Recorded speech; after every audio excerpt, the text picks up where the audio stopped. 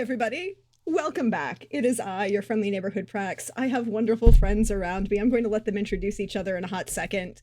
I would just like to say thank you, everyone who came out for all of the things, and I will do my spiel at the end, and I will try and keep a straight face through all of this. Hey, Pope. Since apparently you want me to take on more work because that's what you threw out there requires a GM, and who else is going to take on those two together? I don't know. I might be willing to do it, especially with 20th anniversary edition, and do an insane thing that involves a whole lot of Toreador and bad life choices. But hey, everybody, Pope here. Pope World Build on the internet's over at Blue Sky and start playing games. And I get to play Sir George Bedden. Both of us use he, him pronouns. And so Tuesday, things happened. I'll take care of. Share. I'm looking forward to the ramifications of Tuesday, filtering through everything, and just seeing the levels of anger. That's what I'm looking forward to. The levels of anger. Levels of anger. Hey, PB, how are you? I am doing good. I'm a PB, and today I'm going to be playing a doctor who apparently is going to be very upset very quickly in today's session for reasons that happened apparently on Tuesday. And her name is Runa Bruta. Her pronouns, and I am excited to be mad at people again. I feel like Runa exists in a state of mad. Actually, wait. I think that's a general existence for most dwarven doctors dealing with mages in the Witcher universe. And in this case, I'm dealing with two of them. Can you imagine?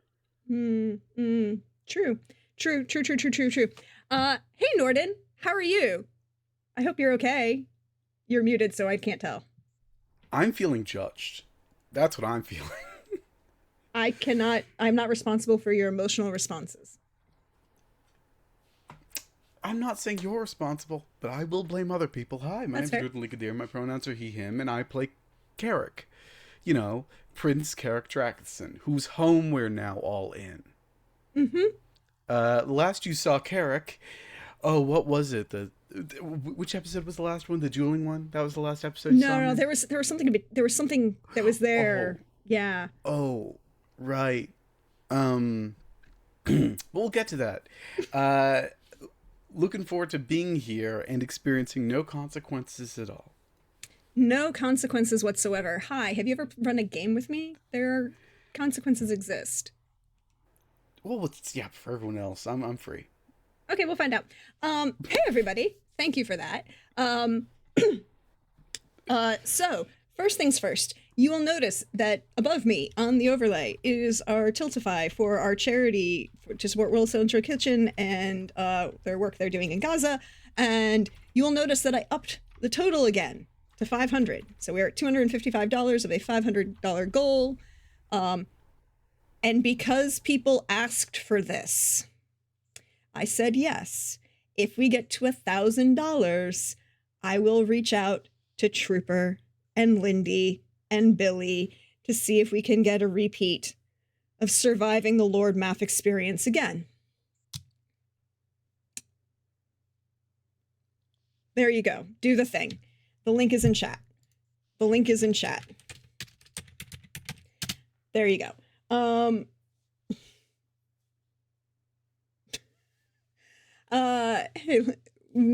Also, you can use channel points to donate luck to our players. They are currently at 1 luck each from the wonderful Hawkeye. Each of you in chat can donate up to 3 times.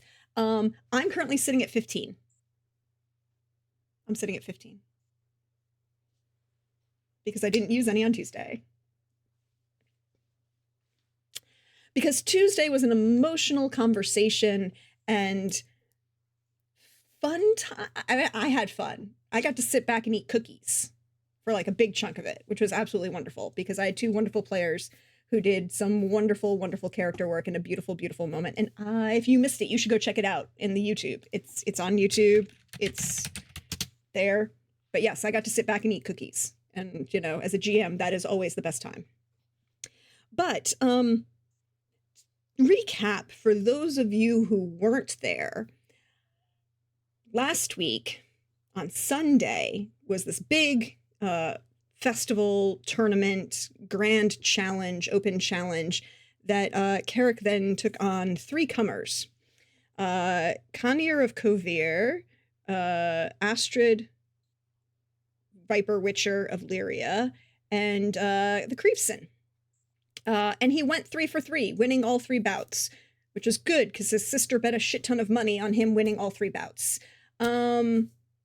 There was some emotional conversations. There was a conversation between the doctor and the prince, and perhaps a lancing of a wound if it's not yet fully healed. It's, you know, probably getting better.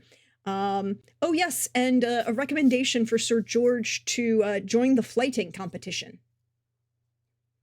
Money was bet on George flighting and winning the flighting. Then after, you know, the sexiest of wet t-shirts / mud wrestling moments, Carrick returned to the castle.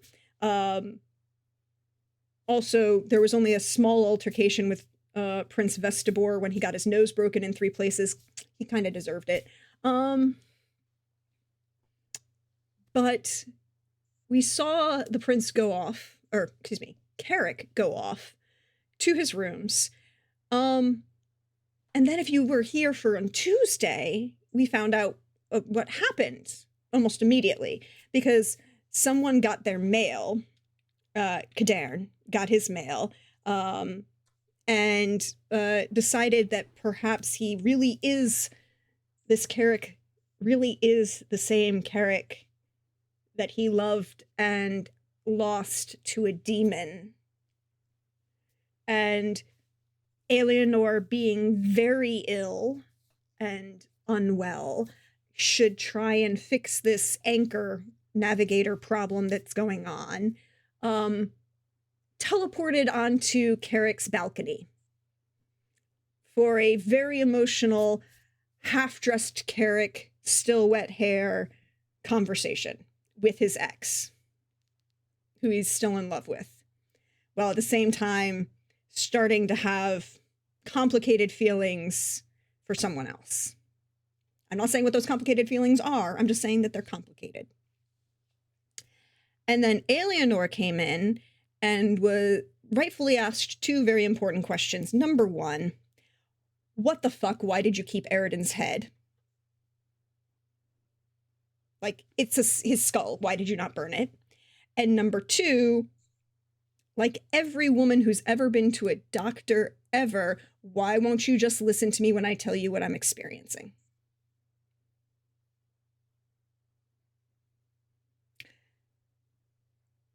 But the 2 younger gentlemen keep wanting to go forward. And then we left with Eleanor showing exactly what kind of woman she is when she fights for something, and then passing out. The 2 decided to leave her in Carrick's room to go get a bite to eat, and then we're going to come back.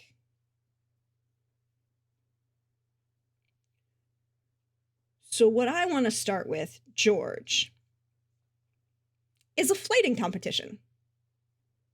Oh dear. Yeah, it's fun. Flighting is fun.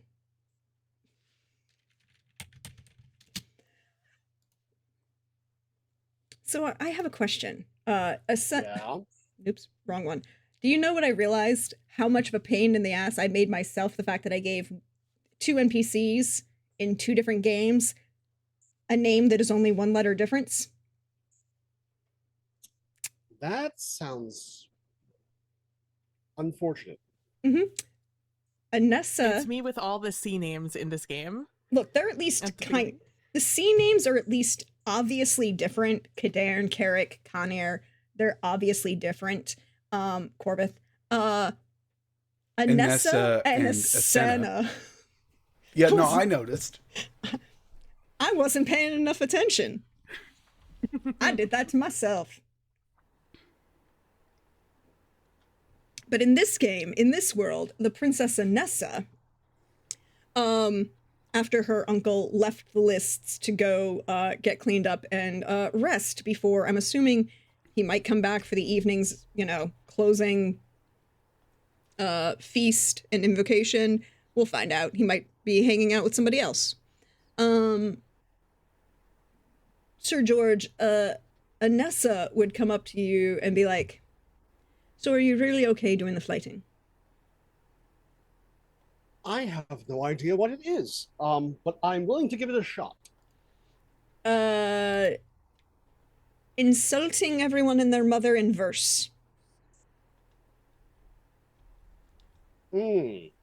And it works a lot better if you go with it with the thought that it is,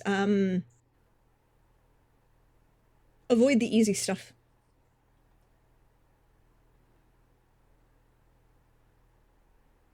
I'll give it a go, but I'm not very good at insults. You write books and you're not good at insults? If you actually look at most of the writing, it's the insults are far more subtle, less over the top, less direct, very indirect. I'm very good at indirect. I don't think flighting is subtle. No, usually not. But you're welcome to come. Come on, I'll introduce you. Don't take it personal. Darby is going to be probably the winner. He's won for the last 30 years. That's fine. Good on him. Everyone should have something that they're good at. Well, it's that and seeing the dead folk. Two things he's good at. That seems more something to lead with. Like that sounds important.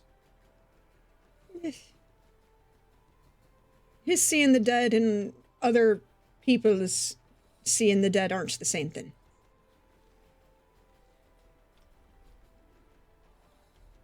You'll have to explain later. They're omens, usually. Signs, signals, warnings.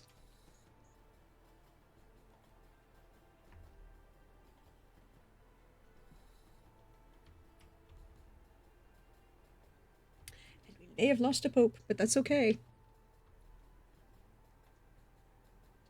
We'll put a pin in that and come back when Pope gets to rejoin us. Hey, Runa.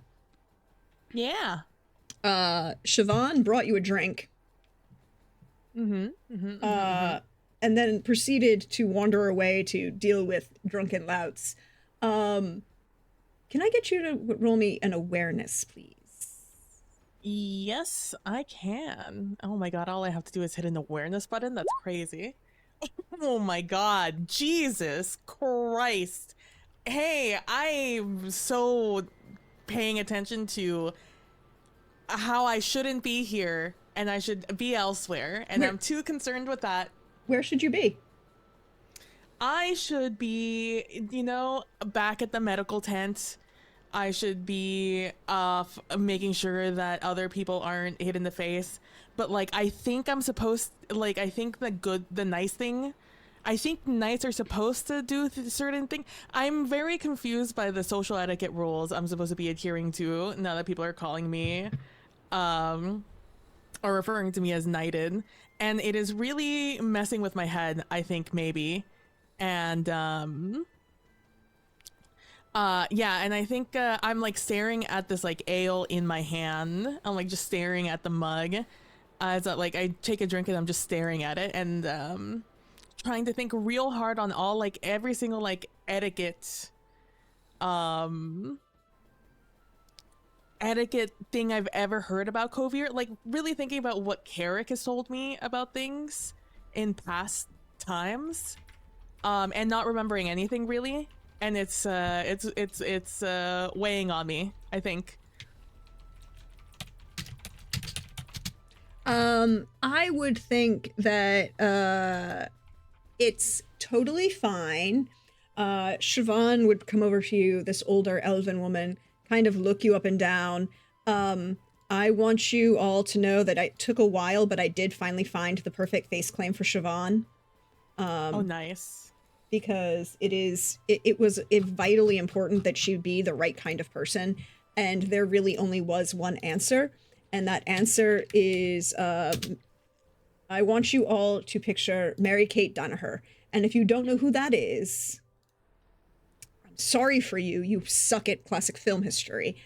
That's number one. And number two, it's Maureen O'Hara in The Quiet Man. And I just want you to picture this woman judging everyone and their brother on a list for anything. Because more, you know, like she did. Gotcha. If you guys are wondering, it's in the NPC doc. So yes, make she sure is. to go click it and go see all the wonderful face claims. During the story. Like, it just had to be that. It just was required. So an older woman, elven woman with red hair, kind of tied back, long woven shawl, no fucks given, and really here to not provide any fucks for anybody. But she looks you and goes, "You're looking a little lost, dear." You know, I just worried about the other people that may be hurt, maybe some other broken noses, you know? If they break a nose, they'll show up. If they don't, it's not their fault. It's not your fault. Honestly, it's a festival. They should be knowing how to take care of themselves. And if they don't, well, it's their own fault. Are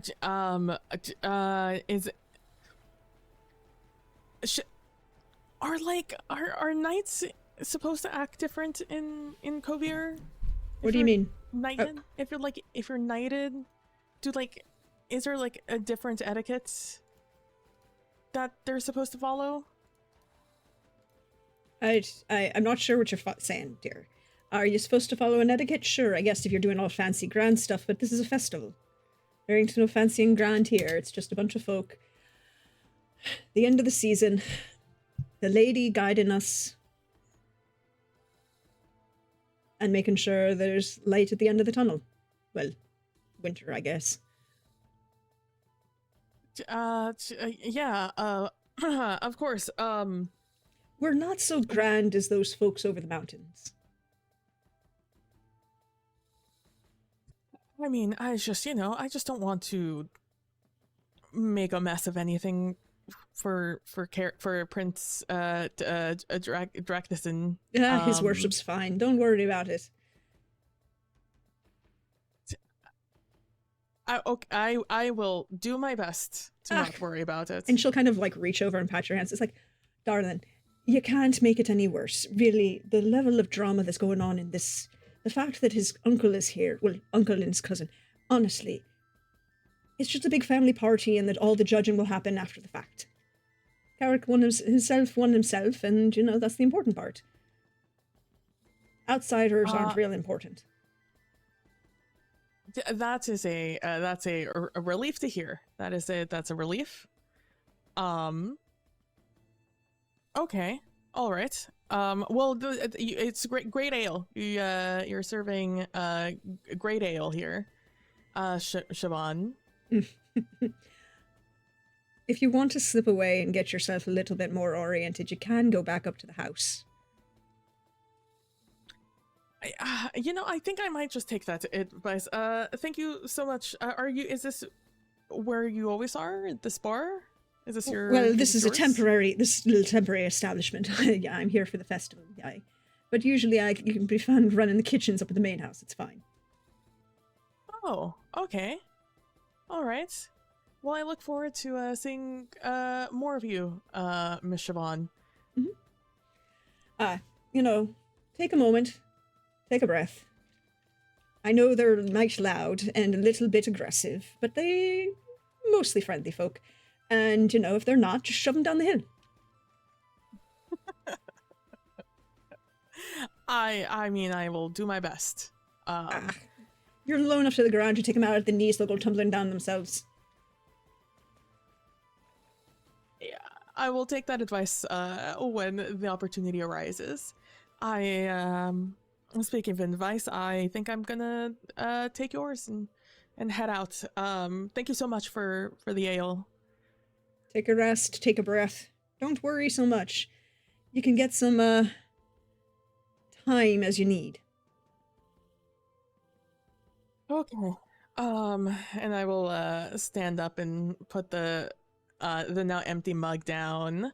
Can I get an endurance check? Oh, for sure, absolutely. Endurance. Endurance. That's under body.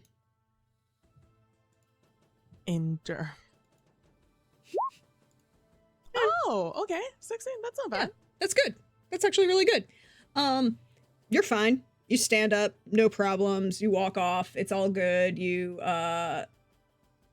like, that had a little more kick than you expected.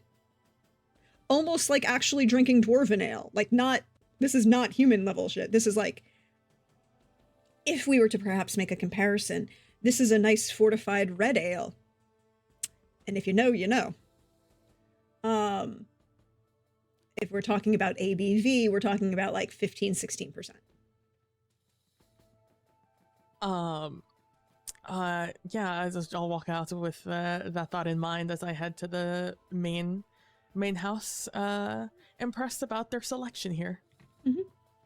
You can find a couple of the pages running around. The doors to the like the big main doors to the main, so like you've got the main house off to one side. You've got the large bell tower, warning tower at the back.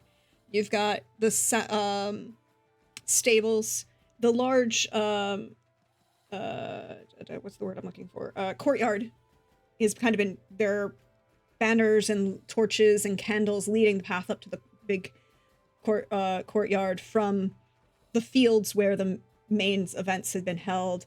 You can see a number of them are lit. There's people kind of walking, not a lot, but like one or two. The main doors to the main house have been opened, and, there are a bunch of what are the servants coming in and out from the kitchens, carrying things, doing all of that kind of stuff. It's no one looks at you twice, It's that level of, if you want to come in, great, take a load off, take a break. You can kind of see some people that are, just kind of milling around, chatting. Can I get another awareness from you, please? Yes. 24. With a 24, you would see Alienor go around a corner in a striding purposely kind of manner. If we were to make a comparison, an actual New Yorker striding through Fifth Avenue going, "Get the fuck out of my way, I hate tourists. Why are they here?" Kind of manner. And you can make out what sounds like a door opening and then closing and kind of hushed conversation.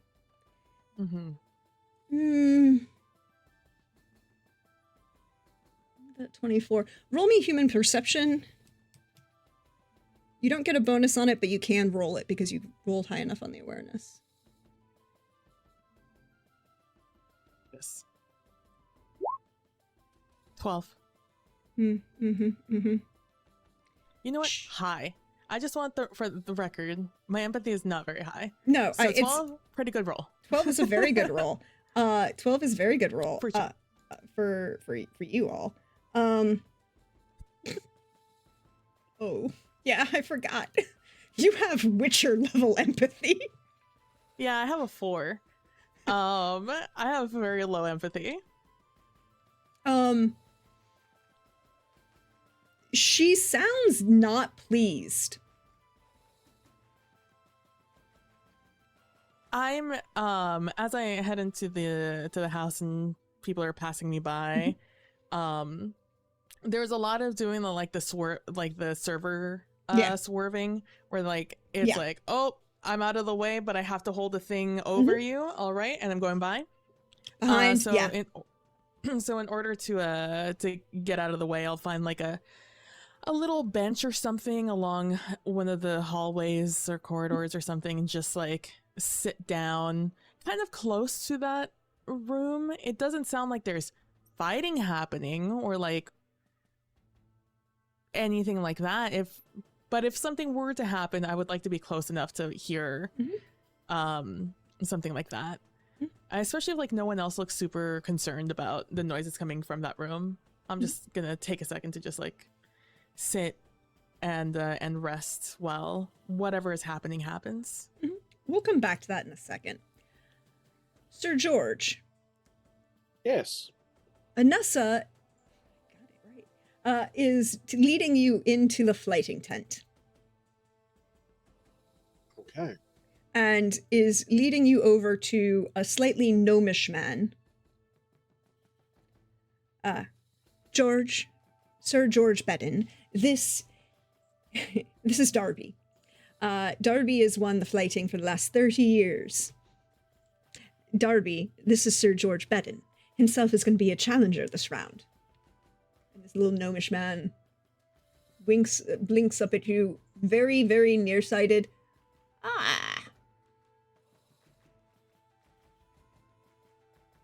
And she says something in the local dialect to Anessa, and she's like, no, he doesn't. So I guess I have to speak the lesser.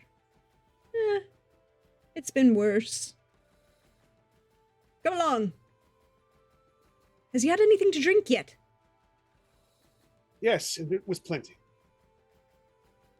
There's a very large eyebrow raise of this kind of like overgrown white hair, and you realize like he has more hair on his eyebrows than he does on the top of his head. It's plenty. And he kind of turns and says something else to Anessa, and she nods very solemnly. And he goes, "You're going into this sober?" Considering I'm having to worry about assassins and I just got over having sepsis, yes. No, that's when you go into it very not sober.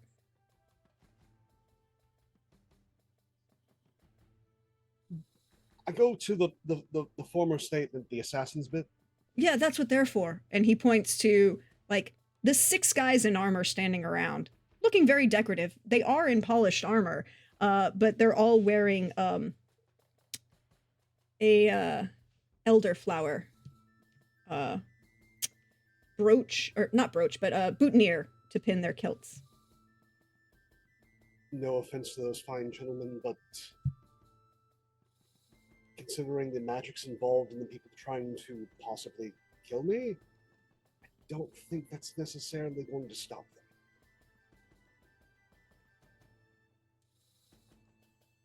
them. All right, then.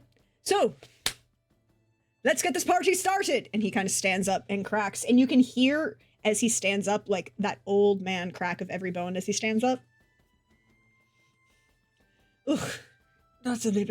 Don't remind me not to sit down so much. Sitting down is not good for me. Sitting down is not good for me. The walking's okay, but I don't like the sitting down. All right, then. We're going to start. It'll be 3 rounds of 3. Remember, some folks here, and he jerks a thumb towards George, don't all speak the same language. So when you start fighting with him, you got to speak the other one. And there's, like, some size. There's a large amount of You can hear the shouting of money changing hands, bets being called, and a young, scraggly, kind of weedy poet kind of looking guy stands up, and then this other older gentleman, not quite as old as Darby, but of a similar age, maybe 10 years younger. He lifts, Darby lifts his glass. He's like, all right. Well, first we got Kevin and Calic, and really, we know who this is going to be. Why are we even trying? And takes a drink. And then Anessa will lean over and says, some of these folks have been running the same flighting for years. It'll be interesting to see if they come up with new insults this year. Well, I see why you brought me into this. It gives them a new target. And she kind of pats you on the shoulder. It also gets you used to some of the older folks who are not perhaps the most, without being the most judgy. And I don't think your hand, and she kind of looks down at your hands, and I don't think your hands are quite ready for tatting.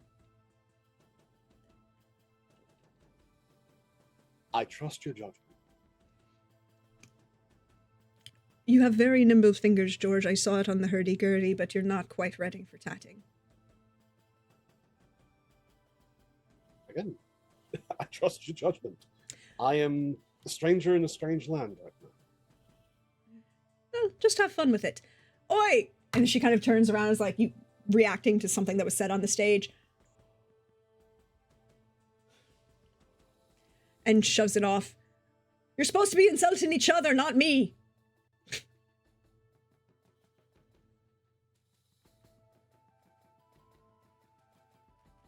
That's the one that did it? Oh, no. Points. Yeah, but it don't matter. They're not actually insulting me. Well, they're kind of in the general sense that they're insulting the family, but it's not really an insult so much as it is. I just want a good description of this individual, head to toe. I want to find every single thing about them that I can destroy. Oh, look, somebody's actually getting into the flighting. Hold, please. I must find your target, because he's in here. Again, there are rules. If you're in the competition, you are a target. You don't get to hit those outside.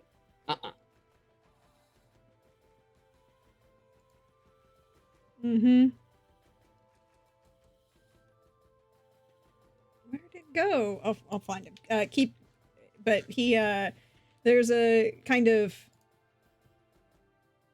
going back and forth, a conversation, cheers going one side versus the other. The weedy-looking poet fellow ends up losing. You can tell because the cheers kind of go. The other side starts. The older Calic gentleman just kind of smirks and laughs when he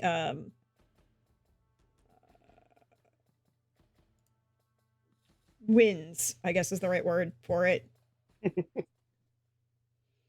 There he is. I was like, I knew where I had him in here. Okay. The poet. All right. There we go. He is in the dock now. That's the target. Well, it continues on for a little bit. You get called up to your first round. Mm-hmm. It is not against Kevin. It is instead against, actually, a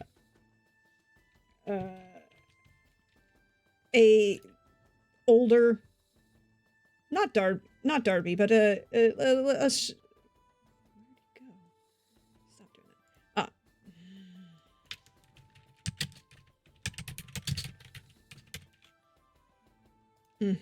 There we go. Computer, stop. Stay. Don't. A charming gentleman with very dark eyes, big smile, and a grin.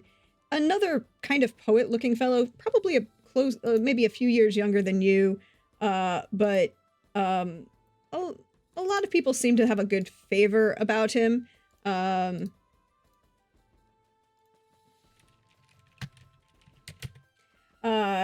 Called him Seamus, as they introduced him. It's like, well, so welcome to your first flighting.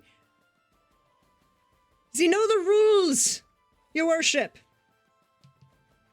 He knows not to go after anybody not on the field, and right. You can insult the family line, the lineage, the mother, the father, everybody in between. The looks, the appearance, choices in romantic partner from an intellectual standpoint, but not from a, other standpoints. And, try to keep it on the table. There's just a polite nod as he just, in the most humble but direct, like looking the man from head to toe and then back up, just strokes his beard and just waits. Again, there's a pause. he's the guest. Well, if you're not going to be doing it yourself, sir. Oh, no, I will go, but I figured I would do the polite thing and let you go first. Oh, look, folks, he's so polite he can't even find the words to defend himself. How's he going to be able to defend his lady if he can't find the words to defend himself? I see you are a man who has never wielded a sword nor his tongue. For it is only a fool who goes in when someone gives a feint. I have already caught you, good sir. No. I have already caught you, good sir, for you are a fool. A fool that has let an outsider bring you to folly. Already, I have no knowledge of your culture, your people, your standing, your poetry, if you can call it poetry. But I know a fool of a man who lets someone like me go second. Well, sometimes it's better when you take the feint to then bat it to the side so that you can see, well, how the gentleman actually decides. It's what a parry is, sir. You may have understood it if you actually did engage with a little bit of beat and then thrust, but I can't really tell if you've got the thrust behind you right there, sir. I mean, the standing prevents me from agreeing with you. Now, if you did say that she was an outsider and that you didn't have the ability to do so,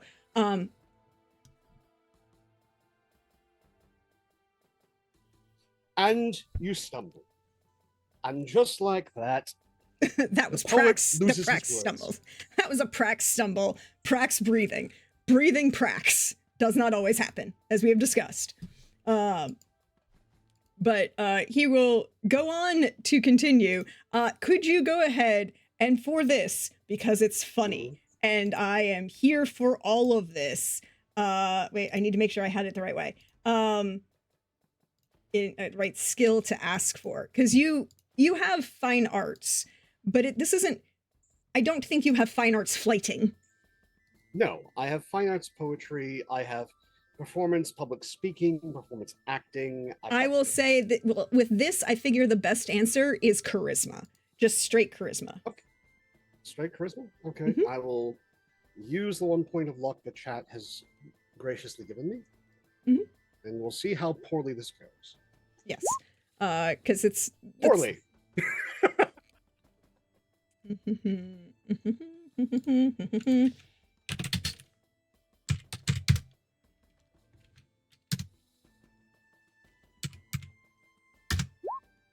For 15, he rolled a 2. Two beats one. Huh? Yeah. 2 beats 1. 2 beats 1, and a 15 does beat a 12. So, in the end of the first round, Seamus, comes out the winner. There's much cheering and boasting, and he'll go over and pour a drink and hand one, just physically hand it to you. while he's poured himself a second one.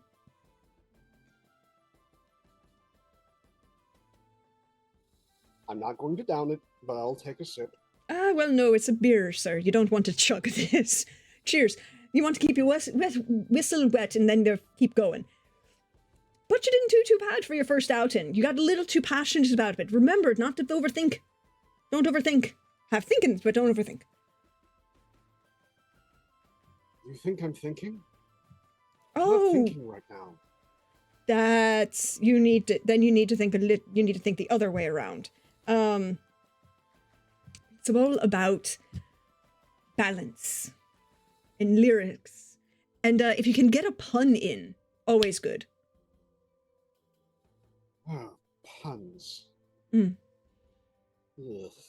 Wordplay. Now, admittedly, it's a little harder in this language, but it can be done.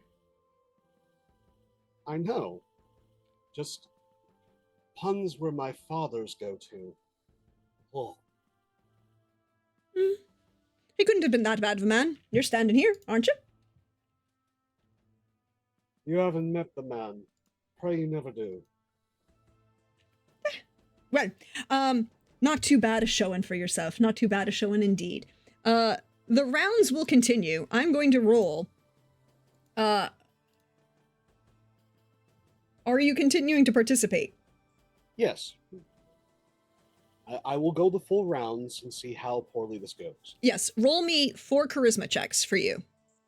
All right. And I'm going to roll for 25, good. 14. So you win 1. 26. All right, so Sorry. 5. Didn't mean to Yeah, do the 15 we don't need to worry about. So 25, 14, 25, 26. All right, so these are the first 3 against the others. 1, 2, 3, 4. Yeah. Okay, so you win 3, lose 1. So do pretty good with everyone else. Then the winners go on to face Darby. And hashtag sorry not sorry. Oh, no apologies needed. Yeah, I did stat this little gnome of a man who sees dead people. 1, 2, 3. Oh, 4. Darby wins with a respectable 34 crit. But you do not do poorly. You make a good showing of yourself. And Darby would come over at the end with a shot. Whiskey, not dragon's breath. And looks at you and says, a fine showing for your first attempt. It really was really fine showing for your first attempt. Now, you just need to loosen up a little bit more. Have another one. Aye, get the gentleman another one. We're going drinking tonight. Depends on what calls me next. But I will at least have this one. Thank you, good sir.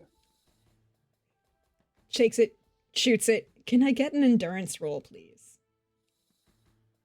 Certainly. This is where I'm going to spend 2 of my luck. Because this game does not have carousing. I wish this game did have carousing. 15. 15. Not bad. You definitely kind of cough on the back end when you know, it's a shot of whiskey and it's a little stronger than expected. Good. That'll get you going, right? That'll get you going. Definitely gets going, I don't know where. Well, you know. Could be worse. It could be worse. All right. Well, I'll leave her to yourself. Hey! And he kind of looks at Anessa and says, he's not that bad. Do some little loosening up and get him some proper gear. What's he doing wearing around with trousers like that anyways?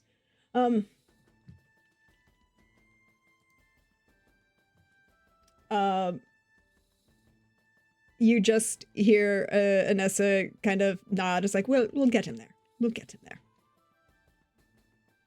Well, come on.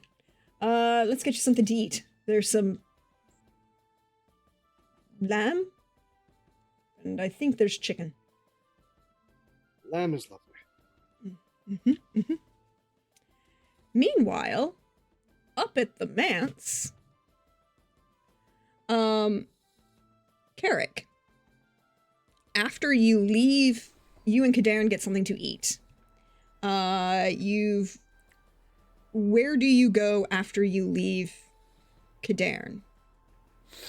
Well, actually, the first thing I would do is pull one of the servants away and let them know that Master Kadarin will be staying with us where his room is, and that he is not to be disturbed unless he needs something, in which case, bring him whatever he wishes.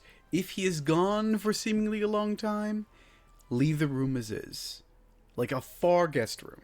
Just for him. Out of curiosity, when you say Master Kadarin, they look at you goes like, what kind of master are we talking? Like a craftsman or...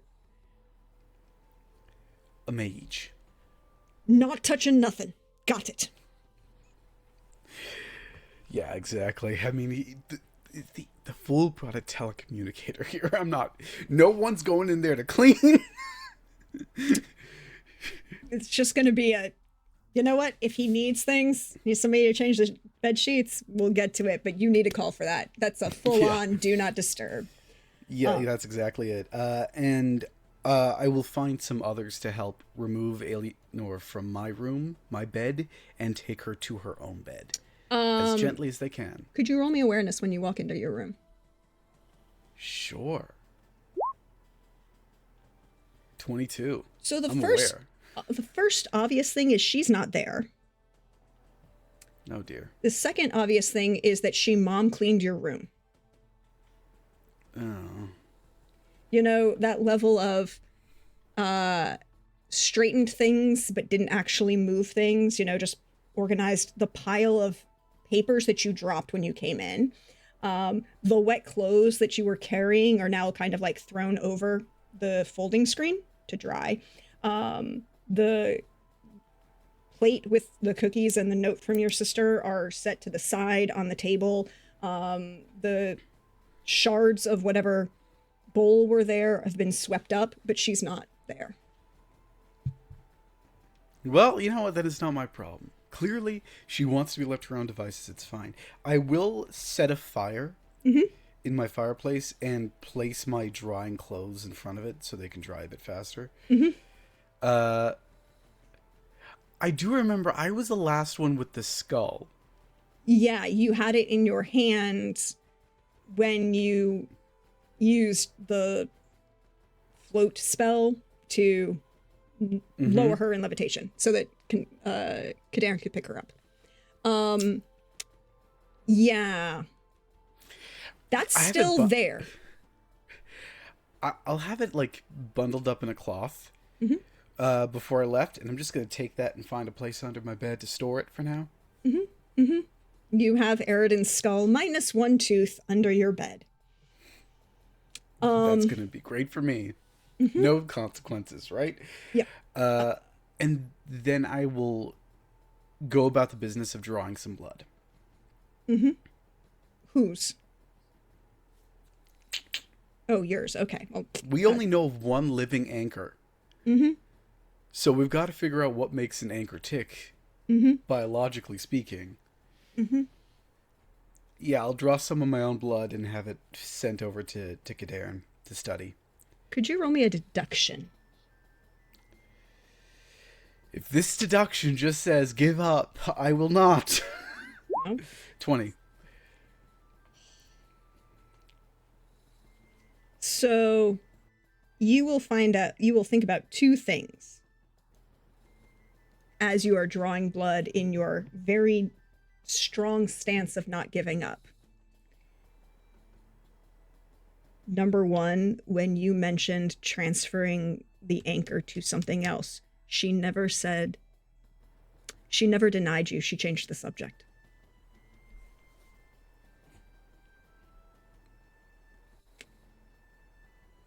And you realize three things. Second thing you remember is when you asked the augury question, you asked the wrong question.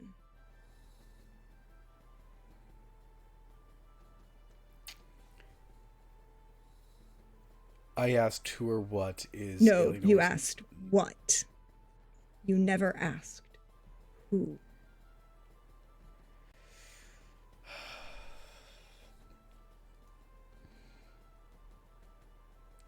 Okay, I'm gonna collect my things.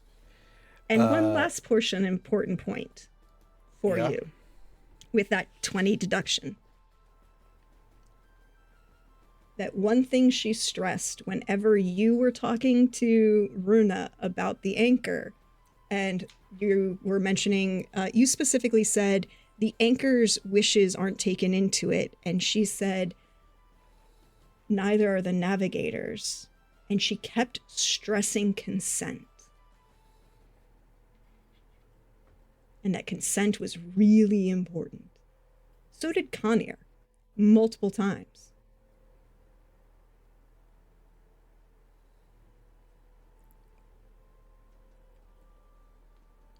From Carrick's point of view, though, his consent was never asked for. No, but you...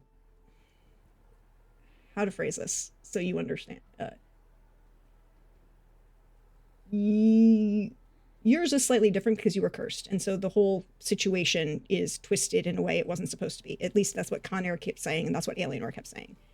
But that the way she kept stressing the fact that to love is a choice. You don't have to choose. You can make that choice for yourself. So when I suggested that she needs to let go of Aridin, I was somewhat correct. It might not be Aridin that she's holding on to. Or, more accurately, she's using the lie of Aridin to cover something else.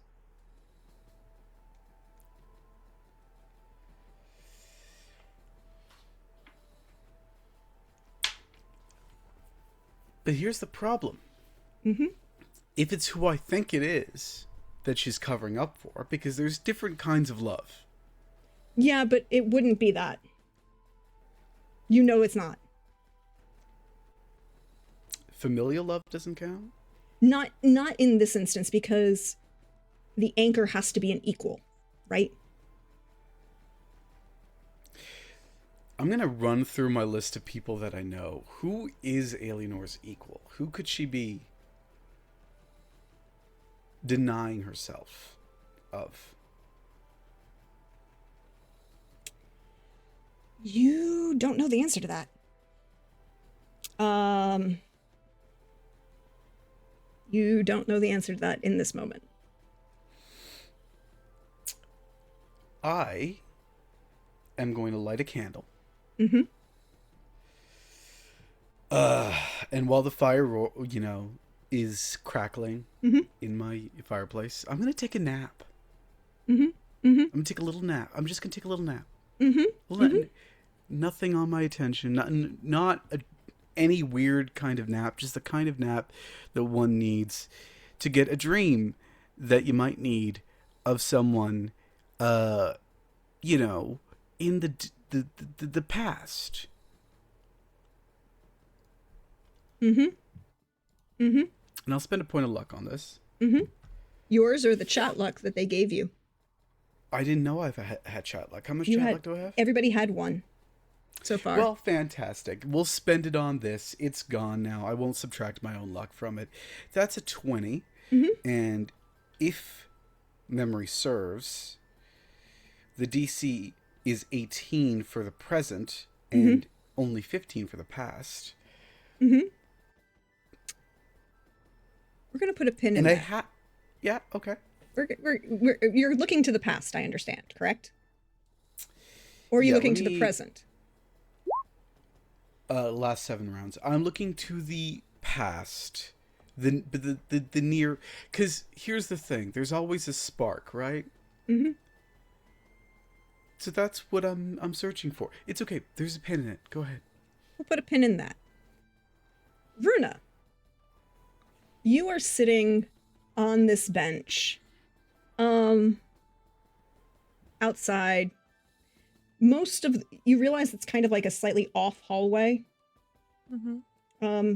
Not one of the main hallways. there hasn't been anybody come by you in a moment. And you can hear the conversation continuing.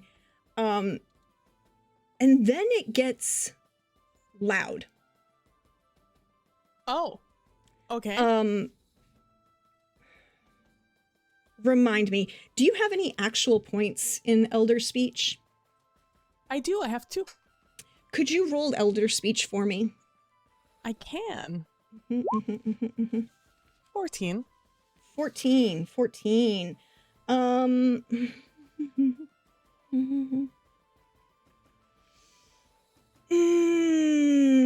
What you hear is a male voice in Elder Speech say, kind of loudly, kind of loudly, right? Like kind of loudly. If you were doing your damn job, there wouldn't be villages across the Kestrels that had been destroyed by the Wild Hunt. You would then hear Eleanor respond, I've been keeping my side of the agreement, but if you ever try to manipulate one of my boys again, I will show you exactly what one of my kind is capable of. That mongrel is already over 200 years old. It is time he made himself useful. A true elf would not be hiding behind his mother's skirts. But really, is a violent, bloodthirsty harlot such as yourself really a mother?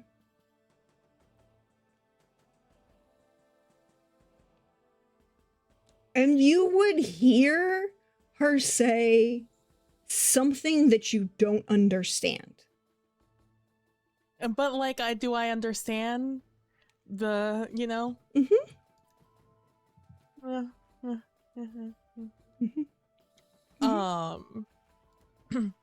At the like my ears, like, you know, perk up, obviously the yelling. Kestrel's village is destroyed, Wild Hunt. I'm like, oh my god, what the hell are we talking? Then manipulated by I was like, oh, and the mongrel is over 200 years old. I was like, okay, calm down. And then a true elf wouldn't be behind their mother's skirts or whatever. I'm like, and then calling her a harlot, I stand up. I'm like, cannot believe the audacity of whoever this man may be. Cannot believe the harlot. And then, you know, the pause and then the loud exclamation that I don't understand. I'm just like, yeah, damn right. It's like, that transcends language. I don't need to know exactly what you said. And like, I take a step, but I do pause and I don't approach just yet because it's kind of not my place. I don't know who we're having this conversation with, especially in the place of a bunch of like kings and queens and royalty, and like the boys and like talking about the Wild Hunt. I was just like, it's not above me, you know? So I'm just gonna take a moment to just see how it's gonna shake out, but I am gonna make myself visible to that door that Eleanor went into. Definitely putting myself in the sight line in case she leaves that area as quickly as she went into it. You hear the look, she cursed him out. Okay, she cursed him out. We all know what she did something in a very violent manner. If I was a do I recognize the voice? Roll me a deduction +1. Oh, +1. Okay, deduction +1. I'll add 2. I'll add my luck to this one from chat. For a 23. You do. Oh. You didn't speak to him a lot last night, but you do remember the general voice of the Ambassador Rory.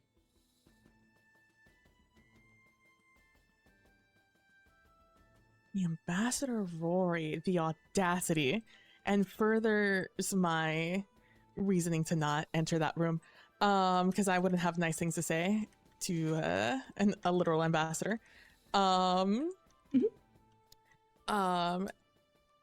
I knew he looked like a bitch. Anyway, so I'm standing there just waiting for as this conversation goes on. Sorry to interrupt. Please continue. No. You can, if you choose to interrupt, let me know. If you choose to take another action, let me know. The next thing you would hear is, it's not my goddamn fault. I've been killing them very effectively for the past 30 years. I've kept my deal. You keep yours and you stay the fuck away from my son.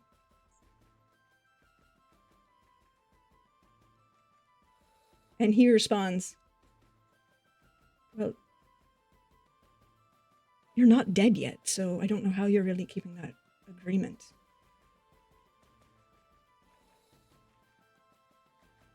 I said I would make sure they all died. I never said I was going to give up for myself. When you finally do pass, I will take great pleasure in letting my brother know he will no longer be burdened with anything to do with you.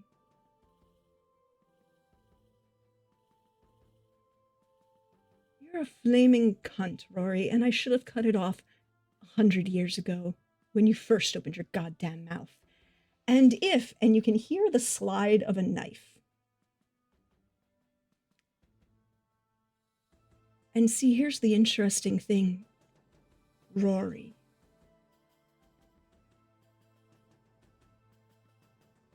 You are currently bound by guest rights in this house. And technically, I'm not. As you like to point out, I'm just a violent, bloodthirsty harlot. But my name isn't Eleanor, and you know it. So do you really want to push me, Rory? Didn't think so. Now, if you want to let his worship know about these little issues, or give me a map and I'll take care of it myself. But leave the boys alone.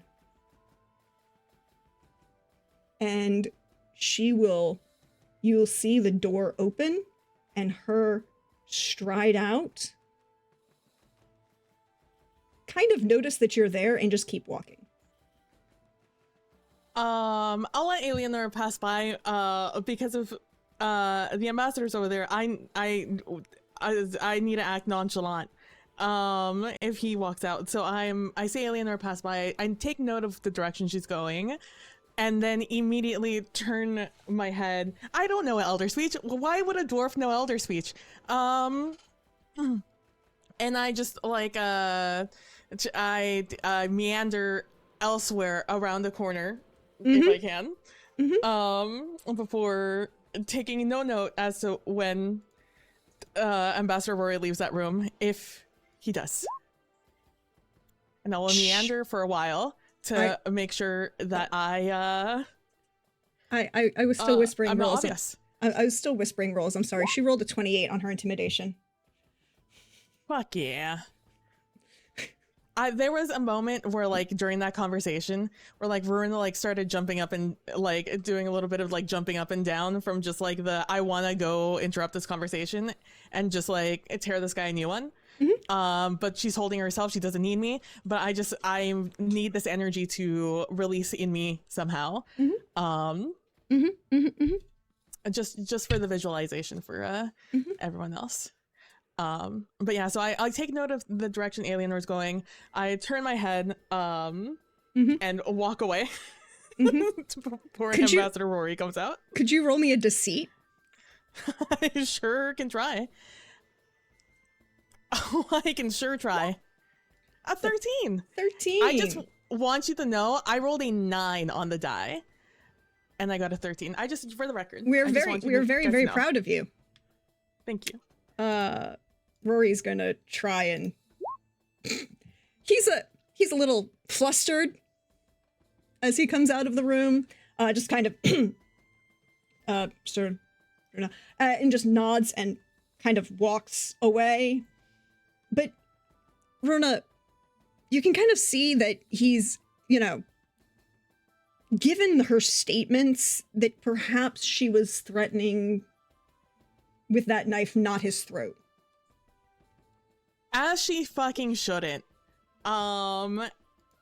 And I will hold my composure, but there are many thoughts going through Runa's mind, many words, maybe one would say, in various languages, to try and figure out the correct one, the correct way I feel through my words in my head. I feel, that's a valid response. Just going through all of them that I know.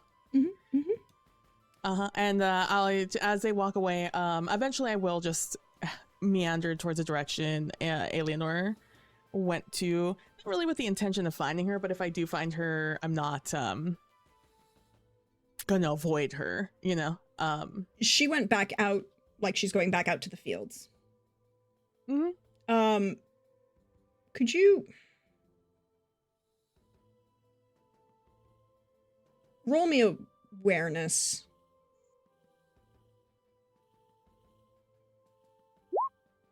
$19. Ooh, you don't see her. You saw like she went towards the door, and like she was going out towards the fields, but you don't see her by the time you get there, kind of thing. Yeah, that's okay. I will continue going forward though. There's still events that are happening, I'm sure. So I'll just the flighting is getting to its final rounds. You know that George was going to be participating in that. I'll meander around, see if I can figure out, like, I'll listen out for insults and see if I can find out where the hell the flatting competition is going on, see if I can catch the tail end. It's not really hard to find. Lots of, boos and jeers and being like, hey, you got, the general thing you do when you get an oral argument in public. That was a good one, he called it, oh man, he went after his mother kind of conversations. You can hear and find the tent where it's happening next to the open melee. Carrick. Yeah. You're taking a nap. Yeah. And you're looking to the past. And you rolled a 20. I did.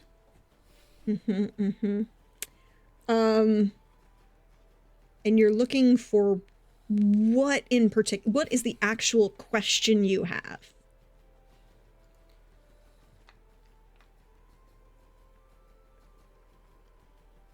Who has Alienor fallen for most recently?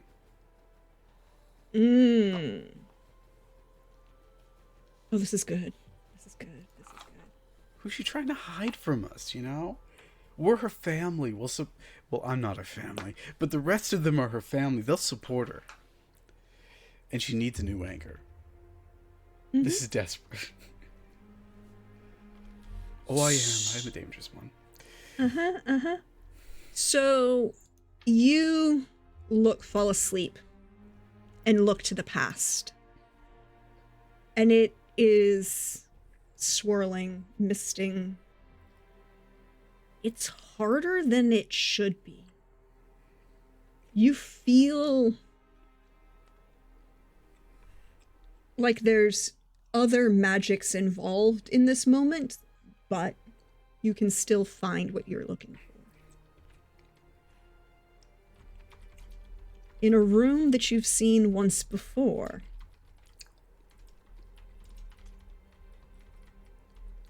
That throne room, yes. You already got it. Did I see this room in a dream before? You did. Not as what you think, but let's go. Not where you think, but yes, where you think. We'll see where this goes. It is obviously much older. It's a throne room. It's decorated. It's you see your grandfather seated with a woman who looks like probably your grandmother.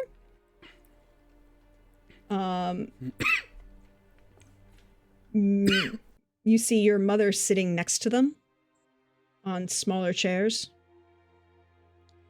A large fire is lit kind of behind them And you see a number of other of the Ain Savain and the Ain Sheed here. You see your uncle as a much younger man.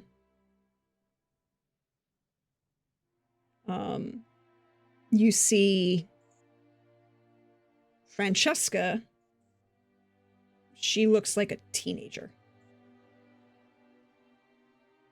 Like, if you were to put this in comparison, she's probably like, in development terms, 15, 16, and your uncle is maybe 13, 14. So what, early 80s? Yeah, probably. So you know this is centuries ago, at least from your point of view. And you see Eleanor in the middle of this room. There are dimeridium shackles around her wrists. She is holding that elven child you saw her pick up. And you see a number of other people standing behind her. And for a moment, a mere instant, but just enough for you to freeze in that image, she makes eye contact briefly with one of the elves who's standing near your grandfather. Looks of rank import. Someone of authority. And there's a questioning look on her face before she snaps back to whatever. And there's a moment of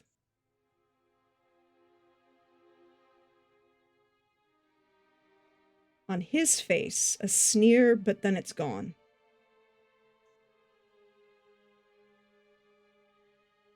And then there's a just judging, questioning look on his face. And the image shatters. Have I ever seen this man before? Older, perhaps? Would you have seen him before? I'm going to have you make a roll for this. Okay. I'm going to say I need you... I would say here, this is a deduction. As you're trying to go back through your mind and see if there was any other instant that you would remember seeing him that would connect. Because he's very obviously elven and it's been centuries, right? That doesn't necessarily mean anything. On this. Mm-hmm. 19. You would remember seeing him. You do remember seeing him. He's one of the elves who would come to visit your mother. She referred to him as counselor.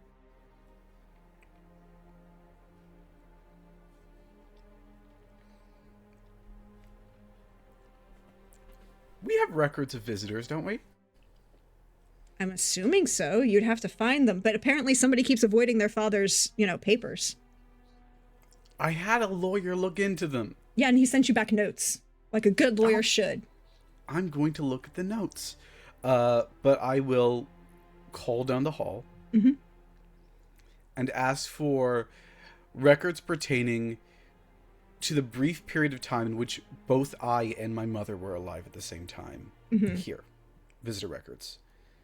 Because she died when I was young enough that, that's only a couple years worth of records to look through. And, no, I would exclude the year of my birth. And the year of me being 1. Right? Because I wouldn't remember anything. It's too forward. Do I have any idea of how old I was? I mean, it was before you went to Banard. before I went to Banard. Yeah, I'll get like from toddler years to Banard, Mum's death. I'll get those. So like a 8-year spread. Yeah. And exactly. would you, because there's another factor you could limit this search on, right? You could limit this only to elves who visited. That would require someone else to look through the documents. Not necessarily. It depends upon how the documents are stored. This is true. Yeah, I'd limit it to elven visitors. Specifically elven male visitors. So if there's a group of women, yeah, we can that's gonna ignore rule those that already. out. All right. Yeah. All right. So that's going to take a little bit, but it should be coming shortly. Now I have some documents to look through. Yes. You know? Oh, and I'll get that same person to take the blood sample to Kadirn anyways. Yeah, okay. Yeah. Charles is your friendly neighborhood Charles Page is running his little feet off. It's fine. He's very happy to be inside. Where is that note? Oh, these notes. Yeah, okay. You're looking at pieces of paper. Yeah, I am. Pieces of paper. My Pieces of favorite thing paper. in the world. Pieces of paper. The thing that apparently you are very diligent in looking at. What is my lawyer worried about is my question. Well, he's worried mostly about the treaty, but there's some other points in there that he's kind of concerned about that were thrown in. So the treaty is like a bound copy of the treaty with a bunch of flyleaf inserted about like this point you should be aware of, this point is concerning, you should know about this is going to be relevant to you, all of like what we would call he posted it. Yeah. But he did it with papers that he could then write notes on. So I should have told him to just mark up the document. It's fine, but sure. No, he can't. I want you to understand, he can't mark this document. This is a binding contract copy. He has to make notations about the rulings. I could have gotten someone to make a whole nother copy for him to... Actually, I'll put that to the to-do list. Someone to make a copy of this copy that he can mark up as much to his heart's content. It's good to be home. It is. You can have people for that. My next question is, did you want to look at his other notes or the treaty first? We'll start with the treaty and then work our way down. Okay. Treaty has notes. Oh, Christ. Sorry, Creve. Go ahead. Look, everyone's judging you because you keep calling on Creve in your home, and, like, that's a thing.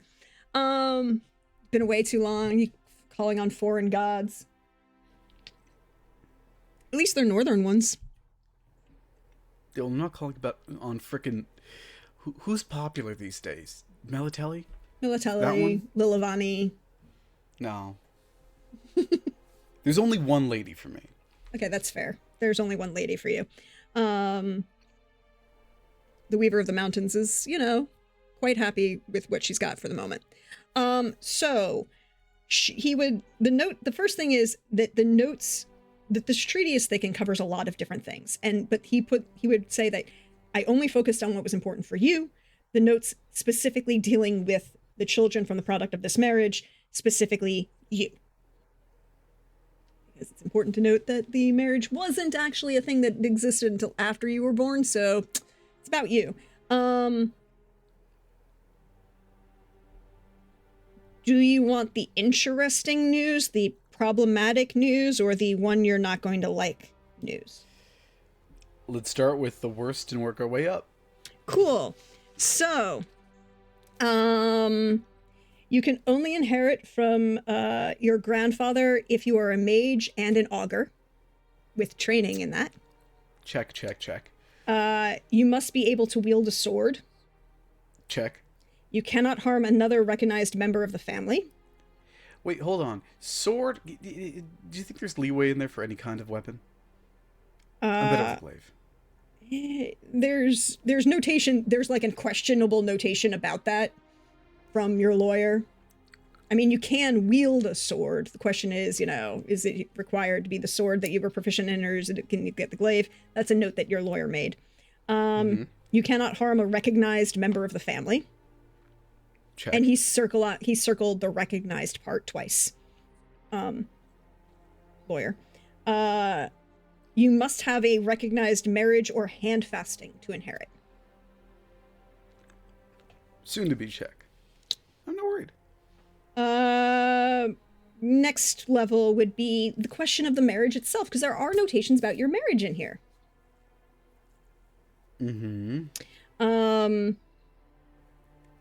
Anyone you wish to marry has to be approved by your grandfather.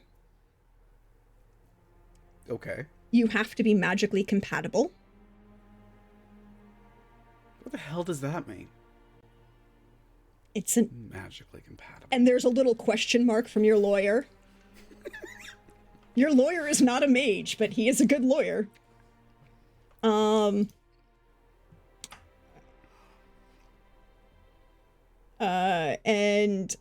was I? Gender is a non-issue, but children would only be considered legitimate with an elven marriage. You may take additional concubines if you wish. A major note in here is that no member of the Anel court is considered acceptable in any status.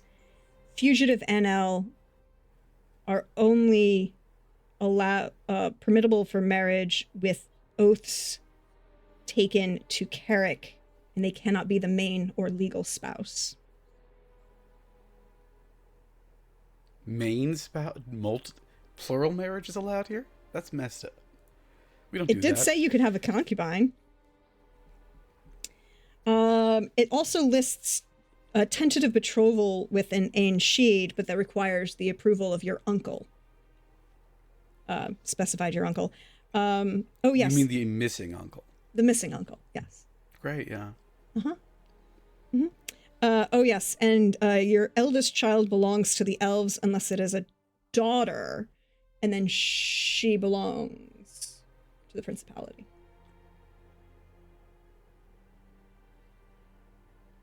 Belongs. Rights of inheritance are terminology. So if I have a male child, that goes to the elves. If I have a female child or a human child. Well, your eldest daughter, regardless, would go to. Yeah. I mean, this is all if I want to inherit on his side anyways. I don't need to. But the betrothal is listed. To whom? Is there a name? Yes, there is. Thank you for asking so much. I appreciate that you did that. Hold on. I forgot to write that part on this side of the notes, so I need to pull up my other notes. You know, I have many. They're great. Also, noted here that I can be king of the elves with a human wife. It's just our children would not be able to inherit. Yep. Gwendolyn is her name. Gwendolyn. I'm assuming, well, Ainshid, so elven. And apparently magically compatible. It's why it says that there's a tentative betrothal, but it requires approval of your uncle. Perhaps that would be something that would need to be approved or checked later. Okie dokie. Anything else? In the treaty, no.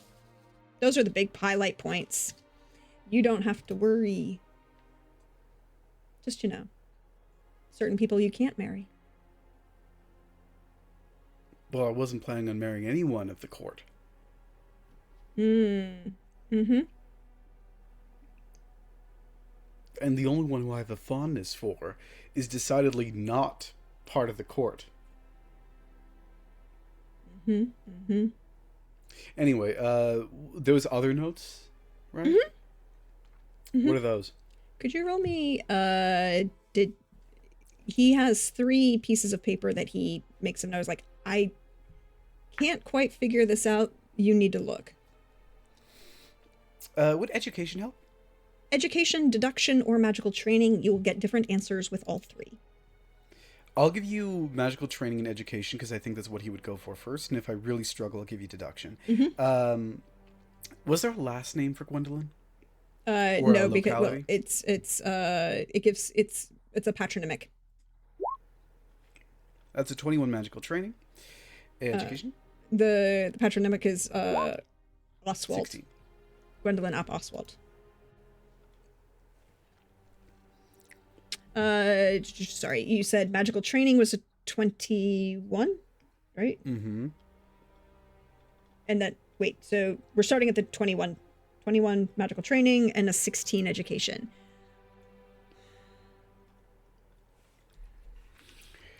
Yes. With the 21 in magical training, the notes that he can't quite make out are encoded. And they are sealed almost like with a hex or a curse, almost like somebody went to the effort of, I need to make sure this is written down, but I need to make sure no one can ever actually read it. Must save it for posterity, but cannot be actually preserved. Or at least the details. The education. Hey, Carrick. Mm-hmm. 60 years ago.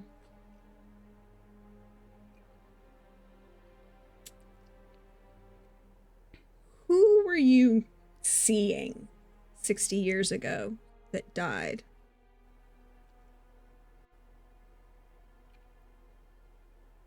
Seeing in what way? In the more intimate definition of the term. Ooh.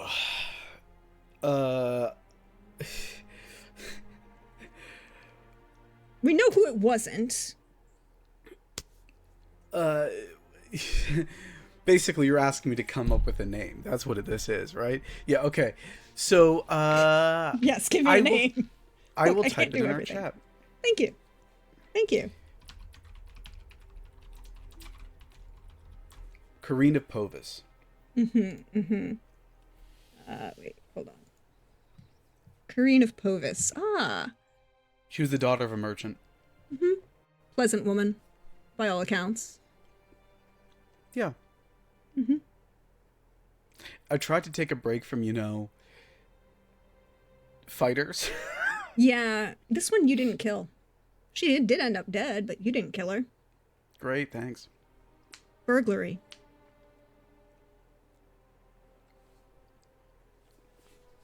And what about Karina's in here?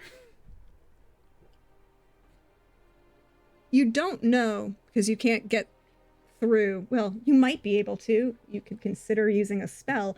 But right now, you're not 100% sure, but the dates are what brings you to mind. So, okay. It's magically confuzzled.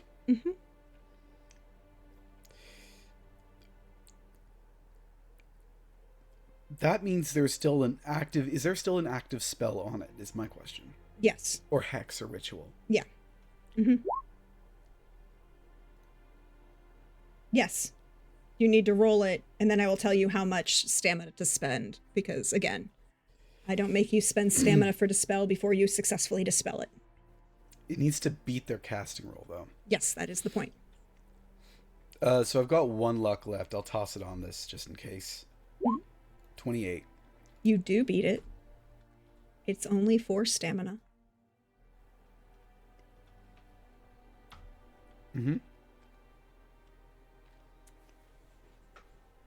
Carrick, you think back to Corrine.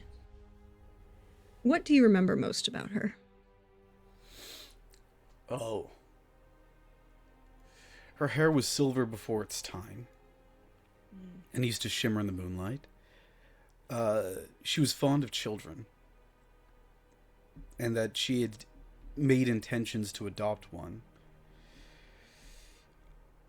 And she loved flowers. Lilies.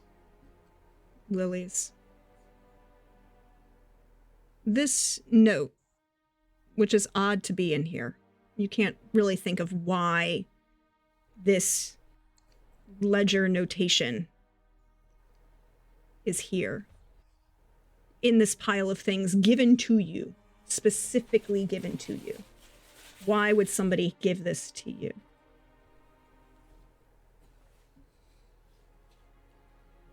And it's just 3 lines, effectively.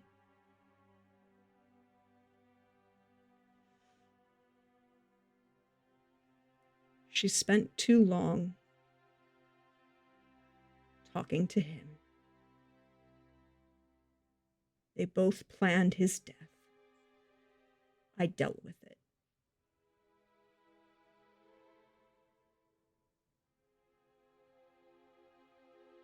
Only I bear any blame for these actions. Hey, Carrick. Yeah, have I seen this handwriting before? Yeah, it's sitting on, a note with a bunch of cookies on your desk. You're kidding. That's where we're going to take our break for the evening.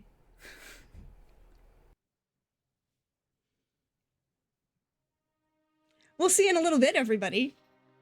And we'll have some fun times when we come back. I'm sure, we'll check in with George and see what happens there. Have a good one.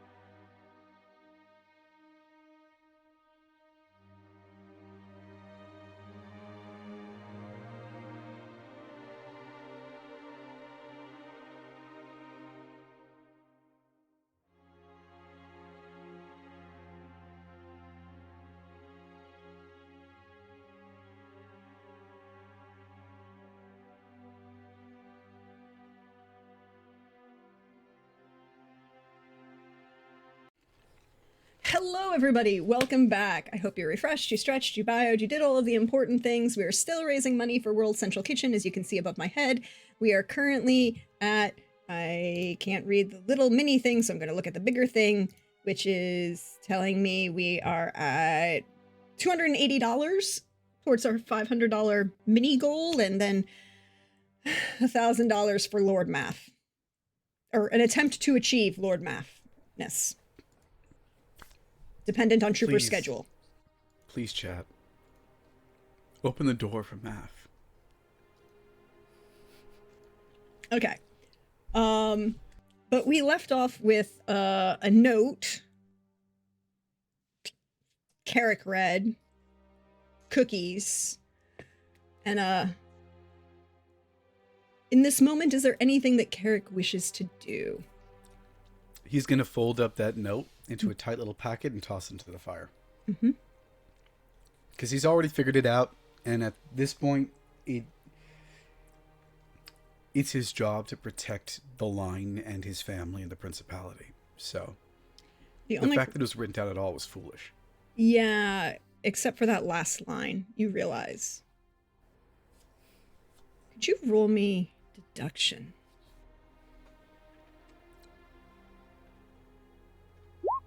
16. Carrick, there would be only one reason why your sister would actually write this down. She's not that stupid. Right? I'm guessing it was for me. Yeah, but no, because this is old, right? This is older than it needs to, than just telling you or giving you a note is a form of confession that she did kill one of your lovers 60 years ago. Carrick, who else died 60 years ago?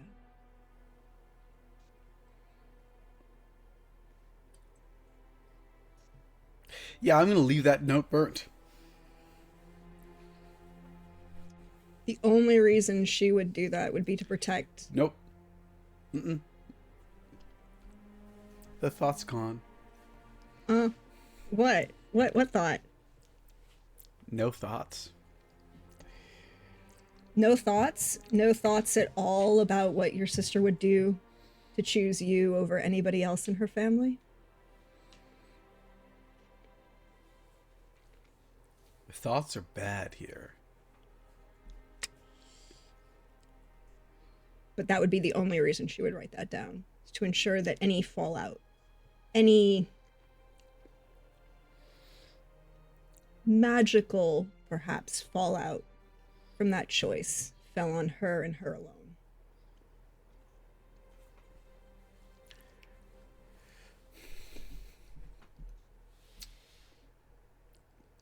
Anyway, we're going to leave that. We're going to leave it be. Mm-hmm. Mm-hmm. We're not going to touch it. We're not going to touch it. Where is Carrick? What is Carrick going to do now? You've got like 20 minutes before the end invocation. Oh, I'll probably go looking for Evanda. You're going looking for Evanda. Runa. Yes. Carrick, can I just get like a general awareness from you to see if you can find, well, you have, phrase that. You just, it's more an awareness to see if you can find your little page. You can.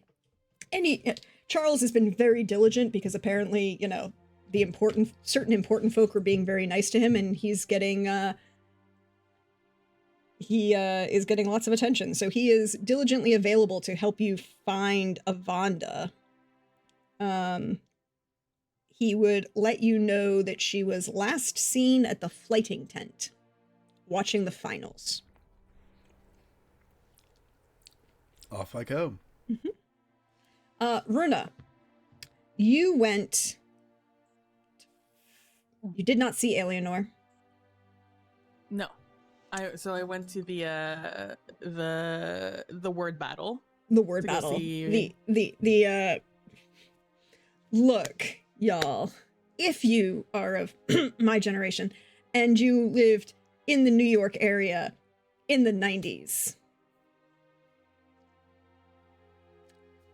8 Mile was really kind of an expression of one side of the country's version of the same damn thing that was happening in the city.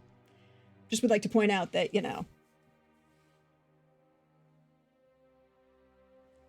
it's the same thing. Freestyling rap battles are the flighting of the 90s and early 2000s. And I miss the effort that it took for those people. Thank you, Crit. I see that.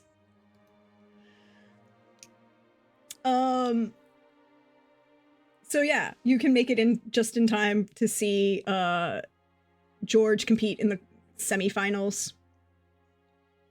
Quarter round, basically. And then the little gnome of a man, Darby, stands up and just wrecks everyone in 2 languages. I do clap.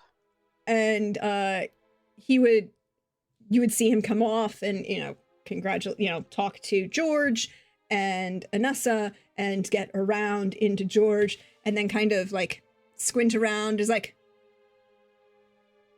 they're about ready to do the bashin' part before we get to the final invocation. Are we doing anything else tonight, everyone, folks? I think we need another round of drinks to Siobhan's. Leading the charge out of the tent. I definitely, I'll just like drive by, talk to Sir George, just stop by, and be like, you know what? That was pretty good semifinal for your first time. I have no idea what I'm doing. Well, that just makes it even more impressive. Thank you. How are you doing? It's been a pretty light night. Just making the rounds, seeing if anything needs to be seen too. There may be some fallout from Melee, but I'm not entirely certain.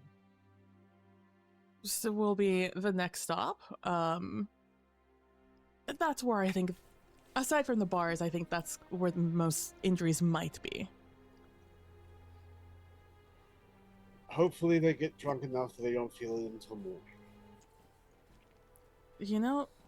Won't stop the bleeding though. However, you should be careful. The stuff they serve over at Siobhan's can be very strong.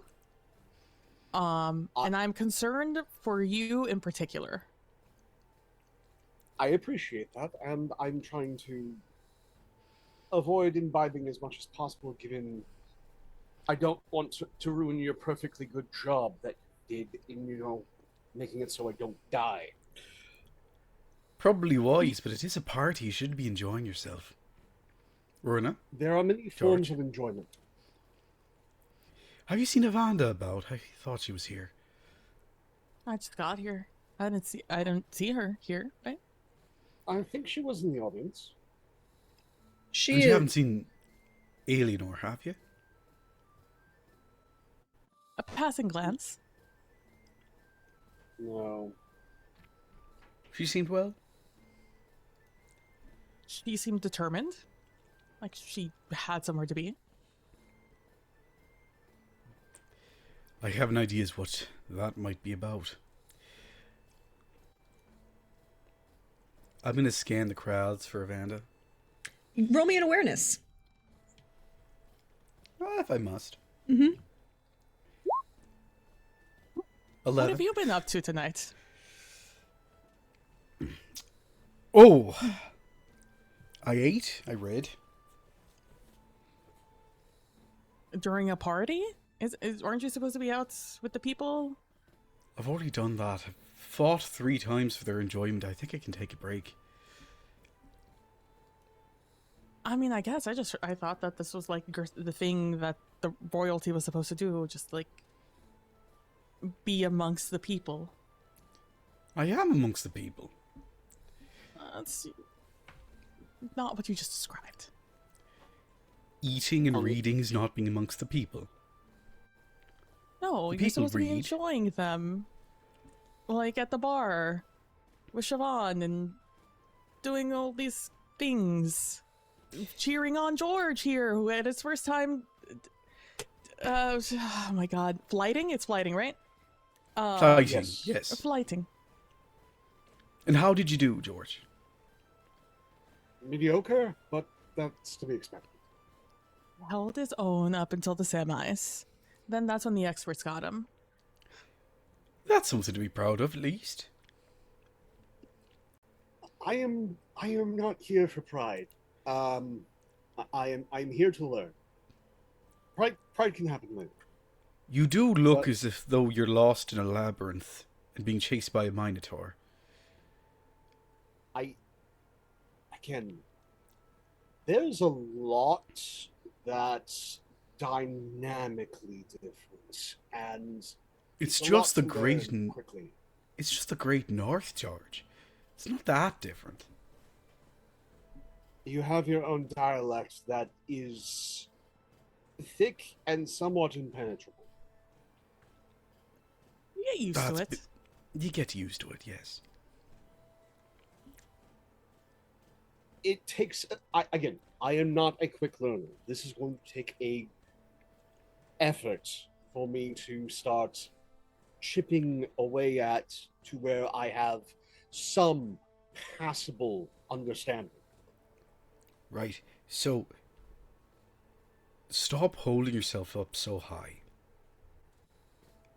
Slouch a little. That's not a joke. I'm dead serious. You're holding this all too formally. We're not a formal people. I mean, we are for certain. I mean, you saw the invocation, but not in most cases. Again, Loosen up. You'll get used to it the more you loosen up. I will loosen once certain things are put behind all of us. I am still regrettably keeping an eye out for certain leaves.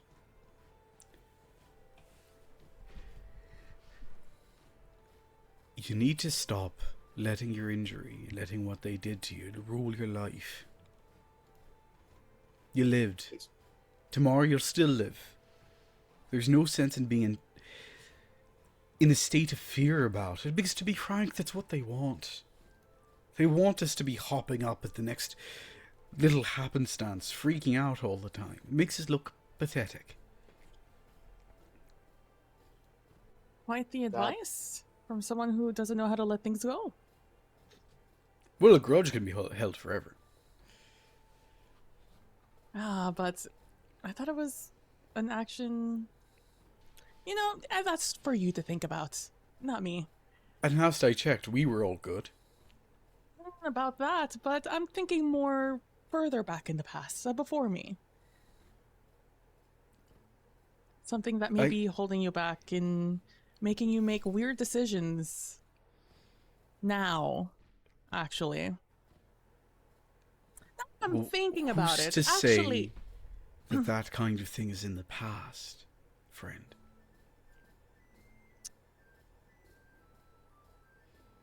I mean, the fallen leaf thing is still present. Not that thing. I still don't see her. Charles assured me she'd be here. That's because you have bad eyes, Carrick. I have very good eyes. I don't. Can I do an awareness check to see if I could see Avanda? Sure.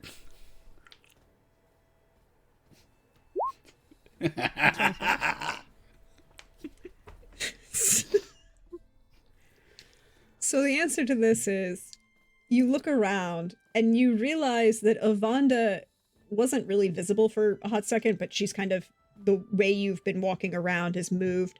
Avanda, an elf you recognize as talking to Kanir earlier, older female woman looking elf. You heard people call her Ashlyn. And Madras are all kind of chatting. They have like some sort of probably a hot toddy, really, at this point. Because it's after, like, the sun is beginning to set. It is still technically winter. It is cold in the mountains. They've got a hot toddy. And and you can tell just by the way they're leaning into each other that the gossiping has begun. For Militelli's sake, Carrick, look, I'm almost 2 feet shorter than you and I could still see better. And I gesture over to the gaggle over there. And they look like they're having quite a good time. Including your sister. You do have an awareness See, of amongst the people. 24. And you did see Carrick earlier in the day. He smells different. Oh, right. She's with there with Alienor. What do you smell like? Just different. We should go talk to them. Hey, no, can't like here. Wait, no. It's like, wait a second. What is that? What did you eat earlier? Wait, no, that's not food. What is that? No, get your tail back here. God, fucking Carrick. And I will. I have no idea what's going on. Nope. Like George just starts like walking after Runa and Garrick. I love this. Thank you. Like a lost puppy. Just, I don't know anymore. And I'm just behind you, just sniffing, trying to identify what the hell that smell is. I'm sorry. I'm just picturing like first Carrick goes, then Runa goes. George pauses. George then goes, but Runa still. This is a dwarf. Is all of a sudden gaining speed on Carrick. I'm like reaching for like your coat. I'm just like to try to get a good sniff in. It's not on the coat. Ladies, what are we talking about? And they'll kind of turn and look at you, and it's like, oh, how are you doing, your worship? You're grand. And Madras returns like, well, how well you did, and if you're going to be entering the melee, or are you just going to sit it out because you're a little tired? More a little disturbed. I did read a certain letter that has me all in a tizzy. If you wouldn't mind excusing us for a second. Madras, Ashlyn? Mm-hmm. Ah, yes, certainly. We need Evander for a second. Okay. And I'll be right back. I need another round. I finished this one. All right, then. As if Vonda is passing me by and they're walking by, Mm-hmm. I'm gonna look at her and be like, he smells. I can't figure it out. If you can, let me know. As I take like another whiff as he passes by me. I would like to point out, this is the second game in a row that PB is... Why am I always being sniffed at? What's going on? Why do you always smell like something that needs to be sniffed?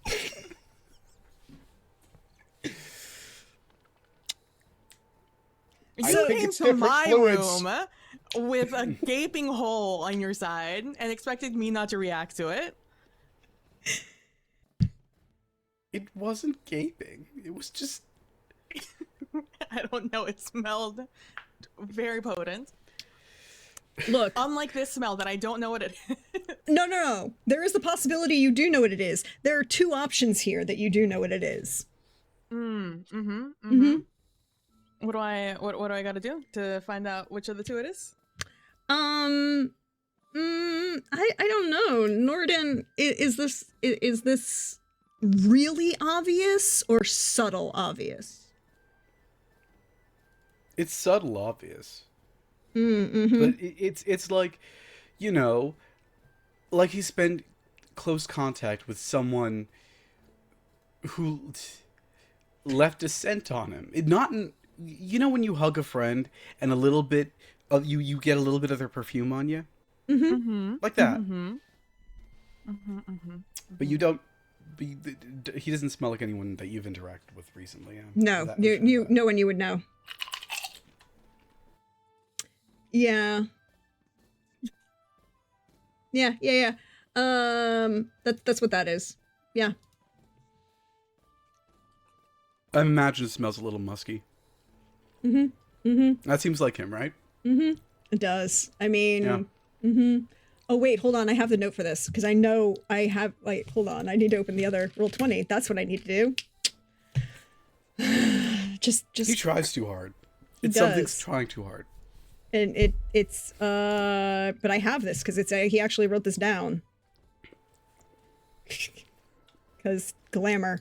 And other things, which is part of his whole thing, because he does the thing. Dick. He gets it as a bonus. It's one of his bonuses to both grooming and style and seduction. Oh yeah, it's what is it? Where is it? It's over here. I believe it's sandalwood and pine. That's what I think he's written down. That's what it is. Yeah, it's sandalwood and pine. Actually, yes, musk is carrick, because carrick is sweet citrus, clove, and then an undertone of like something cedarwood musky. Yeah, and the other one is sandalwood and pine. Yep, sorry, had to go back because he actually wrote down because he has a bonus to both seduction and grooming and style from perfume and jewelry. A dick. Like, is that swell? As you walk me by and I talk to Vonda, as I let you guys have your private moment. And I'll look at... What are you doing? Come along with us. We're all friends here. I thought, well, you said you needed to... Okay. I just needed to talk to Evander about something. It's not like private. Well, no. It is technically private, but not from you, you know? Mm-hmm. And I'll fall in line behind you with Sir George. Just a 2x2 sort of a deal. As we work through the crowd. And I'm like, George, do we know anyone who smells like sandalwood and pine? Is that pine? Not offhand, but now I know why he was taking notes. Considering the gaze that he gave the entire audience, and then after our discussion hurried off in a bedraggled state. So Avanda would let you lead her slightly off to the side, away from where the grand melee is starting. The phrase magical compatibility has come up. I'm wondering if you have an understanding of it. Interesting choice of terminology. In what language? Elder, specifically Old Elven. More complicated, but not entirely impossible. Do you want her to spend luck on this? Yes, I do. Thank you. There's been some theories that their magical compatibility is required for safer pregnancies. Like blood type. And, But mages rarely get pregnant with each other. not human ones. So I'm looking for another way to just lock me into the idea of being an elf. Gotcha. That does make sense.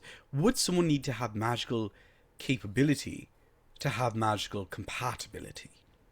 Not necessarily. Remember, and even George here, he could cast magic to save his life, but there's still the possibility of chaos affecting him, correct? You need to account for the possibility of, like any form of radiation, perhaps. Genetic mutation. But we're not accounting for... It isn't suggesting the idea of magically pruning a lineage as... Well, certain experiments have been done. Nothing like that. Not to my knowledge. It's if I was to consider that terminology, I would consider it more just general health and safety. Well, that's good. How would you be able to test for magical compatibility, then? I would assume some sort of blood test tied to perhaps some level of alchemy? Really, you'd need Kenna for that. If I gave you a sample, would you promise to keep it to yourselves? Mm-hmm. Okay, I'll get one done. I've already bled myself once today. Might as well make it a second. Oh, I think George wanted to speak to you. Actually, I want to speak to both of you. Both of us? While you're here, there's a few things that crossed my mind. Well, that sounds dangerous. Go on. It is. Because we're talking about magic, that thing that I'm incredibly negligent about and misinformed. So, the properties of Demeridian. What about it? Oh, George. I know that it interferes with a mage's casting. Can it be used in some way to make someone who is mundane less susceptible to magic?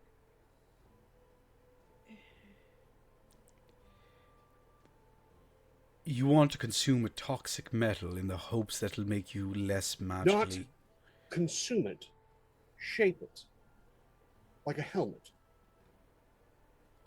George.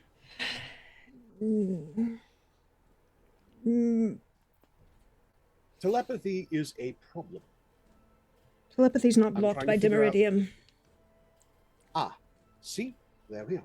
Well, unless you were in an entire casement of it, and if you were, you'd make every mage around you sick. And you wouldn't be able to do anything, but you'd also probably make yourself sick for the dehydration. Wait, wasn't that there was a master, what was his name? Rickard or something, that constructed an entire room of Demeridium. Didn't you read about that? Yes, but it ended up very poorly for him. Well, of course, he got heavy metal poisoning. And vomiting. Also, and there's like a little smirk. It's like... And she just kind of gives you that look. That Aretusa look. That, hi, Banard may fuck around with Demeridium, but the girls of Aretusa are literally trained to resist it and overcome it. Like one would be trained to overcome torture. And it's like, he thought he could play with us. He did not. In any case, Demeridium's an imperfect solution if you want to avoid being read upon. Well, is there some form of enchantment, artifacts, talisman? Against telepathy? No. Training your mind so that your surface level thoughts are impervious to further revelations is pretty much the only way I can think of. Although, I would say that as a Banard mage, I wouldn't know about telepathy as much as some. No, you cannot get away from surface level through actual telepathy. No one can. But you mentioned something about training one's surface level thoughts. Well, it's like... It's meditation. If I were, for instance, to take a good look inside your skull, but all you were thinking about on the surface level of your thoughts is brick walls, then I would be faced with a brick wall.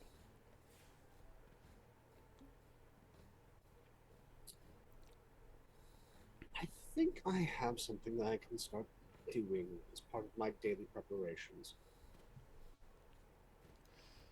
Yes. Why do I feel like I've just made a drastic mistake? And Avonda Oh, no. looks at you like, really? I think I can be a little self-indulgent, and that'll be a positive thing. George. What? An author needs to Alright. constantly be working on his work. And if that is what's consuming my surface thoughts, well, delightful. Alright, from now on, at least once every other day, I'll try to read your thoughts and I'll let you know if I see anything drastic, alright? Thank you so much. And with that in mind, I will make certain that the sections of the work that I'm working on have nothing to do with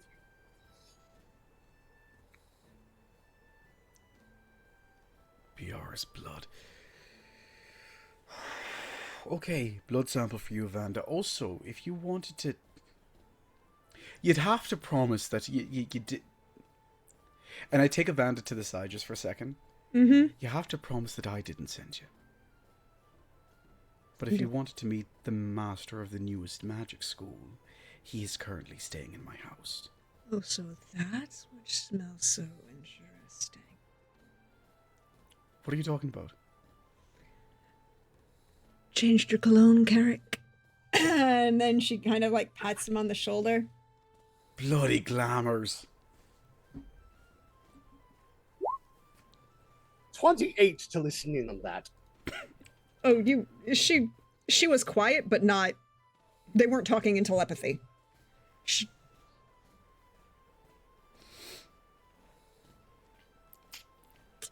I didn't send you. Mm-hmm. But I thought he could probably use Someone with skill and control? Well, maybe. I don't think he's got a large amount of students, but in addition to that, to be honest, Artus is going to find out. So are the other schools. I think a friendly face who already knows about it would probably be the best way to do it. Carrick. Here's a friend of mine. I would not have you... He's a friend of almost everyone's. That's the problem. He's not always that been... kind of friend. I rested my head on his shoulder. Carrick, I'm not judging. Past tense is fine, but the man is literally friends with everyone. That's kind of his thing. There's a difference. I'm not... There's a difference between friendship and friendship. I understand. He also does a lot of that, too. Fine, he needs an ally. How about that? That we can definitely control. We'll just introduce him to kind of controlled... Ooh. Ooh. Ooh. Ooh. Ooh. And she will immediately, in your head, Carrick, say, what about his Witcher?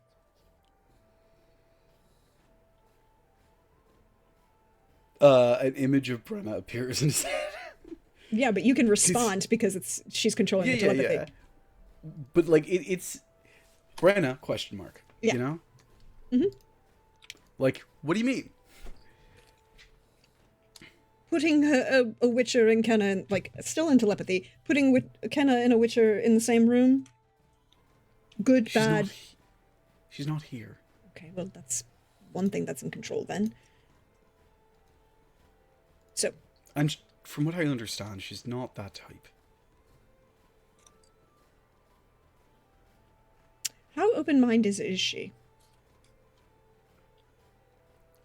She slept with Kadarn. That's not open-minded. That's just available. Long term. Oh. Interesting. Well, where is he? There's an image of the guest room. Yep. And she'll stop and then turn to George and go, George, lovely seeing you. I just need to go pop out for a few things. Runa, pleasure as always. I'll see you all later. Uh-huh. Right. Well, I know what we're going to be speaking about at tea tomorrow. Why does everyone seem to have, like, a closely held secret at this point? But one they want me to know about. Well, it's one you seem to have, and I am excited to hear about.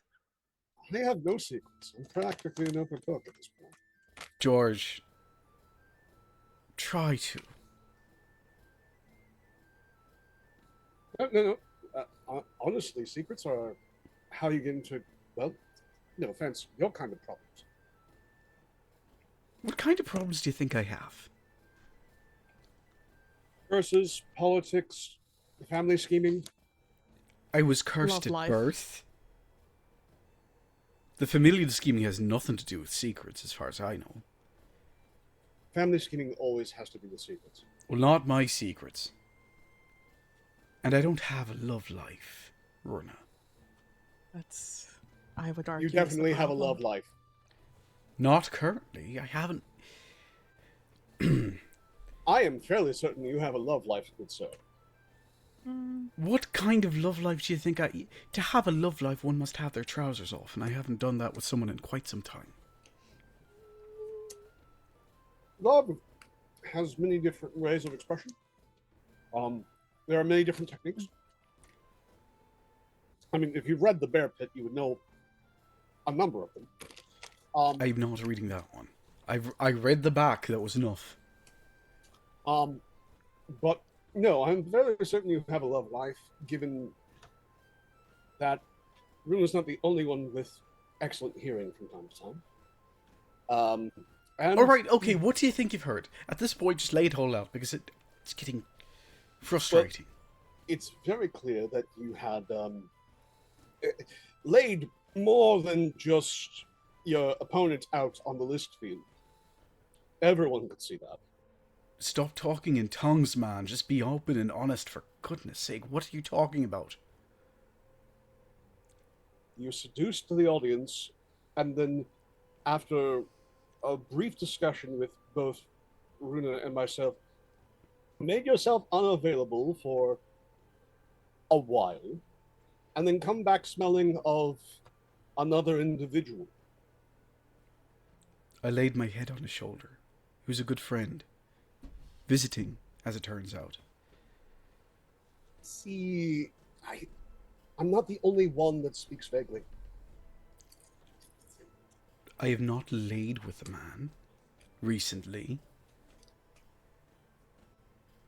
See, honesty, so much better. We decided to start over again, right? So it's not love life nonsense. You've got to get your head out of your books and into the real world for a little while. So, not love life, but romance, which is love life adjacent. Congratulations. If I was a man of lesser station, I would slap you right now. Entirely deserved. Runa?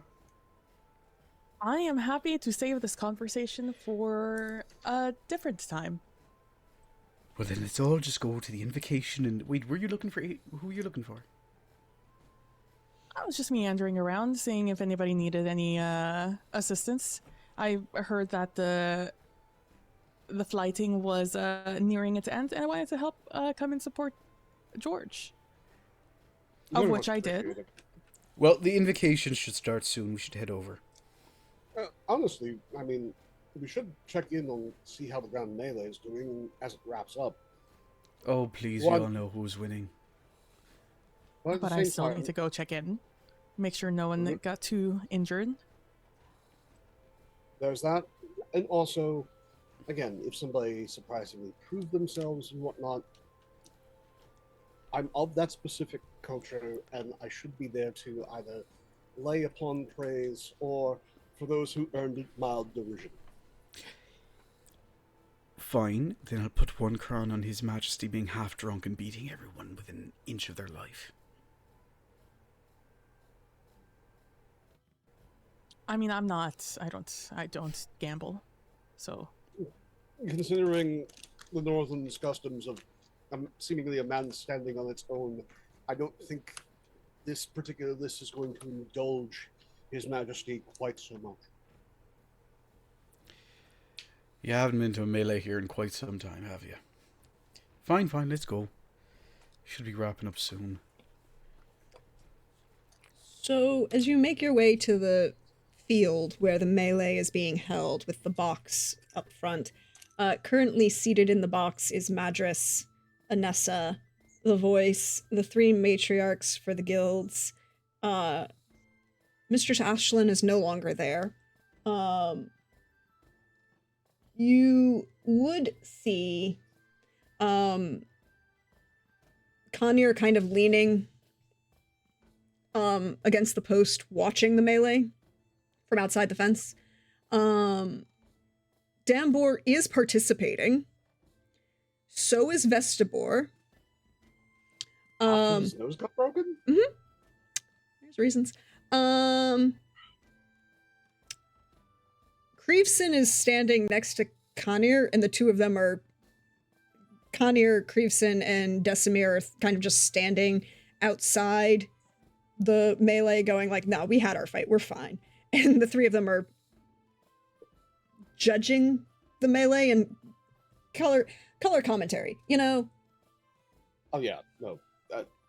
As soon as seeing that, that's where George is making a beeline to. Mm-hmm. My people. Sterold is on the melee field. Vadrana, Valenus, most of the knights that you've seen. Interestingly enough, Lorcan and come back. Where are you? Come over here. Lorcan and Kaelin are both participating in the melee. And you would also see Ambassador Rory standing, in the box. Sir Sadik, one of the knights of the principality, glances over and sees Siobhan, and she's not being subtle about this, and she's pointing at Vestibor.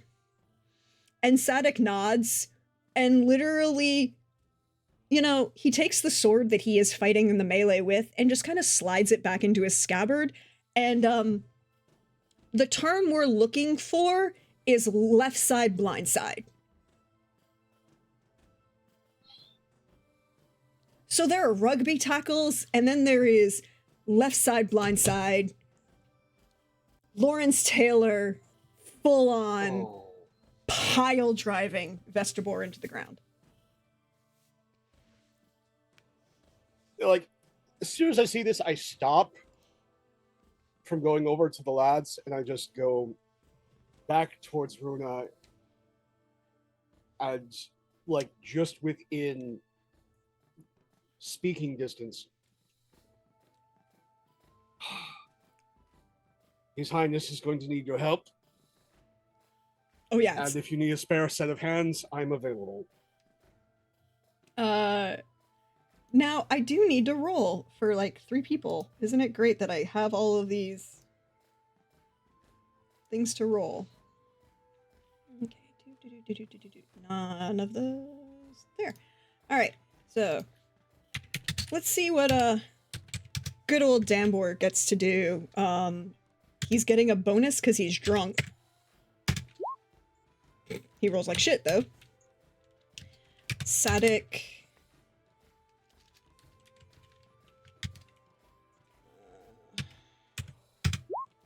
Better. And a couple... Sadik does a good showing, but it ends up being, what's her name? Vadrana. Vadrana ends up winning the melee. With, what some would perhaps consider a dirty hit, but when it's down to her and Dambor, she doesn't waste time and just goes low. And puts him on his back. And Maria kind of snort laughs from the box as if, he got what he deserved kind of thing. They are a true love pairing, but, even she knows he got drunk and decided to go on the field himself with people who aren't necessarily as kind as other people. But that is about so Vadrana wins. There is a presentation of a circle of elderflowers and mountain laurel. And then Madras is kind of looking around. Carrick, where are you?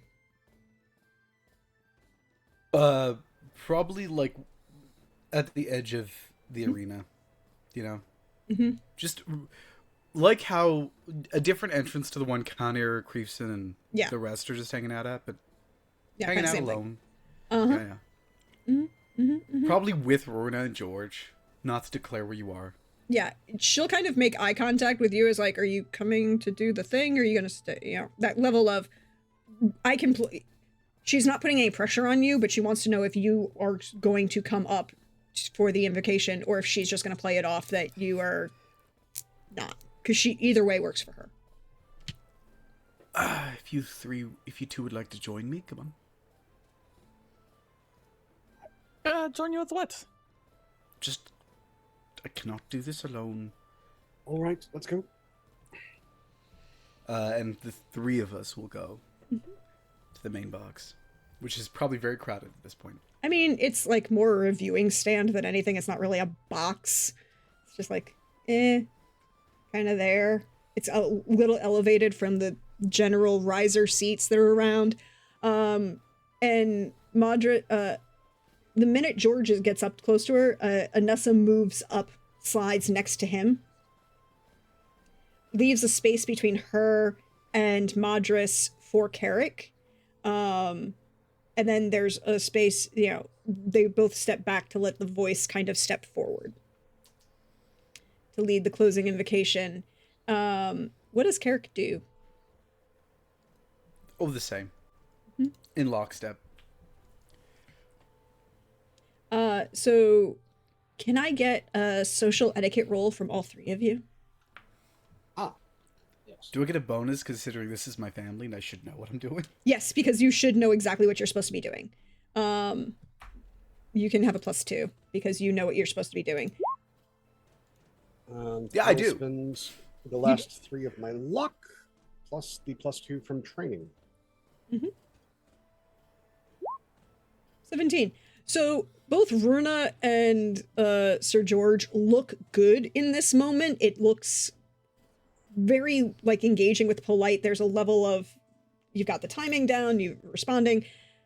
Carrick, it's like being back home. It is being home. You know exactly what you're supposed to be doing. In this moment, the voice steps forward to lead the closing invocation. The pyres that she had lit earlier that night are chilled. They go out with the wind of the mountains. And in that moment, everyone, there's George and Runa. It's very obvious that it's that level of, if you've ever been to a mass in a language that's not in one of the ones you speak, but you still know all the steps and you can still follow it's time to stand up, it's time to sit down steps, even though you don't know exactly what's being said. Same kind of thing. Everything's happening in lockstep. And then as the voice finishes her invocation, she steps back. Madras would step forward, kneel to receive a blessing from the voice. And then she would stand up and step back. And the voice would turn to the other members of the family.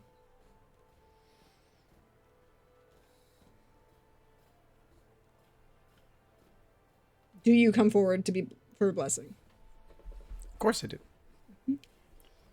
Roll me magical training.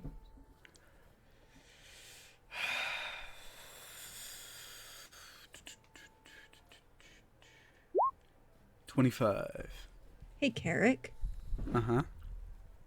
You feel the magic of the mountains surround you? You have enough control to stop it if you want.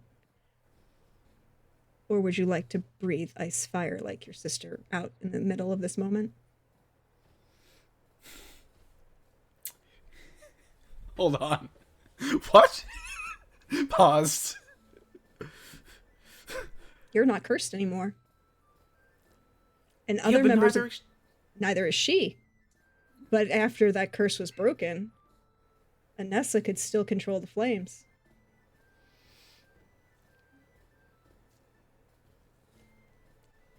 So my options are...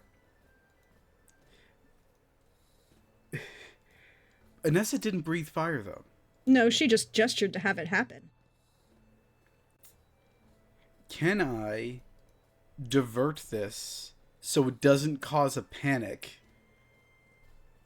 but add to the capability? Because denying a blessing from the mountain seems like a bad idea.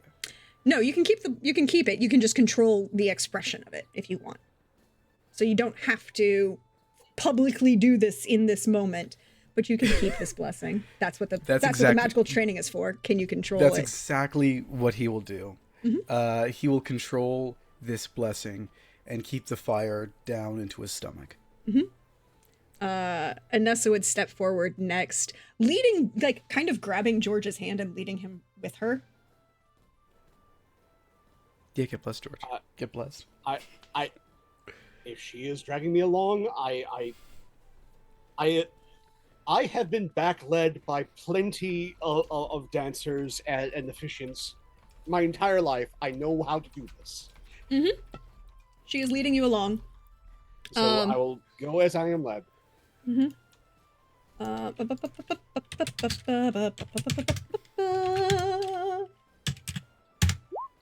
Cool. Hey, George, you get to add 3 luck Oh, wow. for the next week. In game terms, you know.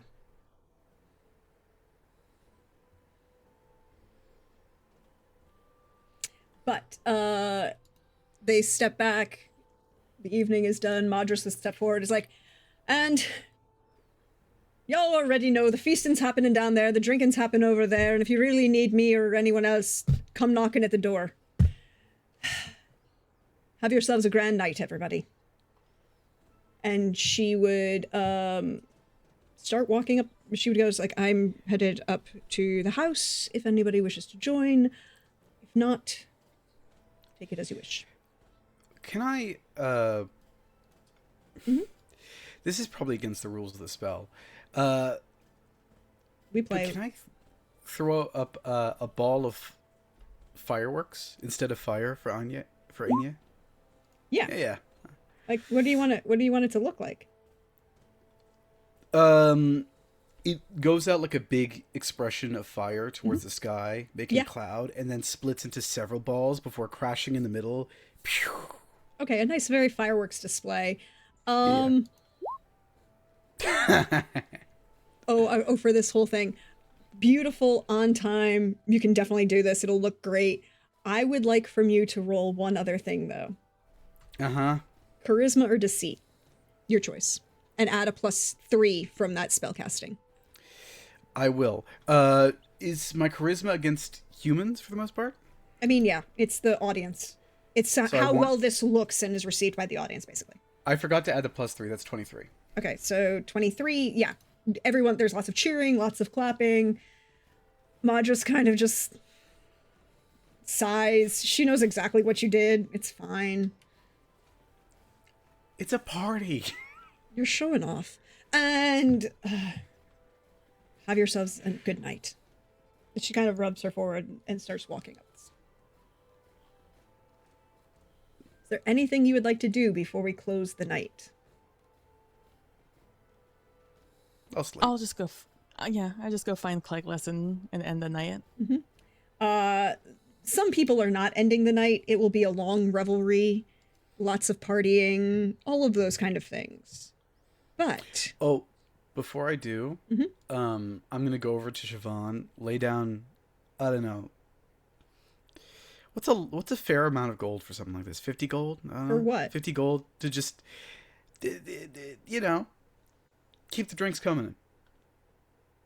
And she looks at you and goes, "You know your sister already paid for it, right?"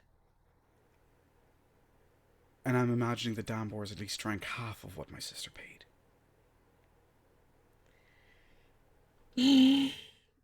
Honestly, I'm kind of impressed. Didn't know he could keep up. That's Dambor for you. Here's another 50. And then he'll go up to bed himself. So if you had any hit point damage, you can recover your recovery. You can take your recovery and stamina. You all are going to sleep well this evening. Full rest for everybody. Bruna, you will wake up early as Cleglis gets up early. And makes her way. It's like, we're meeting for tea when? Around around tea time. No, around After about lunch? lunch. Okay, lunch. I will see you. Oh, honestly, I have a couple things I need to figure out. Did you have that conversation, dear? I did. Yep, and he seemed receptive to it, but he then began asking technical questions, and that is not what I do. That is what you do. And so I told him to ask you when he next saw you. I will assemble everything for technical questions. I promised that I would deal with the thing. Oh, darling, are you okay? You look... It's just, it's been a long 30 years. Well, hopefully the end's in sight. I have a couple ideas and plans. So, you do you, and I'll do me. Where are you heading? Oh, I'm just going to talk to a few people. Like? Adrana, Maria. It's just girl chats. Just girl chats. No reason to worry. Well, I'll always worry. Yes, but in this particular instance, I don't think you have to. Avanda and Kenna said that they would be there too. Ladies' brunch. Of course. I look forward to hearing about it later. Enjoy yourself. I'll be out seeing what needs to be done, and then I'll see you for tea time. Yes. You know I can always find you whenever I need to. Yes, always as terrifying and comforting as it sounds. Well, we want to make sure that you're fully aware that I am always looking out for you.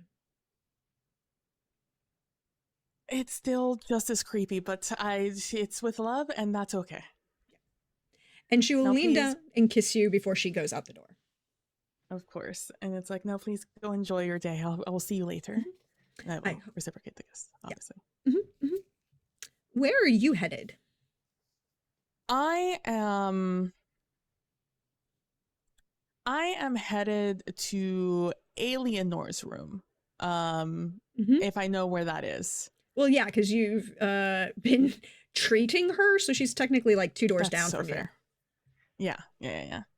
So I head down to Alienor's room at like maybe not as early an hour, maybe a little bit later. Maybe like I a more some time just like civilized hour. Yeah, not at the butt crack of dawn as Clegolas has trained me to do.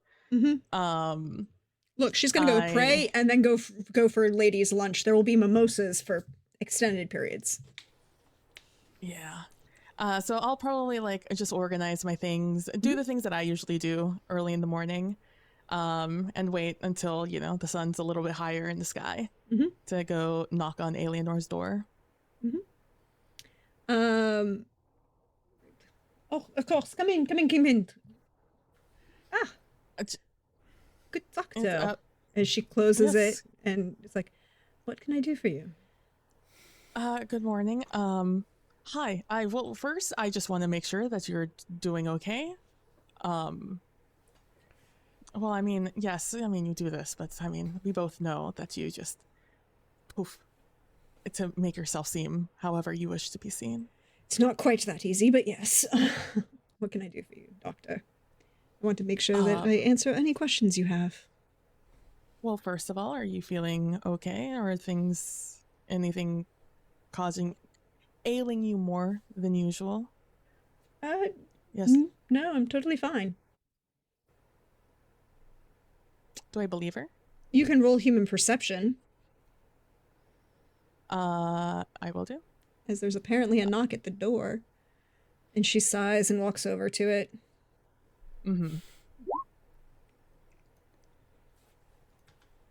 12. She looks fine. Good morning. Come in, and she closes the door behind you. Yes, see, I'm totally fine. Oh, no problems at all. You seem upset to see me. I'm not upset to see you. You are perfectly fine. How are you doing? Recovered? I wasn't the one who was passed out on my bed yesterday. And I wasn't there for very long, now was I? Which had me even more concerned, come to think of it.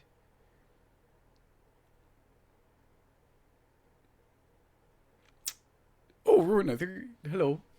Yeah, just maybe like a quick little,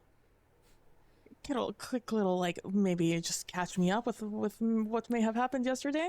She overexerted herself. And she will walk over, grab an orange from the fruit basket, and take a knife and start carving it and eating it off the knife. If we're going to have this conversation, let's at least be honest in the conversation. My nephew And Carrick decided to do some fun experiments to try and find out information that they perhaps didn't need to know. And what was I not supposed to know about? Was I not supposed to know about the fact that it's your love that makes the connection? Or was I not supposed to know about the fact that you've... Never mind. No. Well, Finish your first of all, statement. Finish your statement. And she, as she's gesturing with the knife. Go ahead and finish it, Carrick. About your counselor. He's not mine, as I was made brilliantly clear to me centuries ago. He could be in a different space now. Really don't think so. People's romantic circumstances change. And even if it isn't romance, you can find another deep connection to find satisfying. A pen pal or something. You choosing not to anchor yourself to him is your choice. And the fact that you've hidden that from us is, to be frank, rather upsetting. This is a lot. I'm just, you know what? Okay, you guys take a moment to think about things because I need a moment to ask things. One, turns to Garrick, how dare you run experiments on my patients without asking me first? I didn't run experiments on your patient. I ran experiments on her dead husband. His head, to be specific. His skull, to be more specific. Which we thought had a connection to her, which in exchange maybe would have been an experiment on her. Okay, so that's what you said experiments. That's one. What was the other thing you did? Well, that was all I did. Then what did your lover boy do? He's not my lover boy. Don't dodge the question. What did he do? Oh, my nephew? From what I understand, the Yes. same thing. No, they didn't do anything more extensive than that, at least as far as I can tell. Well, And- anything is extensive. Looking still like Carrick. Obviously, ire towards Carrick, not Alienor. Well, anything is extensive when Alienor is fragile as she is at the moment. I have not touched the woman. In fact, I did not invite her to my room. She invited herself. Maybe because you were doing things that possibly involved her.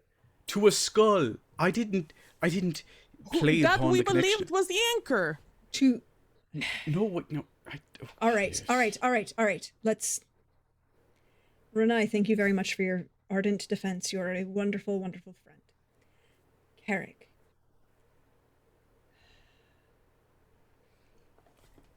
I wasn't the one that made that choice of a rejection. And then he did.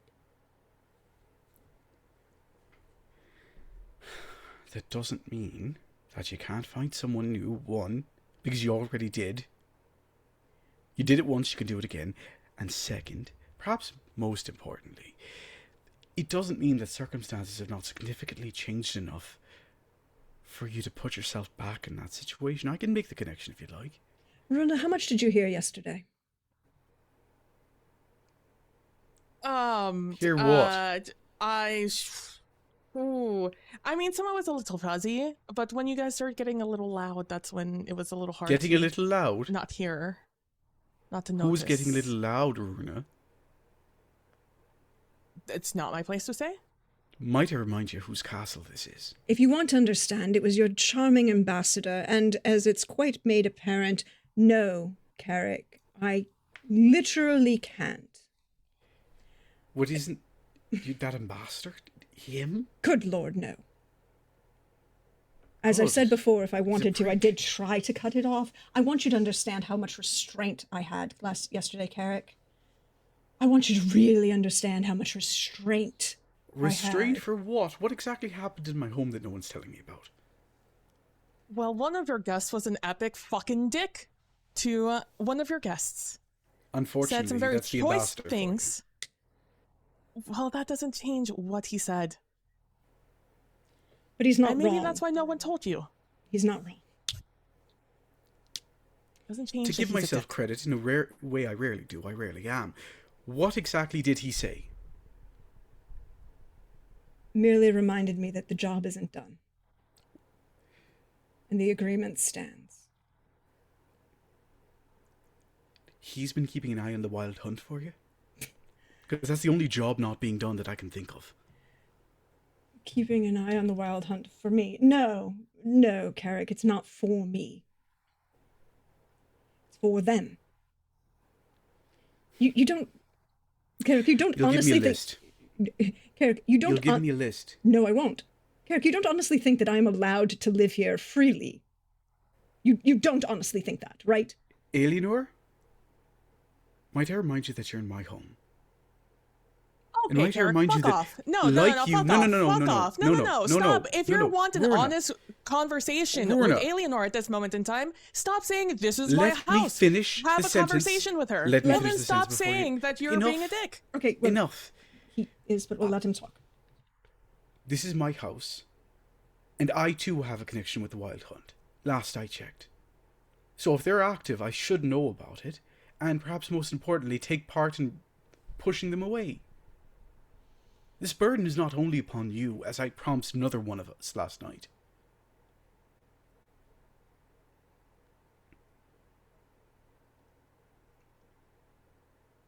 There are complications, Carrick, of a magical and legal variety.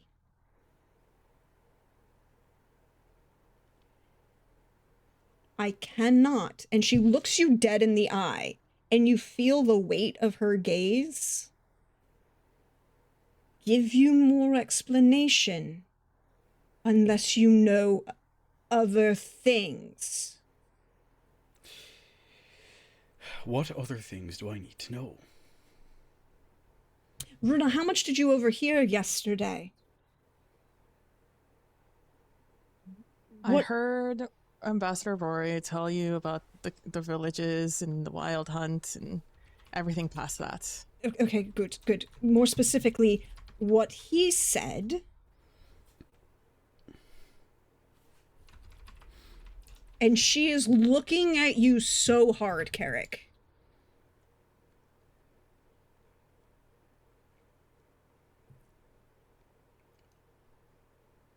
What he said about me. Not the insult. We can skip the insults. They were low level anyways, and I dealt with that myself.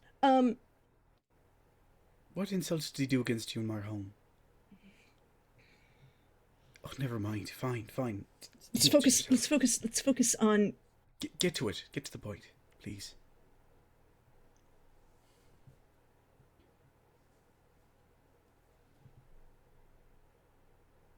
What did he and she's looking at Runa going, what did you hear him say about me? And she cannot say it herself. She's asking you to do it for her, because that way it opens the door for more. You went into a blood tie with this man? She looks at you so hard when you say man. I'll say I'll say verbatim exactly what was said. Yeah. Remind me what was said. I have the verbatim what was said. I was being princess. shocked and in awe about what was happening at the moment. And I have not specific notes. This is why you need to have an audio recorder on at all times. Yeah, but you don't have one of those, so there you go. I mean, I guess Eric can give you that information, but he wasn't paying attention.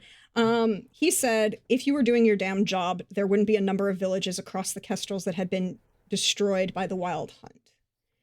Then then she said, I've been keeping my side of the agreement, but if you ever try to manipulate my boys again, I will show you exactly what one of my kind is capable of. He responded with the that mongrel is already over 200 years old. It is time he made himself useful. A true elf would not be hiding behind his mother's skirts.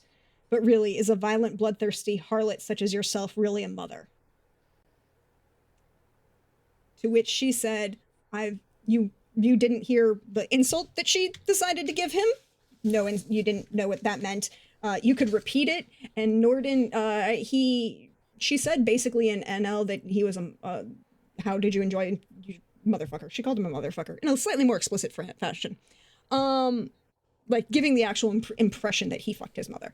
And then she said, I will deal with the problem.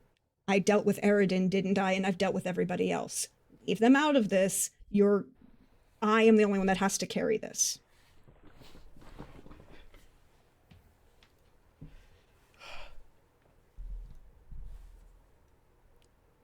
Villages across the Kestrels.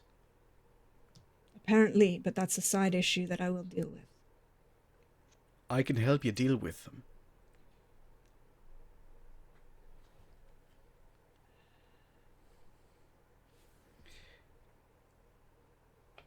You're aging.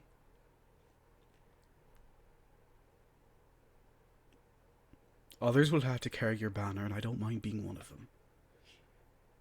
Especially considering one of your boys I happen to love.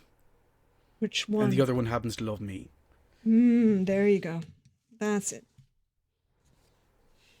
It's not my fault. In fact, for once in my life, none of this is my fault. No, none of this is your fault. None of this is your fault at all. In fact, everything involved in this is my fault. And so, Everything in involved in order this is my fault. to cause a mess like this, I must insert myself within it, right? So I will.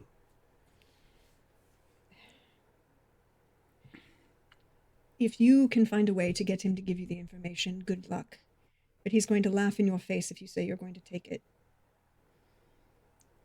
Which information am I supposed to be asking for? Carrick, they're all dead. Every single one of them that I knew. They're all dead. But you and I both know. Look, I was telling the same to the other one last night. There's too many signs that they're still around. But when I tell you, Carrick, that every single one of them I knew is dead, I mean I literally wiped so many of them off the face of this planet. I believe you. But obviously that wasn't all of them. But my point is the only person who shot at me was a hound. None of the hunt. I haven't seen any of the hunt in 10 years. So where are they? I can find them if they're there. But I can't. All I've found in the last 10 years have been hounds.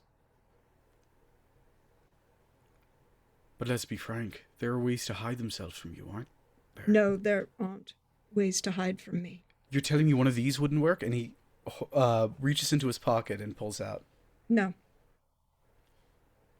Literally the only person who can technically hide from me is Kadan, and I can still find him through that. That is tied to me by blood. Every single one of... But a similar enchantment, made in a different way. None of them have the skill for that. They could have found someone with the skill. Lord knows they kidnap people all the time. Hence the problem and the current considerations that we are currently in. I have scouts. I can send them out to the Kestrels. Take a look around, report back what they saw, and then I can involve myself, legally speaking, and ask Ambassador Rory what's going on as a representative of this principality, and it doesn't involve you whatsoever. Or you could just ask him. Whatever you want, Carrick. I will do my best. Well, I apologize for the distress, but I think You are not what's causing me distress, Carrick. I'm well aware, but I still apologize for it. Apologize for your own actions. I have, multiple times. Then there's no need to apologize for things that are not your fault. Runa, Yes. please tell the man he does not need to apologize for things that he cannot physically overcome. Do not apologize for things you cannot overcome. Don't say that, Rona, you'll come to regret it.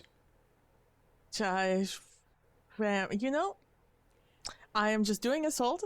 Let's not put the doctor between a rock and a hard place. I'll leave you to it, both of you.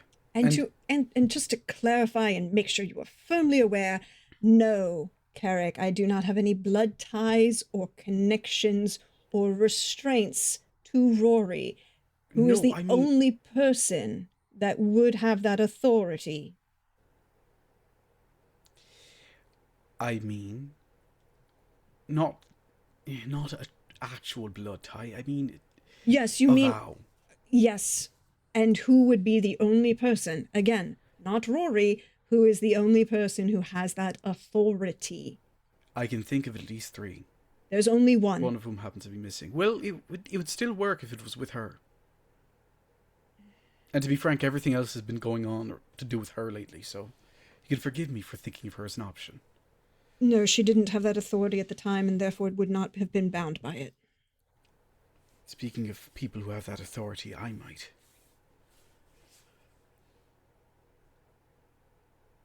But don't look at me like that. I know what's in that treaty, Carrick. No, you don't. Not yet. I can.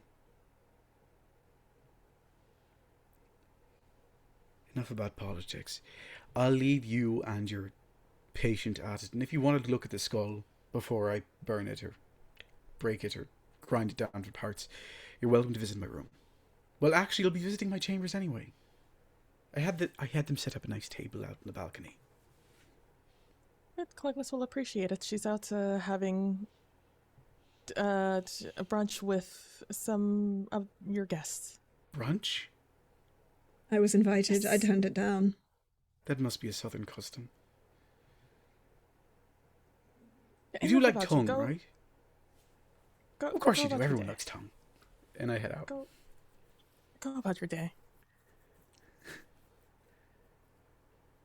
Tongue? Is that a custom up here? I'm assuming he's Or is he talking about fucking cow's with tongue as a sandwich. Mm. It's not the worst thing I've eaten. There's tripe. I just wasn't expecting that as a. It doesn't matter. That's not why I'm here. It's none of this is why I'm here. I am genuinely concerned about your health, obviously. But I mean, if you're not down to have this conversation right now, I Runa- 100% understand. Runa, and she walks over to a sideboard, pours a glass for herself, and then pours one for you. Runa, right now you're the only sane person here. What do you want to talk about? Sane is a really strong word. I talked to Carrick yesterday about the asking him to help Cleglis and I. Mm-hmm. He basically said yes, although he has some questions about the magic, but that's Cleglis's whole deal. I mean, I know of 2 rituals that could do it. I can't, but I know of 2 that would work. They do require a male mage to participate in the general sense, but not really participate. It's A caster. I think she has it mostly down packed. So I don't have a lot of friends anymore because of the whole Francesca thing. And I consider you one of my friends. Thank you. I consider you one of mine. Thank you. As one of my friends, you're one of my only friends that has kids. And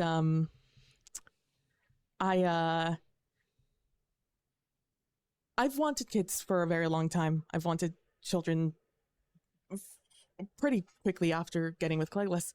But our lives really didn't allow for it at the time. And I know I want a child. I know I do, but how do I know that I'll love it? I'll love them. Love is both a choice and a lightning strike. You've made the choice that you would like a child with your wife. Do you love your wife? More than anything. Do you love the not life you have with your wife, but do you understand that love can be extended? That it's work. It doesn't come easy all the time, and children are not easy all the time. They are messes, they are loud, they scream. At some points, you want to scream yourself. Absolutely. I mean, you should meet some of my patients. It's a good analogy, actually. Consider perhaps the fact that children, you can look into the eyes of a child and fall instantly in love and know that you would do anything for that child for their eternity. At the same time, you can see generations of a family and then realize that there's another child that needs you. At the end of the day, it's not, it's a choice, it's work, it's effort, but you have to let yourself put aside those fears. It's not unreasonable to have them. It's not unlikely to have them. It is entirely healthy, shall we say. But if you get so tied into the fears, then you forget the love. You can be so tied up in making it perfect that you forget that they don't need you to be perfect. They need you to be you. And Is that what you did? What I did was pick a child up off the ground and teleport my husband into a middle of a battlefield and run. And I didn't look back. But that was out of love, right? And fear. And knowledge that there's only one way that a child with Eridan's eyes would be anywhere on this continent. Absolutely only one. But it didn't matter. But even then, you still loved him. Your child, I mean. Yeah. I loved my child. I love my son. I love my nephew. I'm growing to tolerate the nephew adjacent one, who may or may not end up family, depending on what definition of you turn. No, look, let's be honest. I have decided to put up with him enough that he has just fallen into the same category of all of the boys. Honestly. That is completely fair. But you make the choice, and then you keep making the choice. Sometimes that's hard, and sometimes that makes very difficult decisions that you live with for centuries, but you live with them.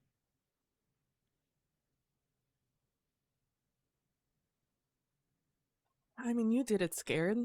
You did it in danger. Although you are significantly stronger than I am. No, I'm not. I don't know. I can't open a portal. That's fairly powerful in my books. Rona, but the difference is I can't do surgery. I can sit here and literally snap my fingers and have a portal to the Korath Desert if he wanted to go hunt giant scorpions in an instant. I can stand here and say that I can feel every teleportation in this building and know who's done it and who hasn't. But that doesn't mean I can suture a wound. It doesn't mean I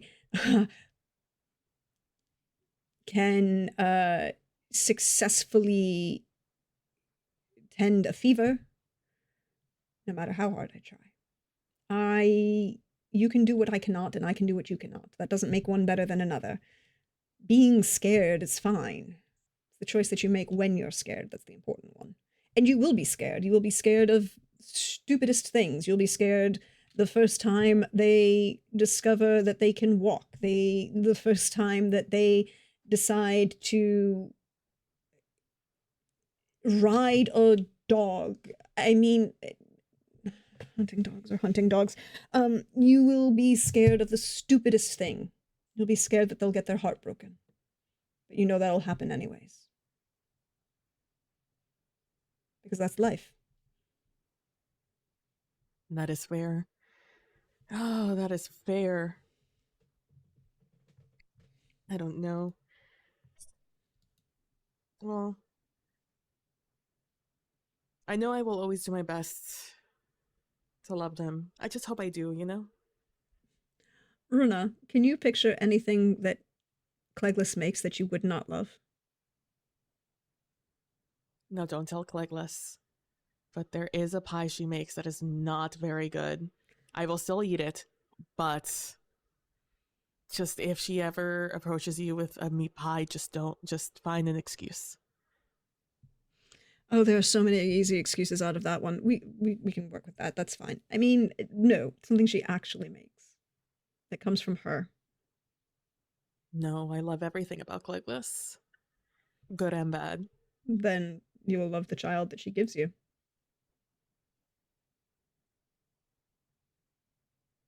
Okay, well, it is comforting to know that you made it work. And that you have proof here that you made it work. Despite your family, despite the dangers, despite it all, they are still here and getting to live their own life. The danger doesn't go away, but trying to put them in a bubble is... A bubble will burst at the most inopportune time. You're telling me. So instead you give them the tools to defend themselves. Now, if that perhaps involves tutors on how to assassinate someone or the proper way to wield an axe and go for all of the vitals that would cause extensive bleeding, that's just good training. God, they might want to be a fighter when they grow up. Oh no. But look at all of the positive role models you can give them on appropriate fighting.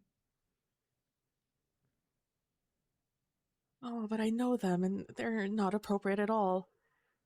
I mean, they fight great, I guess. Oh no. How long do you think I can keep them away from that? From experience, the thing that you make forbidden is the thing that they want the most. Introduce it early, it becomes mindless, and they don't actually ask for it. Okay, well then I will find comfort that Cleglis is great with a blade. Oh no, Oh, and their mother's going to be Cleglis. Your Oh, wife... We might need to convince your wife to be less controlling. Controlling? I mean, she has a mind of her own. What can I say? She doesn't even want to go back.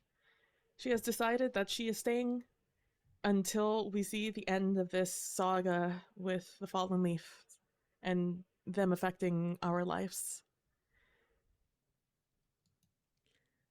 Look.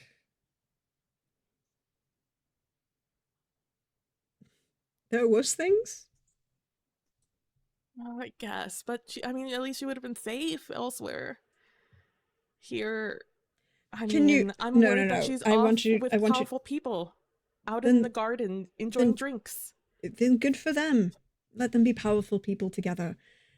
Trying to force somebody to be safe is when they're the least safe. Because they get mad at you and they run off. And do what they want. Now, I won't say that there aren't ways that perhaps one could make sure that they know exactly where everybody is and how they're physically feeling. I have a lot of experience with doing that. I mean, that sounds great. I mean, if you know how to do that, I'm just saying as a friend. Is there a particular gemstone Cleglis likes? There is. There, in fact, is. Good. I know the best jeweler. We get him to make it, and then we connect it to... We'll talk about it. It's fine. There are extensive ways that this can happen. You don't think I don't know where each of the boys are any minute of the day, right? Oh, that's a comfort. Oh, that's such a comfort to know. I should have done this earlier. I should have known you earlier. I mean, I'm glad I didn't because that would have meant you were hurt. Well, I appreciate the But thought, but look, I'll introduce. I also have a bunch of friends who are witches. That could work. Cat witches are great. Friends, not nannies. Do not leave small children with cat witches. Just don't leave small children with witches. They try, I, bless them, but they are not understanding. But they are very good at protecting. I will. I happily anything that will help keep them safe, especially So at the beginning. then there's where we go. We know we've got a viper here. I know some more vipers. I've got a couple cats I can introduce you to. Ooh, do I know a wolf? We'll find out. Oh, Carrick knows a manticore, doesn't he? I believe so. Yes. Manticores are great. They have shields. Oh, a shield. If I can convince them to take up a shield if they want to fight, that would be good. So we'll figure it out. But well, thank you, for this talk. It helped. Mm-hmm. Runa, Yes. thank you for what you are doing and everything.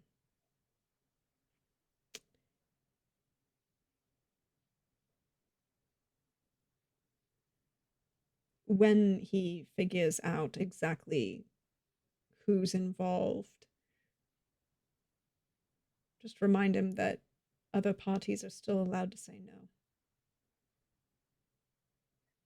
You would think if anyone knew about saying no, it would be him. Although it'd be nice if he said yes, not Carrick, your fellow. No, that's violently not going to happen. But it would make things so much easier. I have so much reading I need to do, Eleanor, about this. Let me get you something. And she will go over to the chest that she's kind of been effectively living out of because whatever. And she digs through, slides a couple things open. You realize there are a few hidden compartments in this. You can't quite follow what she did to open this one. She was very quick at it, but she did get it open. And she hands you a small book of nursery rhymes. Oh. A little tonal shift, but thank you. I appreciate it.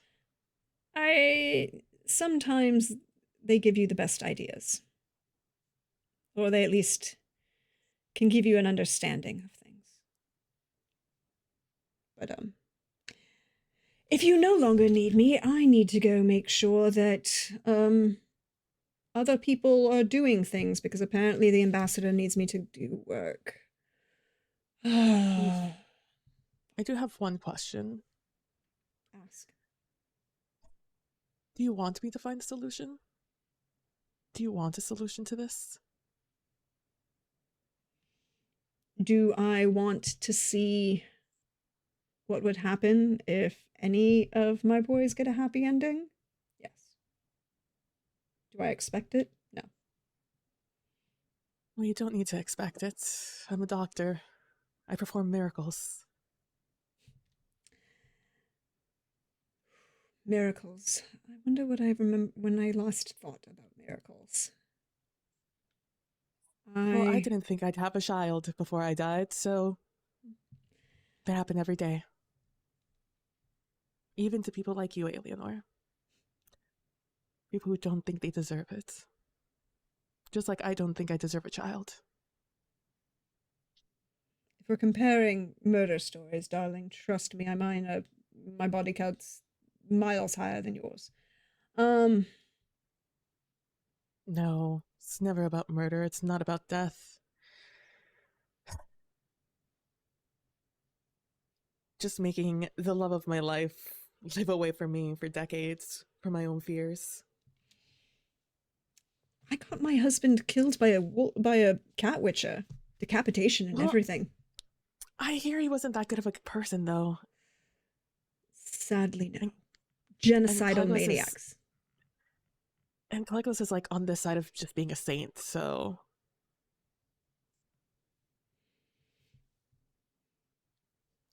You need to take your wife off of that pillow because that's going to be a real problem when you have children. I'm just saying.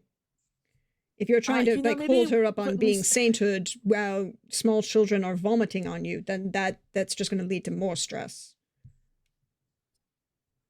I mean, not the first time I would have been vomited on. At least it would be my own blood this time. But I mean, we'll see. We'll see if the glamour of the love ebbs away when we have to spend actual time together after all this time. Somehow, I don't think that's going to be her problem. And I don't think it'll be my problem either, unfortunately. So this kid might have a bit of a complex because of me. Look, if your children don't have a complex because of you, then you didn't raise them correctly. You know, if there's one thing I've learned about the people I've been around and chosen to spend time around, I think that is what I've learned. They need something to tell their confessors. Oh, that's gonna make me the bad cop. That's okay. And as she goes to leave, she just kind of gives you a wink and her posture changes. She stands straighter. There's a sultriness to her walk as she walks out the door. And if you pass out again and don't tell me, I will be very upset. She'll throw a wink over her shoulder, but she doesn't say anything in response. I wouldn't expect her to. I go and get ready for this tea party. This tea party? All right. So while you get ready for that tea party, give me 30 seconds. I'll be right back. I just have to do one thing. Yep. Go for it. I can't wait to find out more about this little encounter with Carrick and Kadarin. What are you guys expecting to hear about in this tea party, huh? Taxes? Look, it's only tax season here. I have an accountant who does that for me in game. I'm interested in hearing about this tea party. Again, George is not going to be present because George cannot know things. Oh, George, you have to be my ace in the hole. What can I tell you? Carrick is out of the running on doing certain things. What? What do you mean, what? What do you mean I'm out of the running? It's in the contract that you must not harm your family. And unfortunately, you count her as family. That's if I want to inherit. Oh, please. You're looking for a marriage. You're looking to inherit. Well, this principality, I'm looking for an heir for this principality, not necessarily an heir for that principality. Although, I will say this, it said recognized family. And someone got themselves excommunicated from the family. They did. So somebody got themselves disowned publicly and violently. Hey, George. Yo. What you doing? If George has a quiet morning, he is going to actually not do any of the normal things. He is busy going over his own notes and his writing. That's what George is doing. Could you roll George me? is writing. Could you roll me romance author? Yes. And between the blessing of the voice and of chat, I will spend the last of my luck on this. So I'm spending 6 luck on this. I love this. 29. So you finished the next book.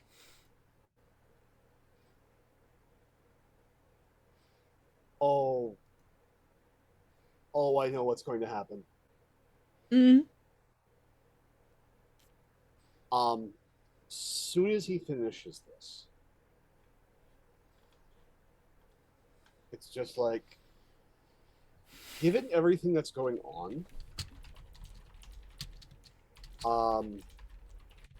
and given all the chaos, everything else,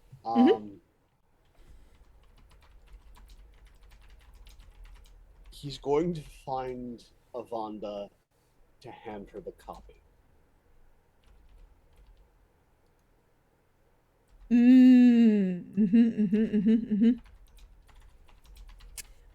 Avanda is slightly difficult to find this morning. She did not actually attend. She was invited to the bruncheon, but did not actually attend. Who did attend? Kenna, Anessa, And Cleglis. Adrana, and Maria. Madras wasn't invited. Well, Madras didn't go. You don't know if she wasn't invited, but she didn't go.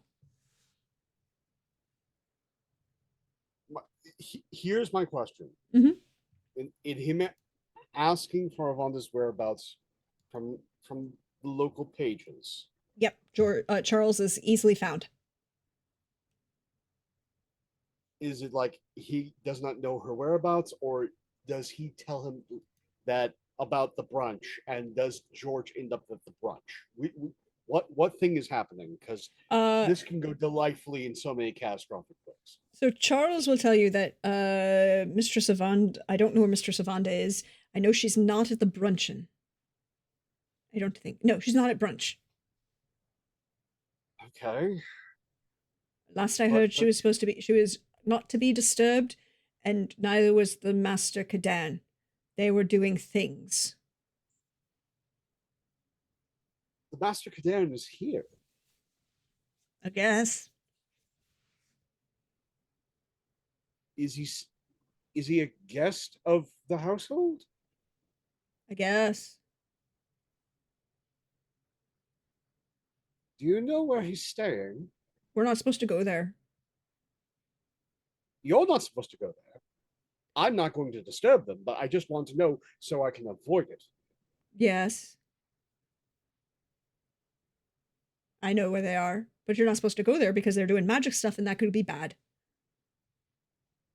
I know I have caused, inadvertently, so many catastrophes. That's why I need you to tell me, so I can actively avoid it. So you avoid the West Wing 3rd floor back bedroom and stuff. West Wing 3rd floor back bedroom. Good. And stuff. We're not going. And stuff. I'm going to avoid the West Wing for at least until lunch, actual proper lunch. But in that case, I have a burning copy of my next novel, and I need to get somebody's. I guess Anessa can read this one. It's not too spicy, involving Carrick. You write spicy books about his worship? What's a spicy book? I didn't know you were supposed to eat books because I don't like spicy, but no. You don't eat them, but you can consume them. And in that analogy, some things go over well with some and not so great with others. It's an acquired taste. But I'm not supposed to eat the book, right? You don't eat it physically. You more ingest the knowledge contained therein with your eyes. Is that a fancy outsider way of saying reading? It is a fancy way of saying reading, but fancy way of saying things is how oftentimes you can either drive people mad or make them like you. It depends upon the situation. I guess. You talk funny. I am come from a line of bards. We are very funny people in all the ways that word means. No, no, no. I mean, you use funny words. I don't like your words. They're weird. They're hard. And he will spout something in a language you do not speak. And this is where you realize his problem is the fact that this is his second language and he's 10. And you have gone so far over this kid's head with metaphors in a language that's not his first. And he's like, I don't understand. I am a foreigner, and I am using foreign words. I'm very, very sorry, Charles. Oh, in fact, that's good. Foreign, that's the word. In fact, Charles, if you have time later, I would actually like your help with something. I would like your help learning your language. We have to ask her worship first. All right, but I would love to learn from you if you have the time for me, and I will make certain that you are compensated monetarily or with whatever foodstuffs, maybe clothes, maybe weapons. No, I don't know if you get to learn yet. That's fair, but we can negotiate the price later after you consult her worship. Okay. Thank you so much, Charles. Now I'm off to go and invade the space I wasn't invited into, but avoid the West Wing.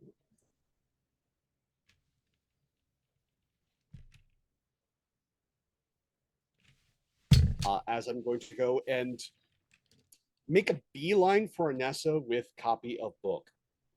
She is reigning kind of court over this brunchin with Adrana and Maria and Cleglis and Kenna, and just looks up as you come in. It's like, George, are you joining us?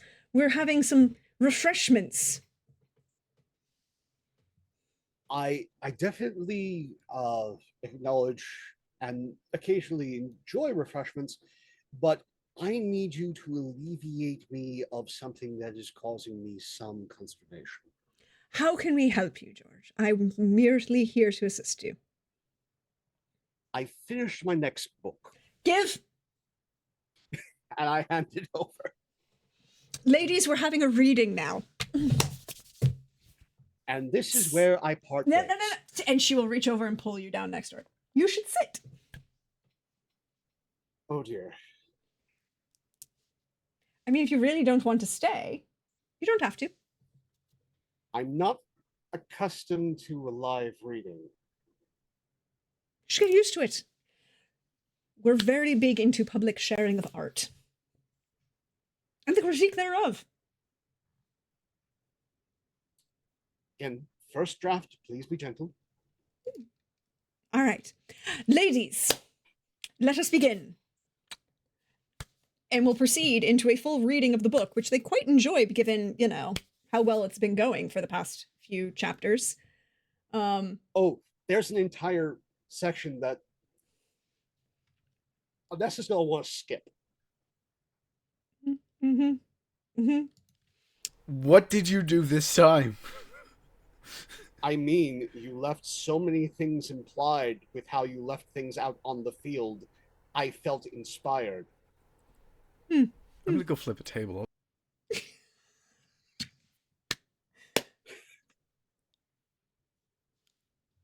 I mean, please. There's, a 33 is something that should be acknowledged. So here's the thing. There are other women in this group. And while Anessa would pause and be like, I don't know, Adrana will reach over and go, darling, don't worry about it. I've got this one. All right, ladies, let's see where we're at. Ooh. Tall, dark, and handsome. Definitely.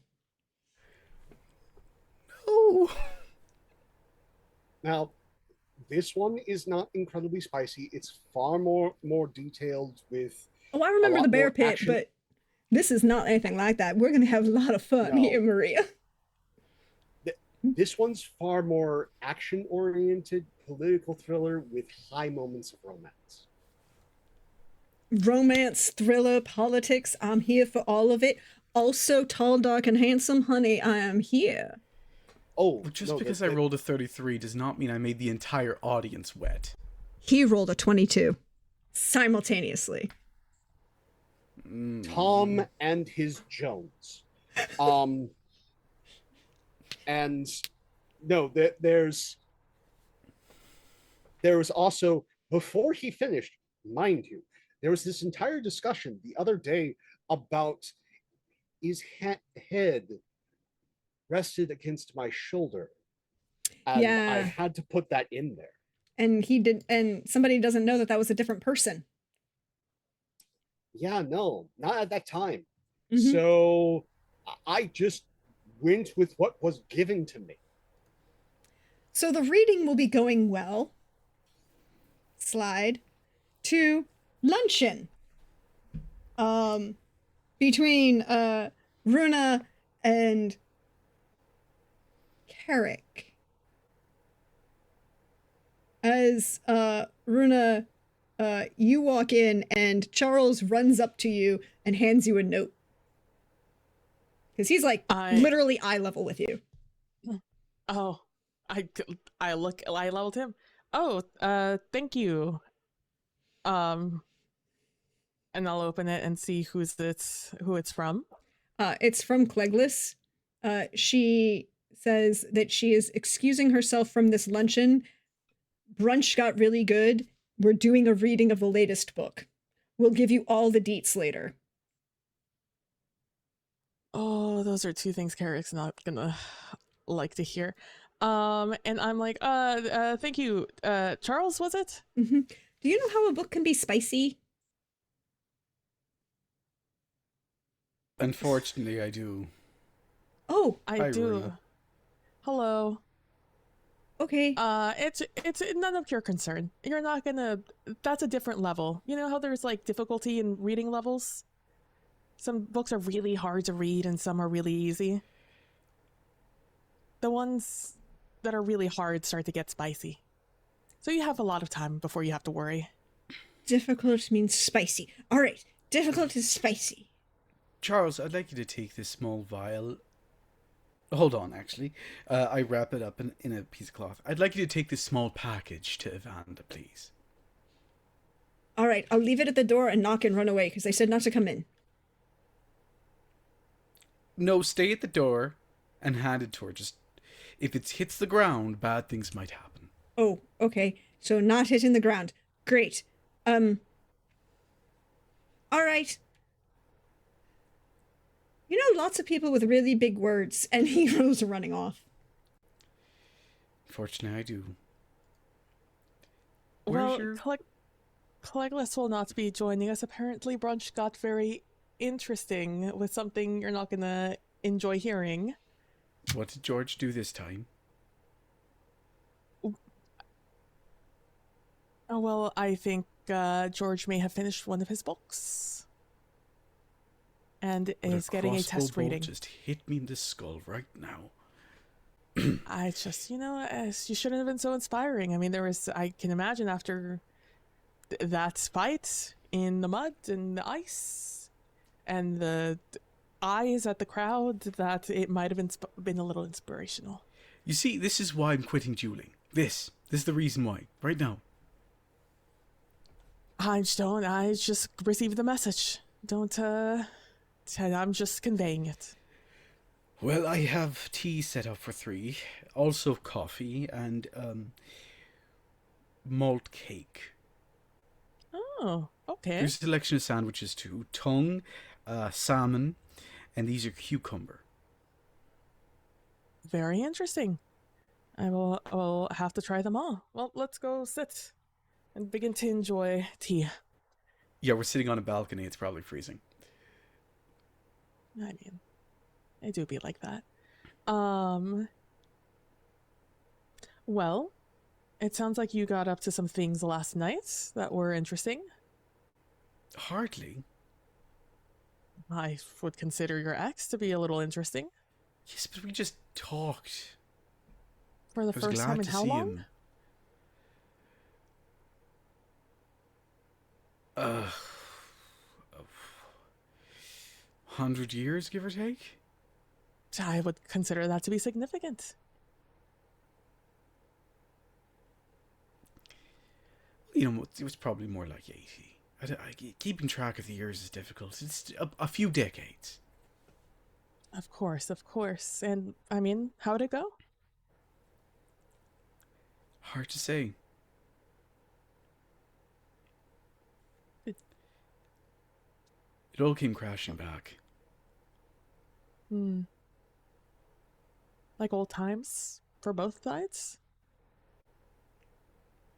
Almost better. He's aged well. Oh, very nice. And how do you feel about seeing him again?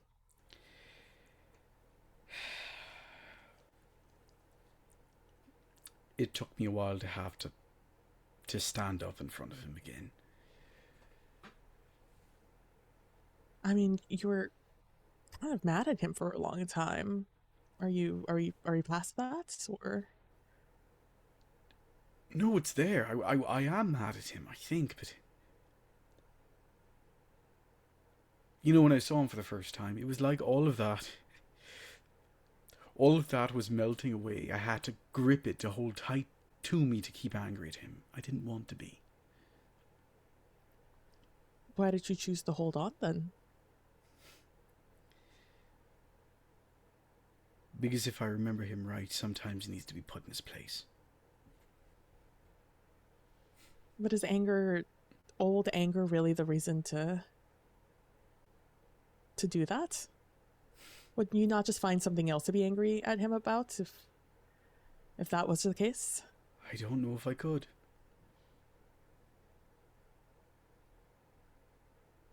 Well, do you want to still be angry at him? Runa, I was walking through a desert and I finally found water. So no, you don't want to be angry at him anymore. No, I want to take him to bed and waste the night away talking about magic and other things. Well, is that still an option? The magic, yes. The other things. One sugar or two. None. I don't need a sugar. Thank you. Maple syrup? No sweetener, thank you. I'm just like that is fine. I was going to offer honey next, just so you know. I do appreciate it. I very much appreciate the entire spread here. It's very thoughtful.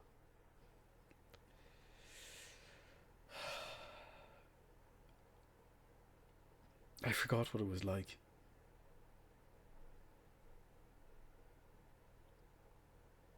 To be near him?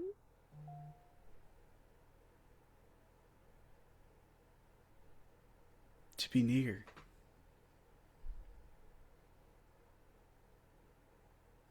Well, are you gonna stay in touch, or is he leaving after the festival? I don't know. Oh, I just... He, did he come in? When did he get here? Right after the fights. I came up here after I partially changed just to dry up, and here he was, right here actually, right where we're sitting down. Holding a big old bundle in his hands, pretending like it'd just been yesterday. Oh. And I mean, it kind of was. It wasn't.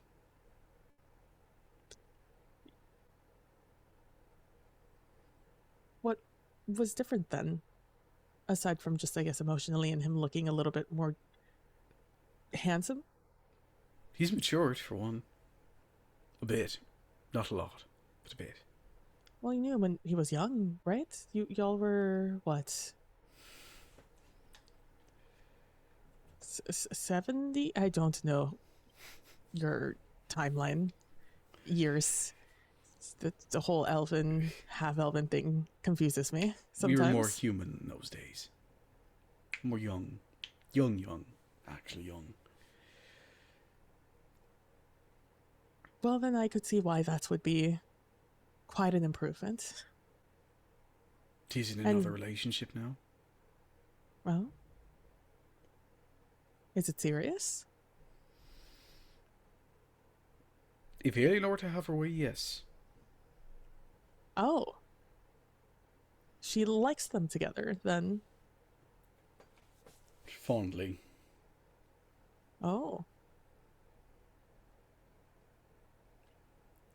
I see. Have they been together long, then? I have to assume if Eleanor Few decades has taken at to her. most.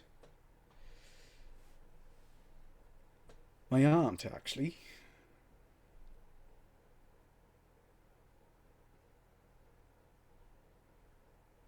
Which one? Not that one. You have a very complicated family tree. On the other Forgive me for side, not the knowing. Radovid side. The Radovid side? He has a fondness, apparently. Though he didn't know it.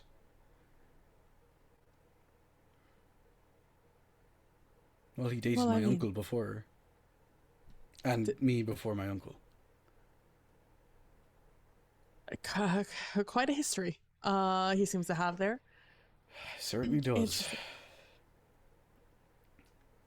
Well, what do you think about that, then?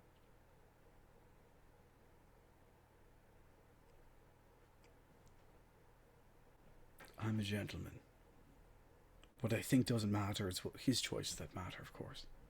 Well, yes, but this is a conversation between friends. Don't the place ask where you get to me. be honest. You don't want my honesty right now. I mean, first of all, I don't know any of these people. It would not affect my life in the slightest. Second of all, it concerns you. I want to know if you're okay. You're my priority, not whoever they may be. If it were up to me, I would run over to that guest room, drag him from it by his ear, pick him up, put him on my bed, and have my way with him right now. So you still like him, is what you're saying. To put it mildly, yes. In love with him, you think? Or just in lust?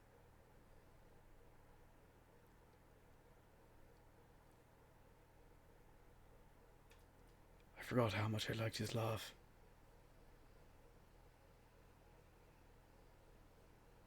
I'm sure deeper now that he's older. You'd think, but no. He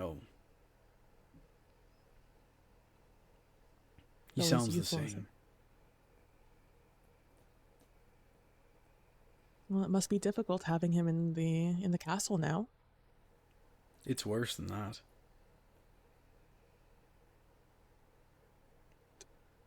It's lovely. What? Oh. I'm happy. Did he ever visit before? He sent letters.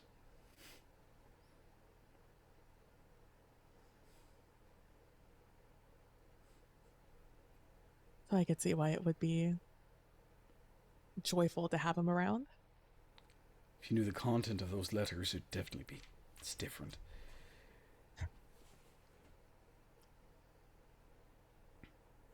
But I guess what matters is now, right?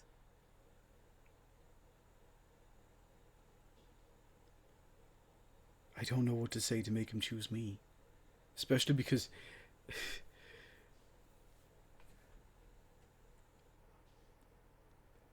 because at the end of the day, who I give my heart to doesn't matter. Who I tie myself towards, that matters. I need an heir for Morja.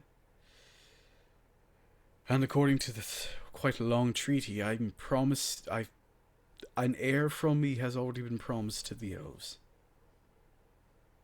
Kaderin could give me neither. But I thought mages didn't really have... that's not really a conversation for here nor now, but... Well, we've already talked about it. I mentioned that I'm in a rush. Well, I mean, you could start off by just being friends again. You were mad at him for a very long time. You don't even know anything about him anymore, really. I do, actually. About his life, maybe, but about him?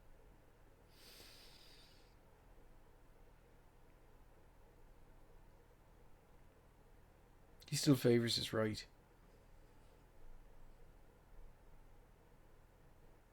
It doesn't matter. He won't choose me. You can always try. How cruel would that be? Cruel to herself to not try. I know With it doesn't such long... seem like it, but Mm-hmm. that is something I do quite a lot.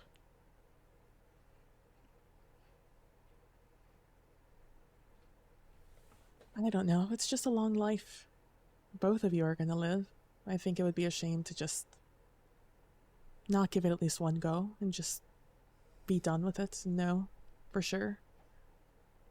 Instead of having a what if.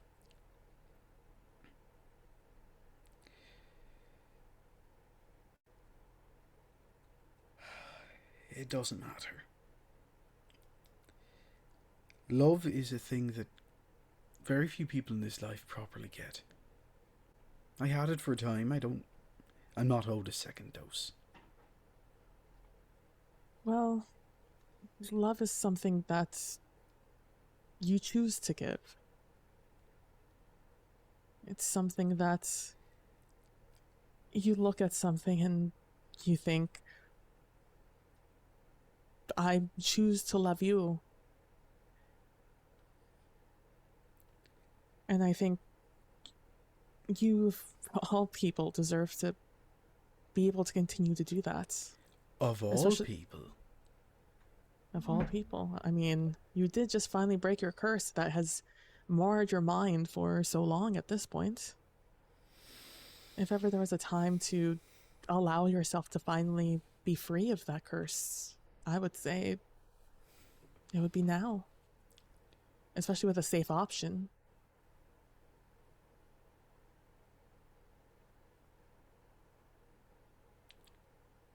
Now, the really terrifying thing, if I told you to give that option to Conair, that would be the terrifying one. Kadarin is the safe option in this situation. How is Connor the difficult one? Because you've never given it much thought. He came into your life when you believed that was never going to be an option anyways. He was just going to be something that was a tool in your life. Kadarin, well, obviously, he came into it like a whirlwind and left it even more so.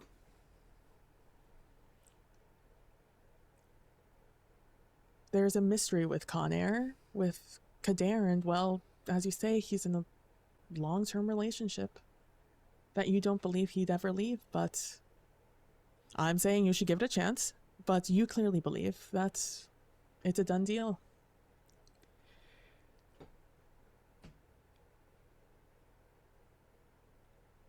I guess I'm just so used to him leaving, I didn't take it for a possibility that he'd stay. Maybe it's the olive branch. Something to start, like you said, starting over again. In the meantime, he's here to help his aunt recover. That's very chivalrous of him. Oh, not really. I imagine she'll recover less easily with him around. I'm sure it'll be a comfort nonetheless to have family around. You know something I've noticed? She refers to both of them as her boys. But when she says the word boys, it's like she means more than two. I mean, clearly they are an adventurous pair.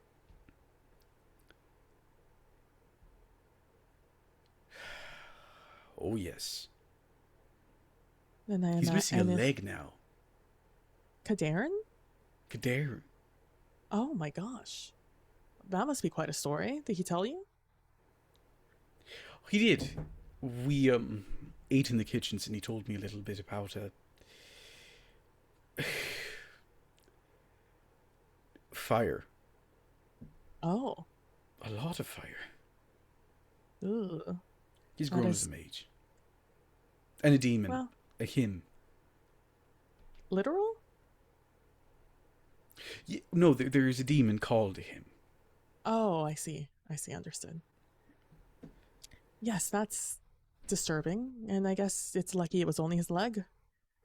Fires are a nasty business. He's been through a lot. They'll have you. I feel almost young compared to most people I'm around these days. And yet I'm not. I mean- Yes, but you're not that old either. No, but you are, Rona. You're aging up for a dwarf. You should really think Oh. about settling down and having children. Okay, all right. Okay, calm down. Calm down with that. Clearly, I've settled. And Is Cleglis clearly- avoiding me? I feel like she's avoiding me. I just think that she really...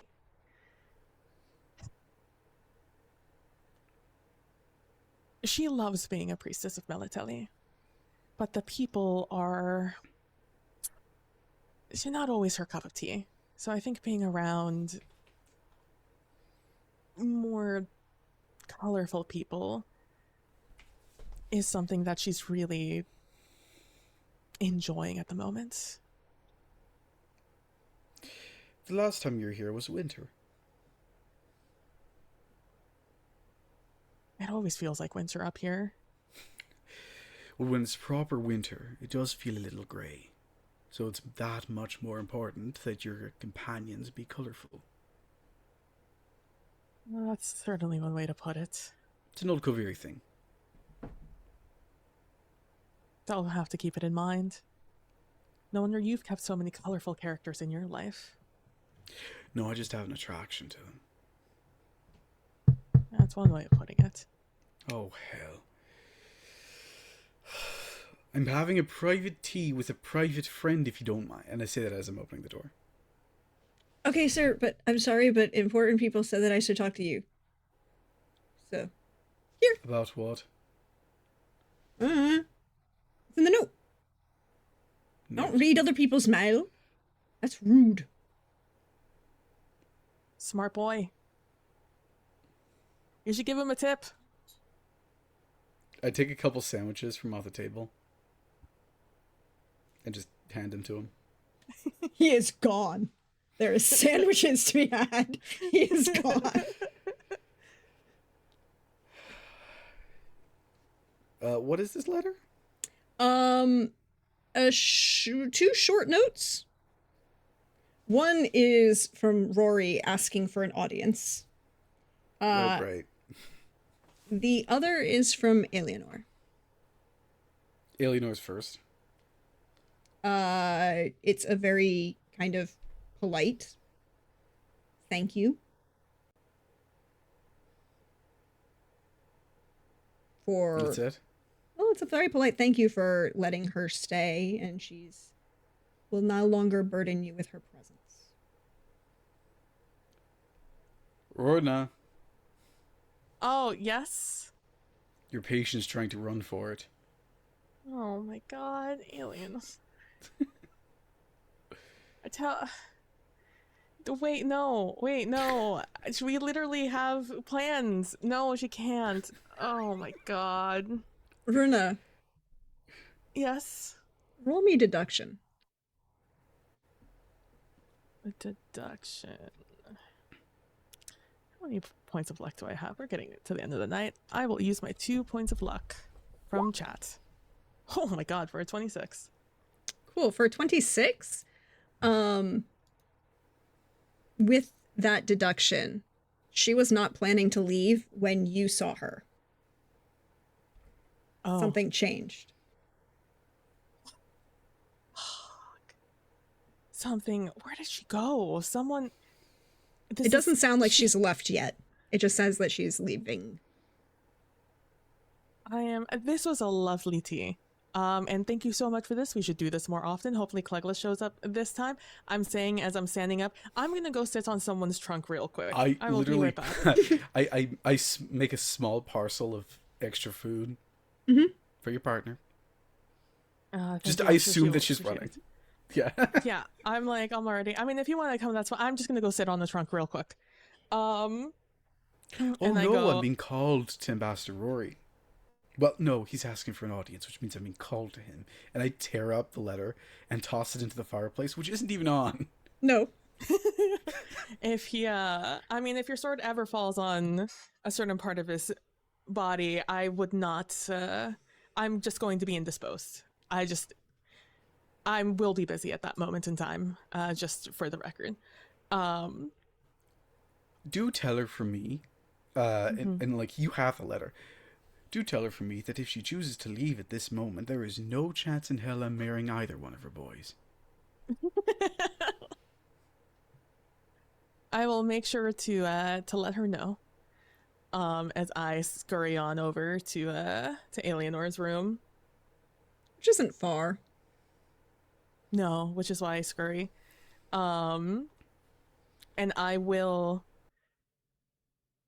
I won't do the. The door is cracked. Okay, good, because I wasn't going to be polite and knock. I was just going to open the door.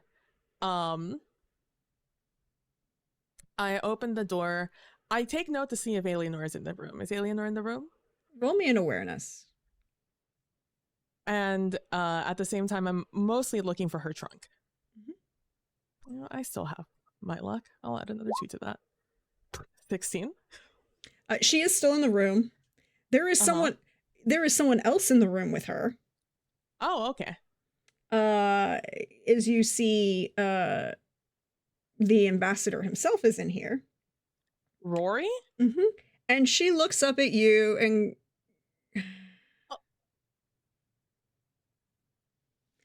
Doctor, absolute pleasure to have your attendance. How can I help you? Apologies for the intrusion, Ambassador. He snorts Eleanor. at that. I'm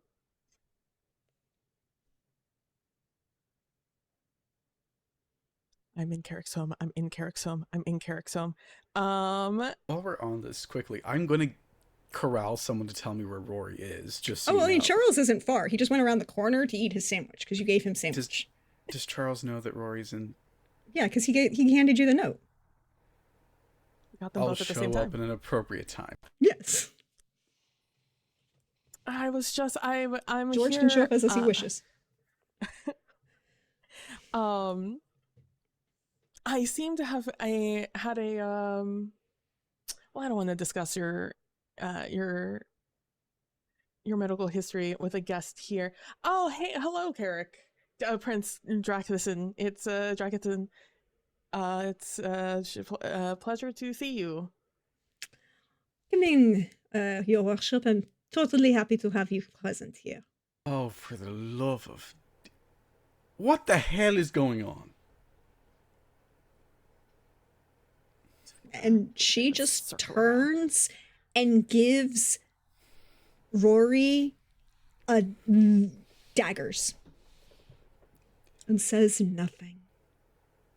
I'm in the maneuver around the room to go sit on that trunk, her trunk, specifically. Ambassador, I hear that your villages in the Kestrels are having issues. Ooh, hold on. Say it in the language I don't know. Pretend you're saying it in the language I don't know. He's saying it in Nordling. He's saying it in... you guys to get in trouble. I'll still understand, I promise. Just don't say it in my language. It's my house. You can't yell around with my house. Like, of course I heard. I have spikes everywhere. You're in my house.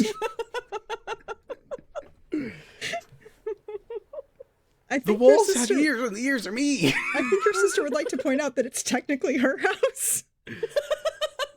I'm the older one. But she hasn't argued with you about it once, so it is your house.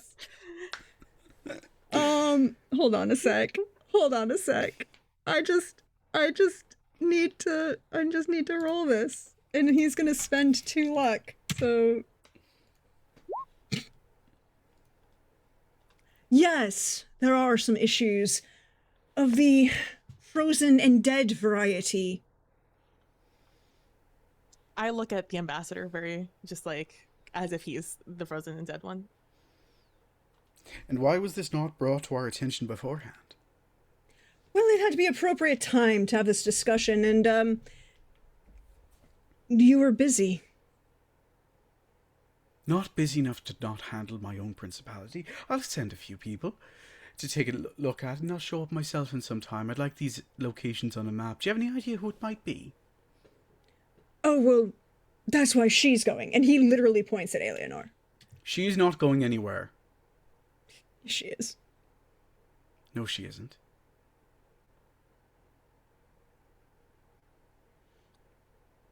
Rory, I'd like to point out that there's a very important treaty. Mm-hmm. We wouldn't want to muck anything up now, would we? I don't see how we could. There's also certain oaths that have been taken. Pulling and pushing my guests around will make things difficult. There's no necessity for any of that. Can I... I'm using the full power of my position here. Mm-hmm. As both a signatory to that treaty and someone whose birth is in it. Mm-hmm. Like, this is heir to the throne, Carrick. You know what I mean? Mm-hmm. What would you like to roll here? Oh, that's a good point.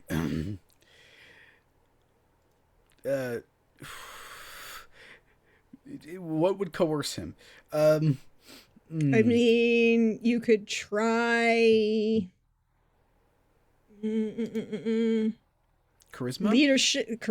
leadership, persuasion, intimidation. Where is intimidation? I Under forget will. where it is. It's why under will. witchers can do intimidation, even if they can't do any other social skill. All of my other options seem to be a bit better. I think leadership is because I'm wheeling and dealing. Now I got 3 luck points from chat. All 3 are going in this. Social combat, Whoa. Everyone. Fucking hell, man. And he's going to defend, but he's going to, again, social combat. Redirect. With, Oh, also, I'll just quickly do this. 24? Oh, yeah. No, oh, no, it doesn't work. It doesn't work. Well, there's no cost to it. No, it doesn't, and it doesn't matter. Unfortunately, it does not work. I thought we were, nope, but we're not. He is going to redirect with a simple statement is like, her mere presence on this plane of existence is only tolerated to deal with this issue. And you would know that if you paid attention to any of the communication that we had sent forward about this important point. So, we tell her to do it and she does. What's the point? Her penance for her sins. And she's a guest in my home. Going to roll persuasion on you on that one. You're 16. That's not much. No, but you can try and resist or defend in some other manner. You can redirect with a different argument if you wish. Counter-argue, as they say. As she is a guest in my home, it is up for me to decide what may be done with her. And, most importantly, as she is an injured person under the care of a doctor, I'm certainly not going to send the only person... And this, like, at this point, Carrick is going to slam the door shut. The only person who knows properly about the what... Are you there, Poe? Yeah, George walks in. We can't hear you. George, you're muted. George just puts his hand on the door as you're about to slam it.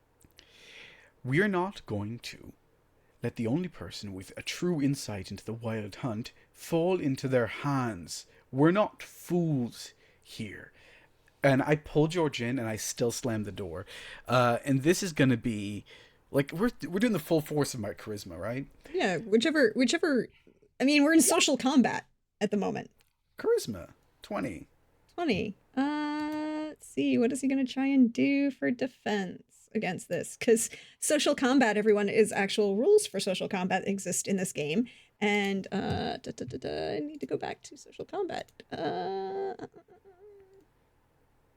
Verbal combat.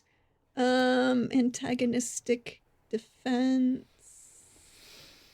He's gonna... No, he's going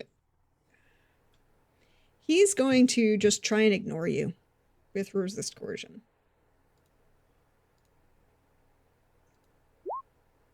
Holy shit. You triple crit for That's 54. not fair.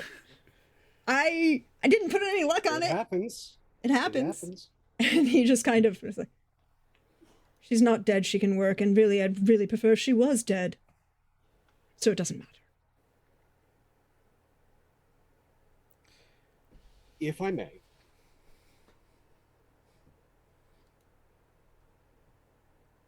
it's at that moment anger takes over George. Oh dear. It's not the anger of a noble. Oh dear. It's not the anger of a knight. No. It's the anger of a bard. And as much as he doesn't want to be, in this moment, he's his father's son. And he waits as he just goes for Rory to lock eyes with him.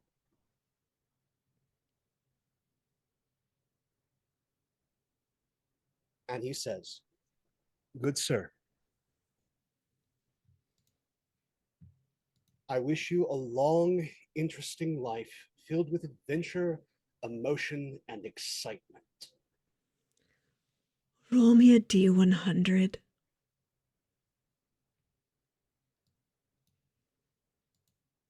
What the hell did you just do? What the hell did you just do? No, George. George, bad.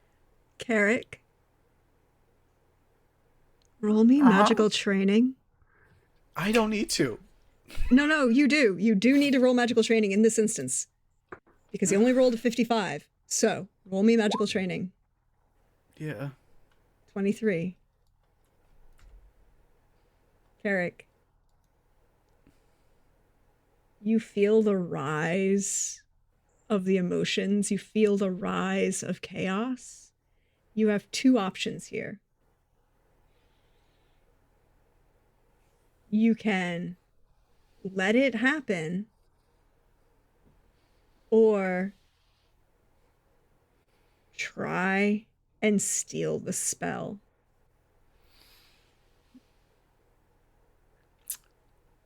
Do I know the effects of the spell? The curse? You know that a curse is being laid, and you know that it was done in an emotional state by somebody who is not magical. So you have no idea what the specifics of that magic, of that curse will be, because while he said certain words, and they were very indicative of causing a curse, you're not 100% certain what that curse will do.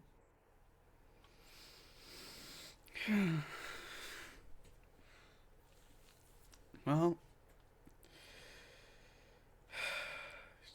the things you make me do, George, just to protect you from yourself. You don't have to protect anybody. Yes, I do. This is my house. Technically, We've been through this so many times. Technically, it's my house. it's your sister's house. And technically, by the laws and wording of hospitality, there was nothing in that statement that was malevolent. True in the statement. In the statement, again, If you were George has learned word instead of letter. If you were talking to some random podunk from Irwin's School of Magi for 2 kids, yeah, maybe they would have fallen for that, George. I'm not one of those people. So, George, I have more magical training than Kadarn. This is true, you do. So, George, what I need you to roll for me is either charisma or leadership. Because I need an actual spell level. Or an actual DC for him to try and steal. And you can't I'm use going to- luck. And you can't I'm use going to luck. use leadership. I can't use luck. I'll use leadership. 17. It's not that high. No. So you can feel the magic in the air, Carrick, and what it looks like is you see Eleanor's eyes flash brightly for a moment, and only you see this. As she will funnel the magic towards you. And you realize in that moment that you grab it. Oh, Pope, don't worry. There's going to be consequences for this coming out, and it'll be so pretty when it happens. That she is compelled to defend him. Do I know the nature of this curse? Oh, the curse that you just stole? Mm-hmm. You're not cursed. You just stole you basically dispelled it in the action. But you have it in your back pocket. If you perhaps ever needed to curse someone. But you look at Rory and you look at his demeanor, and now he's glaring daggers at George. And goes to step forward towards George. And Eleanor shifts herself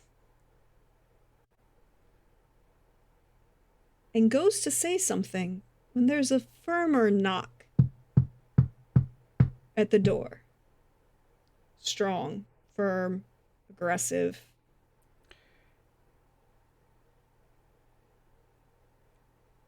I believe this relationship is over, Ambassador Rory.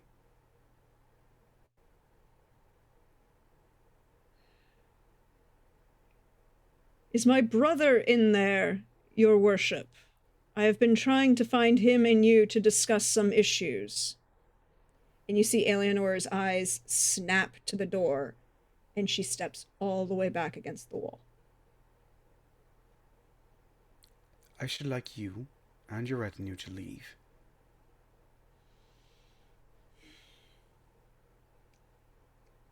And I would like that map. And I open the door. Carrick, roll me magical training as you open the door. Here we go again. George, roll me awareness. 2 2s. 2 2s? And together? 22. There we go, 22. Hey, George.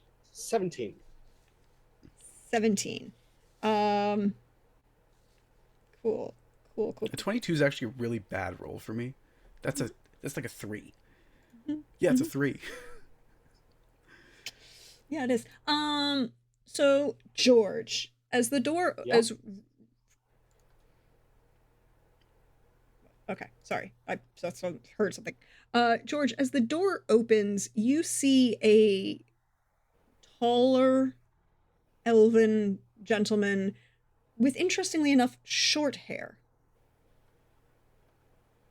Well styled, small beard, goatee. There is a familial relation, a general similarity to Rory, but not very, if we wanted to be specific about it. However, you realize that there are certain features that he shares with what a gentleman at the dinner last night, or 2 nights ago. 2 nights ago now. Yeah. Looked. But there's similarities, but they're not the same. Who was that? Nasha. Not sure. But, I don't know. Does George even know that Nausha is not? Yes. George would have found out that Nausha was not actually Nausha. Yeah. That was Con Air. In Glamour. This gentleman is distinguished, tall. Carrick, he is literally the counselor you saw in that vision. And as he's standing there... Hell, I'm in hell. Yeah. You're in hell. other people are in hell. It's been a day. Runa, can I get an awareness from you? Actually, this will be Yeah. good What am I because, you know. I used 2. I use another 2. 22. 22. So the 22, 22, 17. Cool. Pope,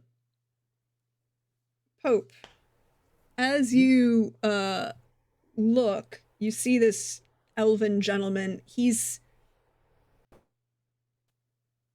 Rory is pretentious power. He's full of himself. He has authority and he knows it, and he also knows that you really can't do anything to him right now beyond Carrick kicking him out. And even then, it's not really going to be a big thing because he can just, he's an ass, right? Like Rory is an ass, and he knows he has power and he uses it. This guy doesn't need to be the bluster to back up the authority that he has. He carries himself in a much more regal and controlled manner. He is perfect etiquette all the way through. And with that moment, that realization, in seeing the two,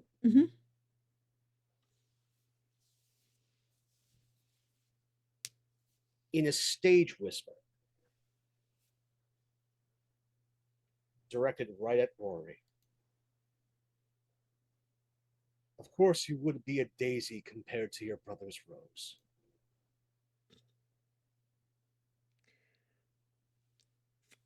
Roll me charisma. I'll take intimidation. We'll do charisma. For being a sarcastic fuck. I'm here for sarcastic fuck. 18. Great, we'll hold that for a second while we go back to the 22 awareness. 22 awareness is really great. Hey, Runa, you're sitting on Eleanor's trunk. You saw her the minute she heard the voice at the door, and then the door open and reveal this person. She stepped back against the wall and is removing her. She had started to step forward to put herself between Carrick, George, and Rory, redirect the argument, really. And she's pulled herself all the way back against the wall, away from, basically trying to hide from line of sight of the door. But Runa, you see that, but you also see that the gentleman at the door, his gaze, it finds her instantly. But there's none of the malevolence or aggression that's in Rory's eyes. Is it just sternness that I see in his eyes? Yes. Restraint, control, sternness. Colin Firth is Mr. Darcy in the beginning of the better Pride and Prejudice.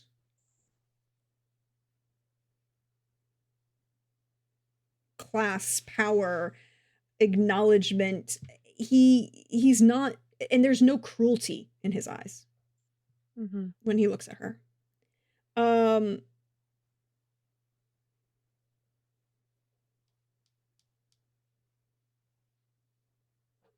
But there's a, you can roll me human perception.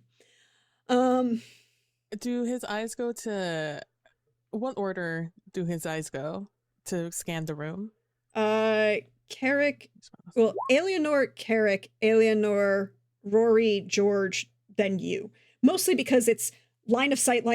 Oh, wait, there's someone slightly shorter, right? Like, because you're not just shorter in height, but you're also sitting on a chest, right? Like, yeah.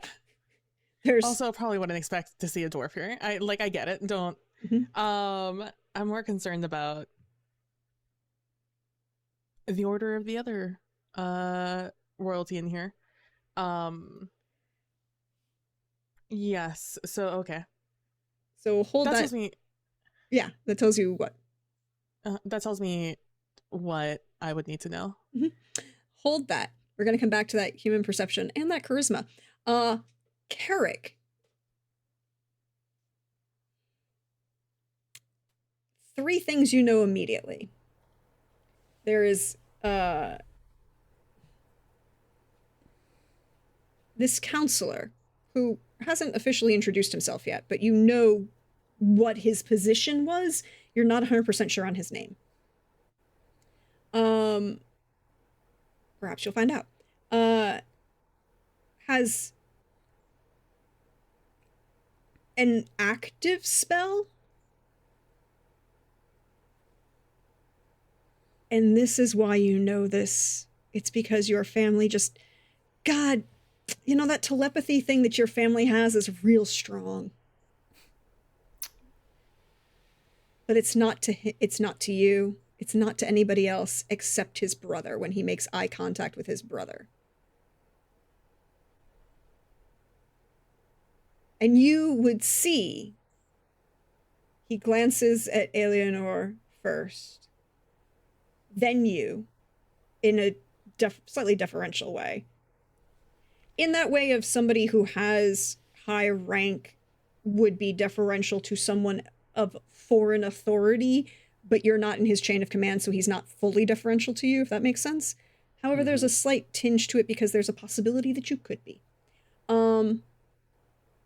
And when he looks to George, it doesn't dismiss George, but just kind of like, I don't know you. I don't know really what you're...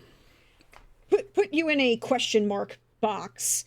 And then he makes eye contact with his brother, and you can feel the magic link between them. And between that, and then when you hear the whispered comment from George, there's daggers that Rory shoots at George, but doesn't say a word.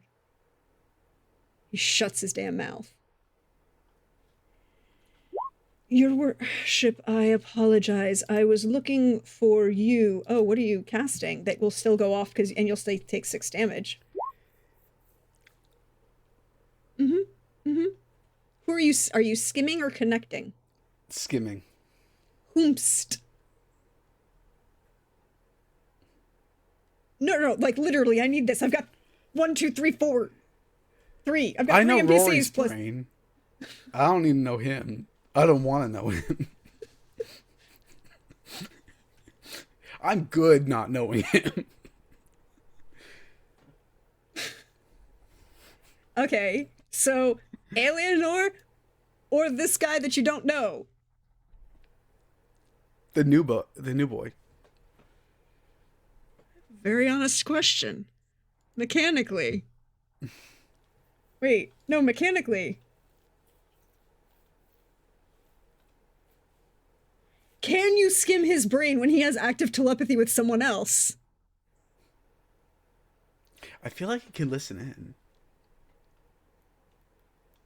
in. Wiretapping mentally? You know what? Roll me magical training. Because the spell is going off. You're taking the 6 damage for it.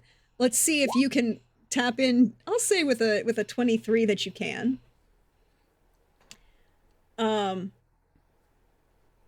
And you would hear that tail end of, just stop talking, Rory. We'll discuss this later. You've angered him enough. I will deal with this. What are you doing? Leave her be.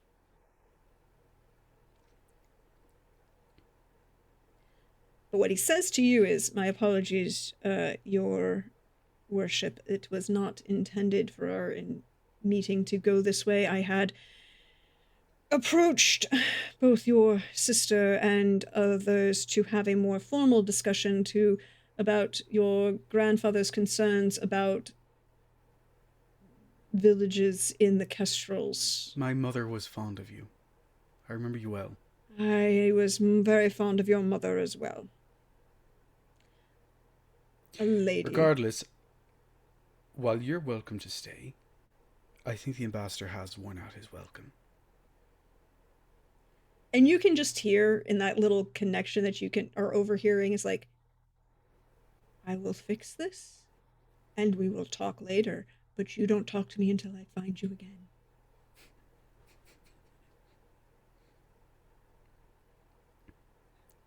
Totally fair.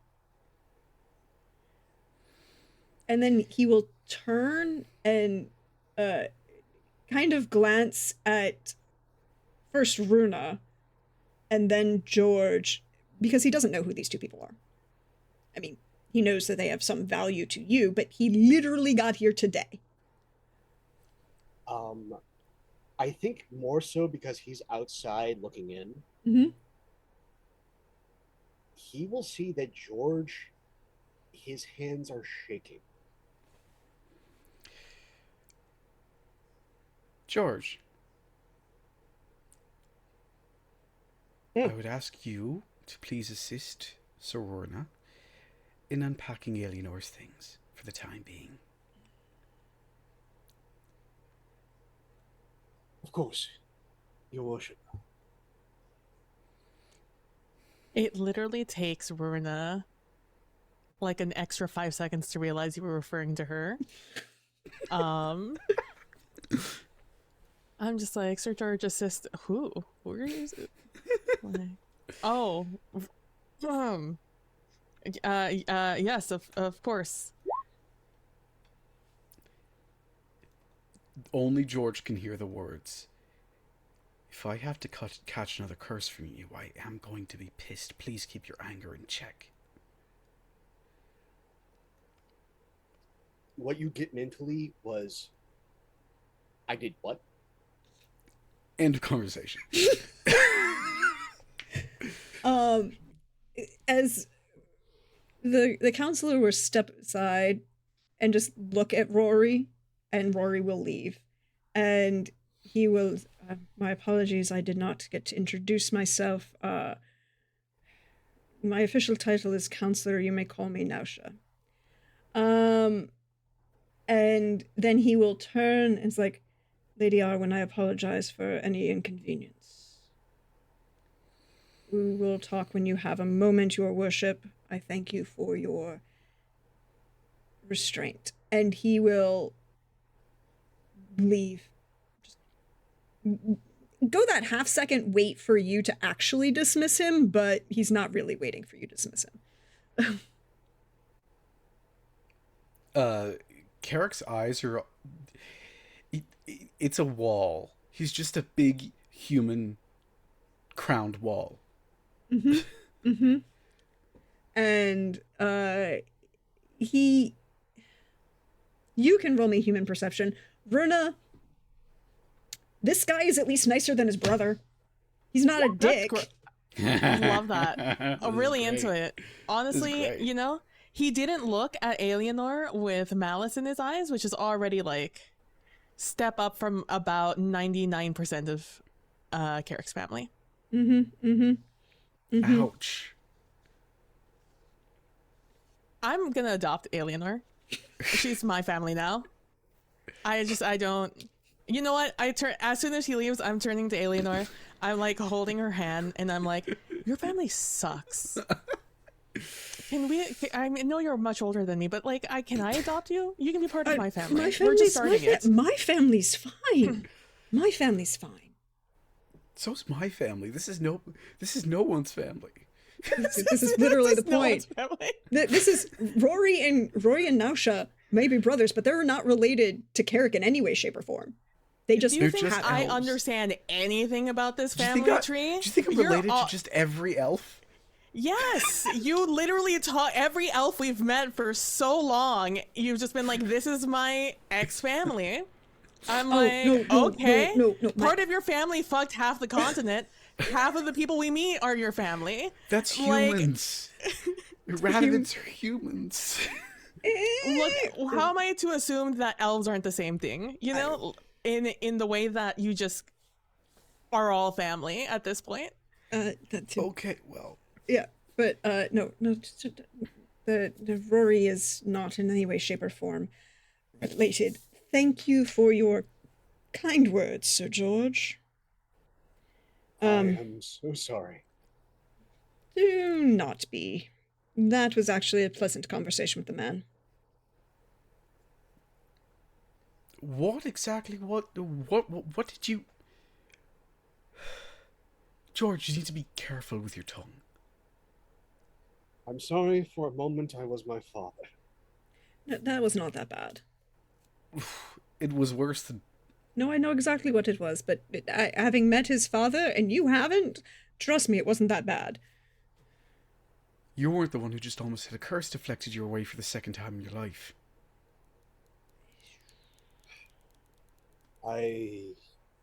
It's fine, George. Just profound.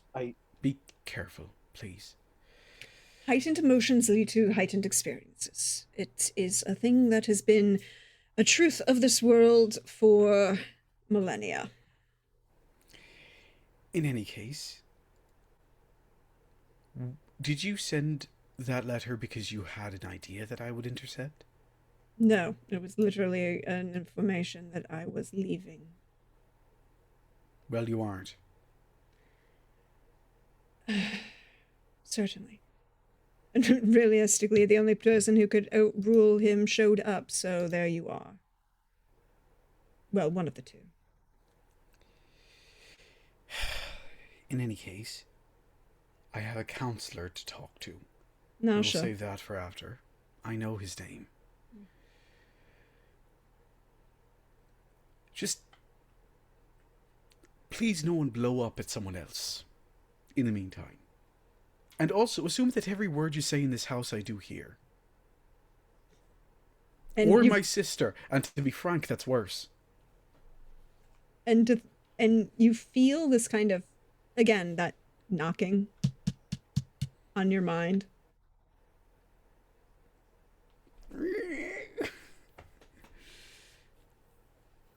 Not every word. I said, not thought. Right. I'm going to go. I'm just going to go. Nice seeing you all. Don't be a stranger. Mm. You're having a lovely tea. I was having a lovely drink. Honestly, I should have just... And she stops herself and then looks at George. If the next words in my mouth come out of my mouth show up in a book, I'll know exactly where they came from. Oh, that's right. George, what the fuck? I finished the book. And I don't have a know copy you of finished it. the book. You promised me a copy. It's the first draft. I'm just trying to find Avanda. Apparently, she's off in the West Wing with Kovir and doing stuff that I am supposed to directly avoid at all costs. I would. And It's likely to So- explode. so I went, I found Vanessa. I was supposed to drop off the novel. Instead, she sat me down. The ladies had a lovely time reading it. I have many notes.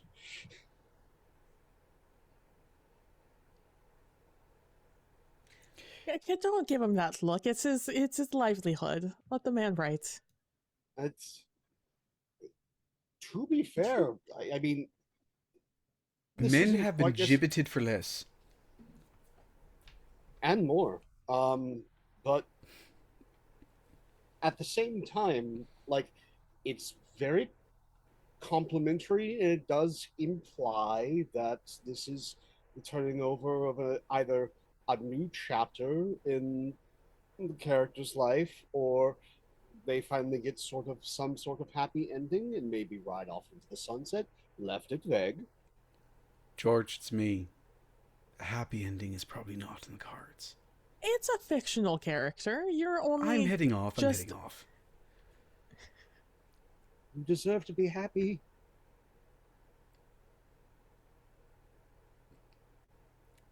And that's where we're going to end for tonight.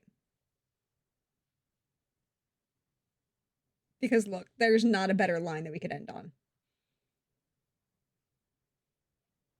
You didn't punch him. I was very impressed. With We words, almost. cursed him. I almost That's punched him. worse. It's only because we were in Carrick's house. And my punches don't do very much, but I'm perfectly eye level with something that would have been easy to punch. I kind of had a running bet who was going to be the most problem, and it kind of ended up what I expected. We should have put him in the melee. Oh no, Rory can Yes, you compete. should have. No. Me. Roy's a little bitch.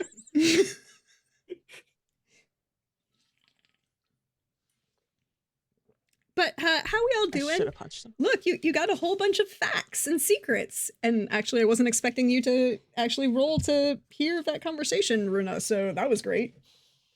I'm glad I got the information so someone could say something about it. Well, no, it's a case of like who would hear, if they would hear, and or if you would just have the conversation with Eleanor as she was leaving, which would have been a very different conversation. But no, you got more information in the beginning. So why don't we go around? Hey, Pope, how are you? People like your books. Hey, I'm doing great. George is having so many emotions and confusions. Hey everybody, Pope here, Pope World Build at Blue Sky and start playing games. If you want to see more of my silly face, you can be here tomorrow night for some very fun times in Down East Maine. And then it's already premiered, but not with my group, over on Laugh Love Lindy at 3:30 p.m. Eastern Wednesday. For the tax evasion side of Call of Cthulhu in 1344 Greenland, as the tax collectors have made their way from Norway to Iceland successfully with only their ship slightly listing to port. Did you know that there's a ship catastrophe table? I didn't. I just found that out last week. So tune in to see what other tables Lindy can threaten us all with. Also, I feel incredibly privileged. Yet again, going from this cast to that cast, with some of the amazing people I get to share another table with. I feel like triply blessed. So please join us for that, but also please join us for tomorrow night, as that's going to be super juicy. Though, good God, the juice tonight! Good heavens! George is insanely jealous of Runa at that tea, getting all of the tea.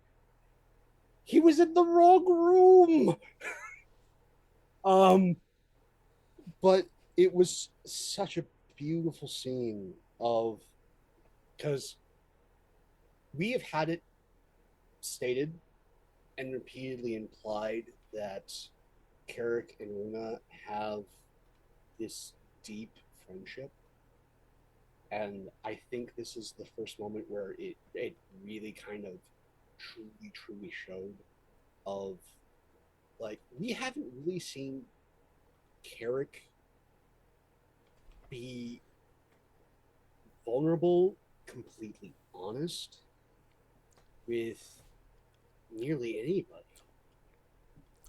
Like, even in the beautiful thing that happened on Tuesday, while we eventually got to an honest exchange, it took some time. Here it was just two good friends having tea and just everything coming out, and there being someone to actually be there for Carrick and listen and be a sounding board that cares. And that was absolutely incredible. Again, hats off to the both of you. Not just that, but also like the eavesdropping. Good heavens, Runa was like all around the places that George wished he could have been, getting all of the deets. And it, for those of you who have followed me for some time and know me, I am a massive fan of Sherlock Holmes, but not just for Holmes, but for Watson. Runa's Watson, but smarter. Um, and like is in all these places, putting all these pieces together, deeply cares about the vulnerable, the hurt, the innocent, has ties to nobility that you wouldn't first like grasp in just reading the character, because there is a properness, a humility, and a reservedness that's there that those two characters share, and it it's absolutely beautiful to see, as well as those moments where that reservedness melts away, whether it's for Cleglis or Alienor. It is absolutely amazing. Uh, Speaking of amazing, Norton, again, you are just that damn good. Um, it between not just that moment of like opening up and being honest and being truthful about what happened, but also sort of like again that cheeky interplay of poking at things and going, George, just say the thing, and then immediately responding by being obtuse with the language was so good, so deliberate. I hats off to you. It just showing us again the layers of the character and how there is this inherent nature of nobility that comes with the do as I say, not as I do, that is a common theme in Witcher.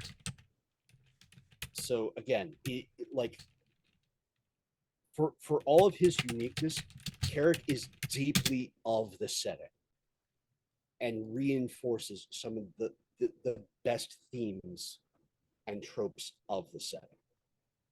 Um, and Prax, one, like we have all these amazing characters that we are deeply, deeply in love with, and that's very important. But so is having someone to loathe.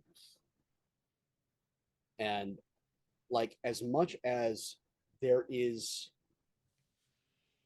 anger, fear directed towards Francesca, that's different.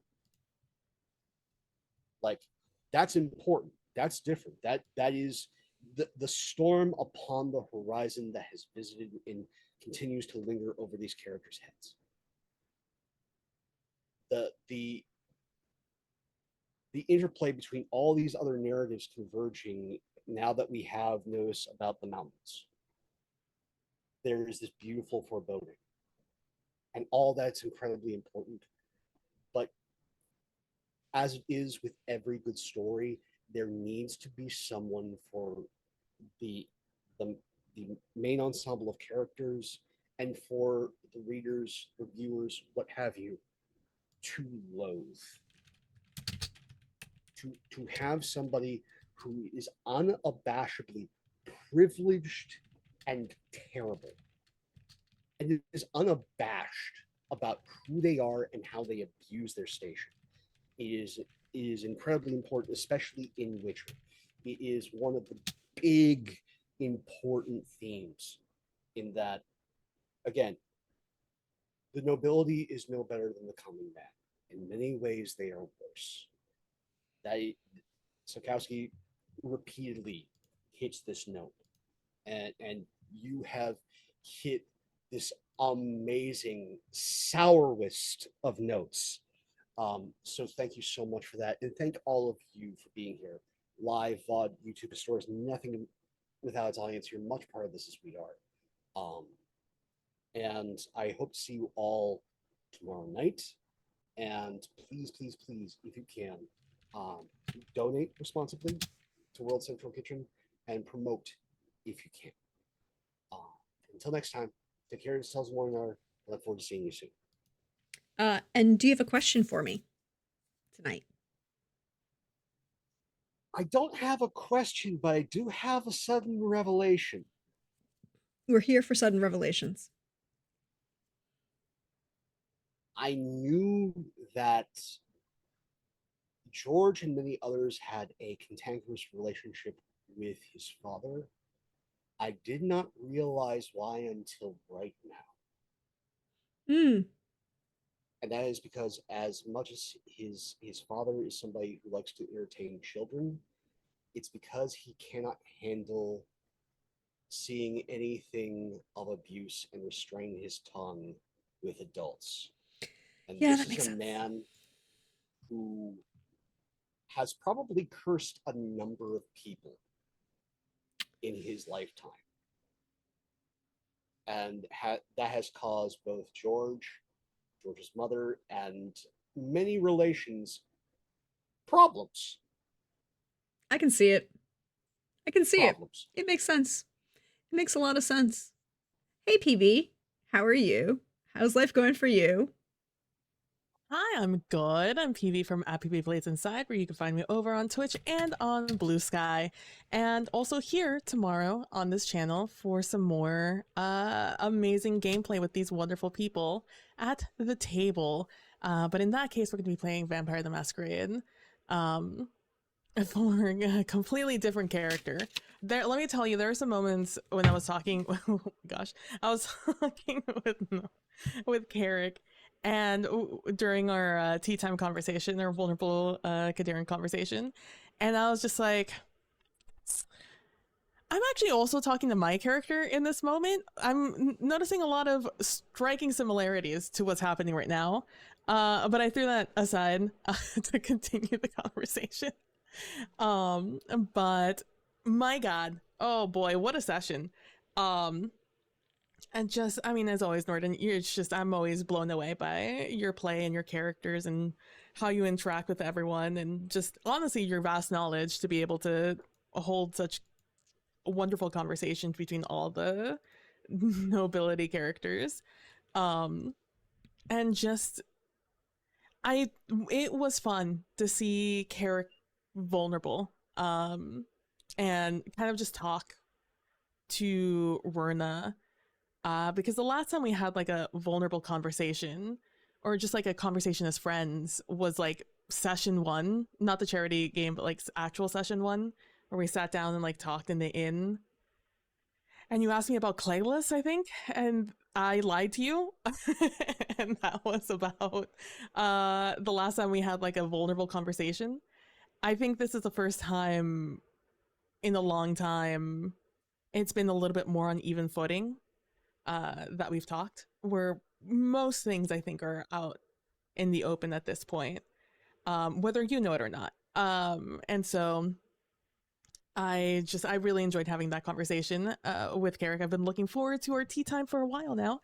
A shame that Cleglas is off in having so much fun with a bunch of girlfriends, which I adore. And George just I just appreciate so much George. The evolution of George has just been so fun to see in between all our games in a large macro setting. To see yourself in this session and a little bit in the last session start to just insert yourself in situations, instead of letting certain situations just kind of pass Sir George by. And so seeing George kind of take charge once more of what rooms he's in, and what knowledge he knows and things like that, has been such a fun evolution to see, especially as we see how affected he still is about the fallen leaves and the things that are to come still with all of that. So to see George taking his power back again has been just a lot of fun to see, and I look forward to seeing more of it. And Prax, fucking as always, you're just so good. You're just good. You're just really good at what you do, and it's really awe-inspiring consistently and constantly to play. I just say it all the time, but just I do get lost in your characters. I forget it's you all the time. And it's kind of like when you're watching Orphan Black and you realize that Tatiana Maslany is actually all the characters. It at times it's just like that. Where I'm just like, oh right, you are both Alienor, who I care very deeply for, and also this motherfucker Rory, who I would not be sad. I would look away, as he would get stabbed and let him bleed out, and ignore anybody tapping my shoulder, you know? So I really just the dichotomy of that, but also the background things that are happening, just the story telling of the world of these friendships developing off in the distance. You know, Cleglis with her group, Madras with her group, even Alienor and the group she weaves in and out of throughout just the party yesterday.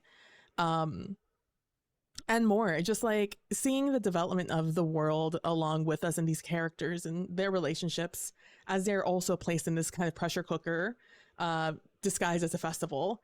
It is very just like cool, because I was like watching NPCs in the background. I'm like, oh hell yeah, like it's like if I were to walk around in like an open world RPG, I'd just be able to like stumble upon their little group reading a book, and I'm just like, oh, I wonder what book that is. And just find, the pages strewn about the rest of the game. But I've always loved playing at your table. And I am very happy to have had this session. And as for my question, my question is, how's Cleglis doing? How's her mental? After everything that's been happening. Oh, she's fine. She's fine for her. Oh boy. And remember, so I would like to take everybody back a couple sessions when we first met Cleglis in person, and Norden said that she was the sane one.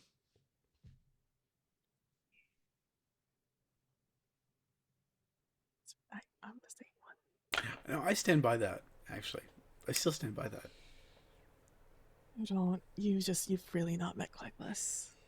Actually, I keep trying to, but yeah, but there was a rumor of a political brunch that had a bunch of people that she could talk to about murder with. Oh, that's why she has so many friends. Actually, It's starting to make sense. Mm-hmm. You know what? And I support her fully. She has a goal. She has a very particular goal right now. You know what? I support women's rights and wrongs, as evidenced by Alienor. So... Alienor is literally what she is. So much what she is. But thank you for that. Hey, Norden. Can I just say fuck Ambassador Rory for having me make me defend Alienor? I don't want to do that. I told you were going to want to punch him. I want to be angry at her. For what? For everything. I want to be pissed at her, please. Oh, you can totally be angry at her all you want. Go ahead, be angry. You don't get to come into my house, and again, yes, my house, and be shitty to my guests before I can be shitty to my guests. It's not fair. Anyway, hi, I'm Norden. My pronouns are he, him. I played Carrick today. Tomorrow I'll be playing someone else different on this channel, right here. And on Thursday, we had to miss last Thursday because honestly we were all tired and weary, and we decided let's be humans instead of playing. But next Thursday, this coming Thursday, hopefully, unless we hit tough times again, you will find us playing The Witcher on Wonder DM, aka Simon's channel. My friend Simon, the guy who I played opposite with just a few days ago. And the after effects of that conversation are still having clearly a big impact. I told you he wasn't done haunting this narrative. He's just haunting it as a living being now, which is fun for all of us. I'm having a great time. I did appreciate just how how do I put this without it seeming like an insult? I like George's impishness and the way it comes through in his book writing. You know, he's like, oh, that was a good moment, you know. And I can just imagine him as like a modern day person cackling over a keyboard as he writes fan fiction. So like, but it's also done in a way where it fits into the world. So, but it's so specific. That's a specific, and that note is being hit in a way that both terrifies me and delights me. So that's great. Good job. I also appreciate that George was the first person to curse someone, so now the door's open for the rest of us to do so. I was gonna wait to see who the first was. I didn't think it should be me because, you know, I'm the mage. It felt a bit unfair. Curses are kind of your thing, though, so... Hey, you now have a perfectly good loaded curse to unleash. I don't know what it does. Only one way to find out.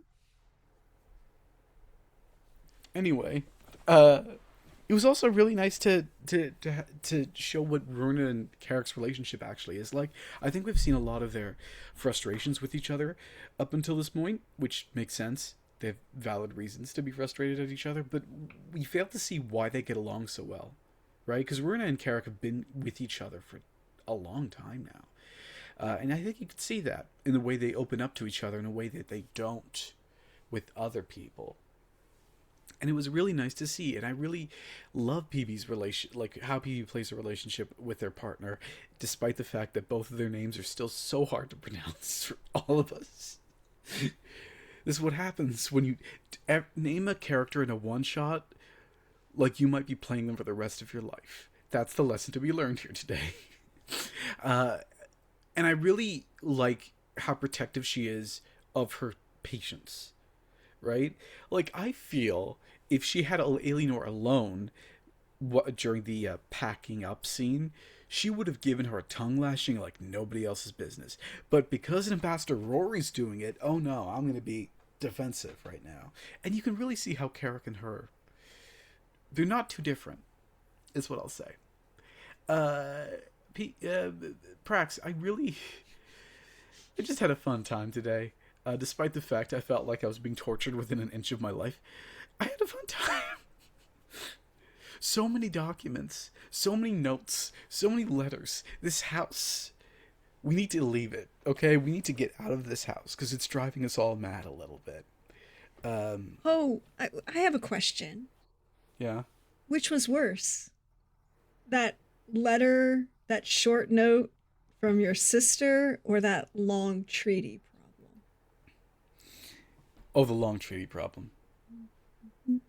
My sister, I expect that from. This treaty, deciding my fate and who I should marry without my involvement at all, this keeps on happening to Carrick. Like, I want to point this out. This has been going on from day one. Mm-hmm. Nobody asked him if he wanted any of this. Mm-hmm. Again and again and again. Mm-hmm. People shove curses on him without asking him. Alienor just tried to divert a curse to him 5 seconds ago. No, she didn't divert. She wasn't trying to divert the curse. She was just powering your magic. In any case. But she was compelled, to clarify, she was compelled to defend Rory. There's a lot happening. But she was not trying to put it on you in any way. There's a lot happening to Carrick. There's not a lot of things that Carrick is doing for himself. There's a couple, but there's not a lot. So, you know, that conversation, it goes all the way back to the conversation between Runa and Carrick 5 seconds ago during tea time, where he was like, I don't know if I'm allowed to go up and say, choose me, love me in the great Grey's Anatomy way. I don't know if I'm allowed to do that. That's never happened before. I don't get to do those things. People just do it to me, right? It's interesting to see his relationship to the world, and you've done a lot to fuel that relationship, but you've also done a lot to demonstrate just how many open spaces there are for us characters to have an influence on the narrative. There's like a lot of juggling you're doing, and I appreciate it. Thank you. I really like the way you played Ambassador Rory, because I really don't like him. I really, really don't like him. I'm going to say that one more time. I really, really, really do not like it. I got it all out. My question is this. What is that curse? What does it do? I would like you to replay what he just said in the words that Pope just used them. Pope, you mind giving me a little replay? I wish you a long, interesting life filled with adventure, emotion, and excitement. May you live in interesting times.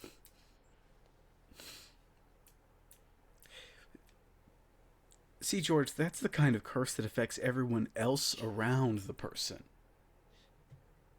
I didn't say George was smart any time. No, you didn't, and I'm telling you, he is not.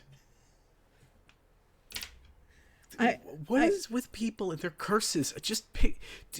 Anyway. I mean, look, it's a thing in the Witcher universe, as we well know. And like I said, there are reasons why things happened the way they did. And peek behind the curtain, everybody. I literally the other day at work, I was like, I had figured a bunch of stuff out. I was taking notes, and it's like it was a slow day, so that means I have time to have way too much time with my own thoughts, which means I start thinking about games, which means I think about this and then Vampire, and then two things that, thank you Trooper, I'm in the middle of redoing. That'll come out. We'll find out more about that much later. But this led to a bunch of questions that I had. I knew the general answer for who Alienor was, and I needed a couple other things about what was going on and where they went. And I had known from the minute that Carrick asked the wrong question in that augury that eventually you would get the answer that you wanted. Because Carrick asked the wrong question. He asked what and not who. And that was been a point that had been all the way through. So it's a who, not a what. And I was like, okay. And then that led to, wait, oh, I know exactly who this is. And then Rory happened. Or Rory re-happened. And I sent the various message to people. It's like, I just full on cackled out loud, and I am waiting to see which one of my players is going to punch him in the face first. AKA Mr. Punchable. I feel like I succeeded. Thank you. I appreciate each and every one of you, because you are wonderful, wonderful people, and I have so much love to give for you. Love to, obviously, Runa and Carrick's wonderful tea time, but also for Carrick specifically, that moment where he goes, he does not need to know. He doesn't need to know any further. He's not going to actually let me tell him exactly who else died 60 years ago, because he knows, and he got rid of that note immediately.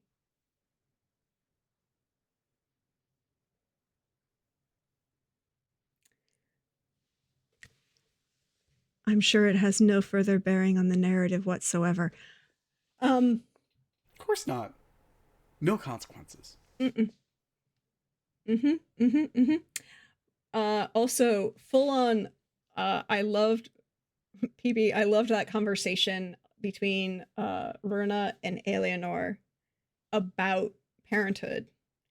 But I also loved how that conversation then got mirrored in the conversation between Runa and Carrick, in just taking these pieces and putting them through and weaving them through.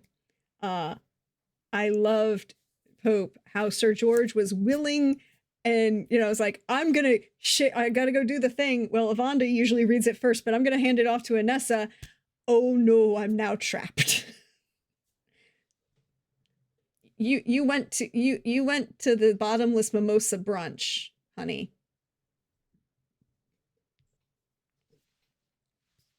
It has been a delight to play someone this bumbling.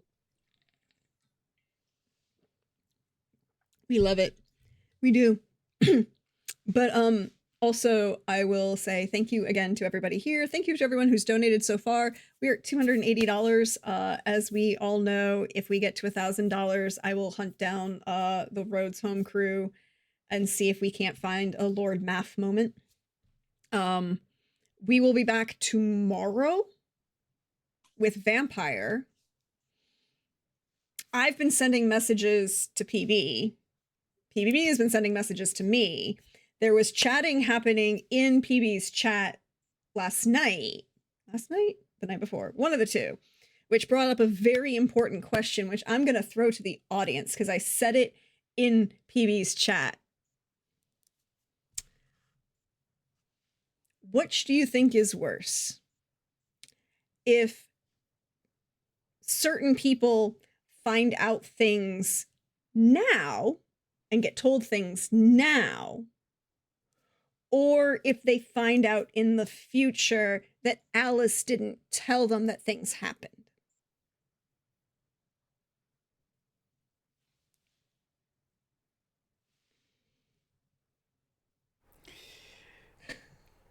Alice is digging herself a grave for 3. Or more. Alice is going to turn us all into shovelheads. You wish. Look, I feel really set up in the situation. And that's all I'm gonna say. You feel set up. You feel set up. I've been set up. I've been set up. You set yourself up. Next time you come for Carrick and you're like, well, he does it to himself. I'm gonna say this moment. I've been set up. I've been set up. Oh, the narrative did this to me. Poor little old me. I never did nothing. I'm just saying that you know what? I think Alice is a victim in this situation. That's all I'm gonna say. A victim of her own circumstances. I'd agree. We'll find out tomorrow, maybe, how things go. But thank you, everybody, for being here. Thank you to my wonderful players. If you missed out on any of this, hi. We had the Kadarin one-shot. They're all up on the YouTube. You can go ask Alice and see what happens. They're nice little playlists to make life easy for you. You can go check it out there and then see what you all think. Also, hey, there's a Ko-Fi. I guess I'm supposed to remind people that that exists. Sure. But we will see you tomorrow night, and we hope you all have a good rest of your evening. And there's no reason to be scared of what's in the mountains at all. Have a good night, everybody.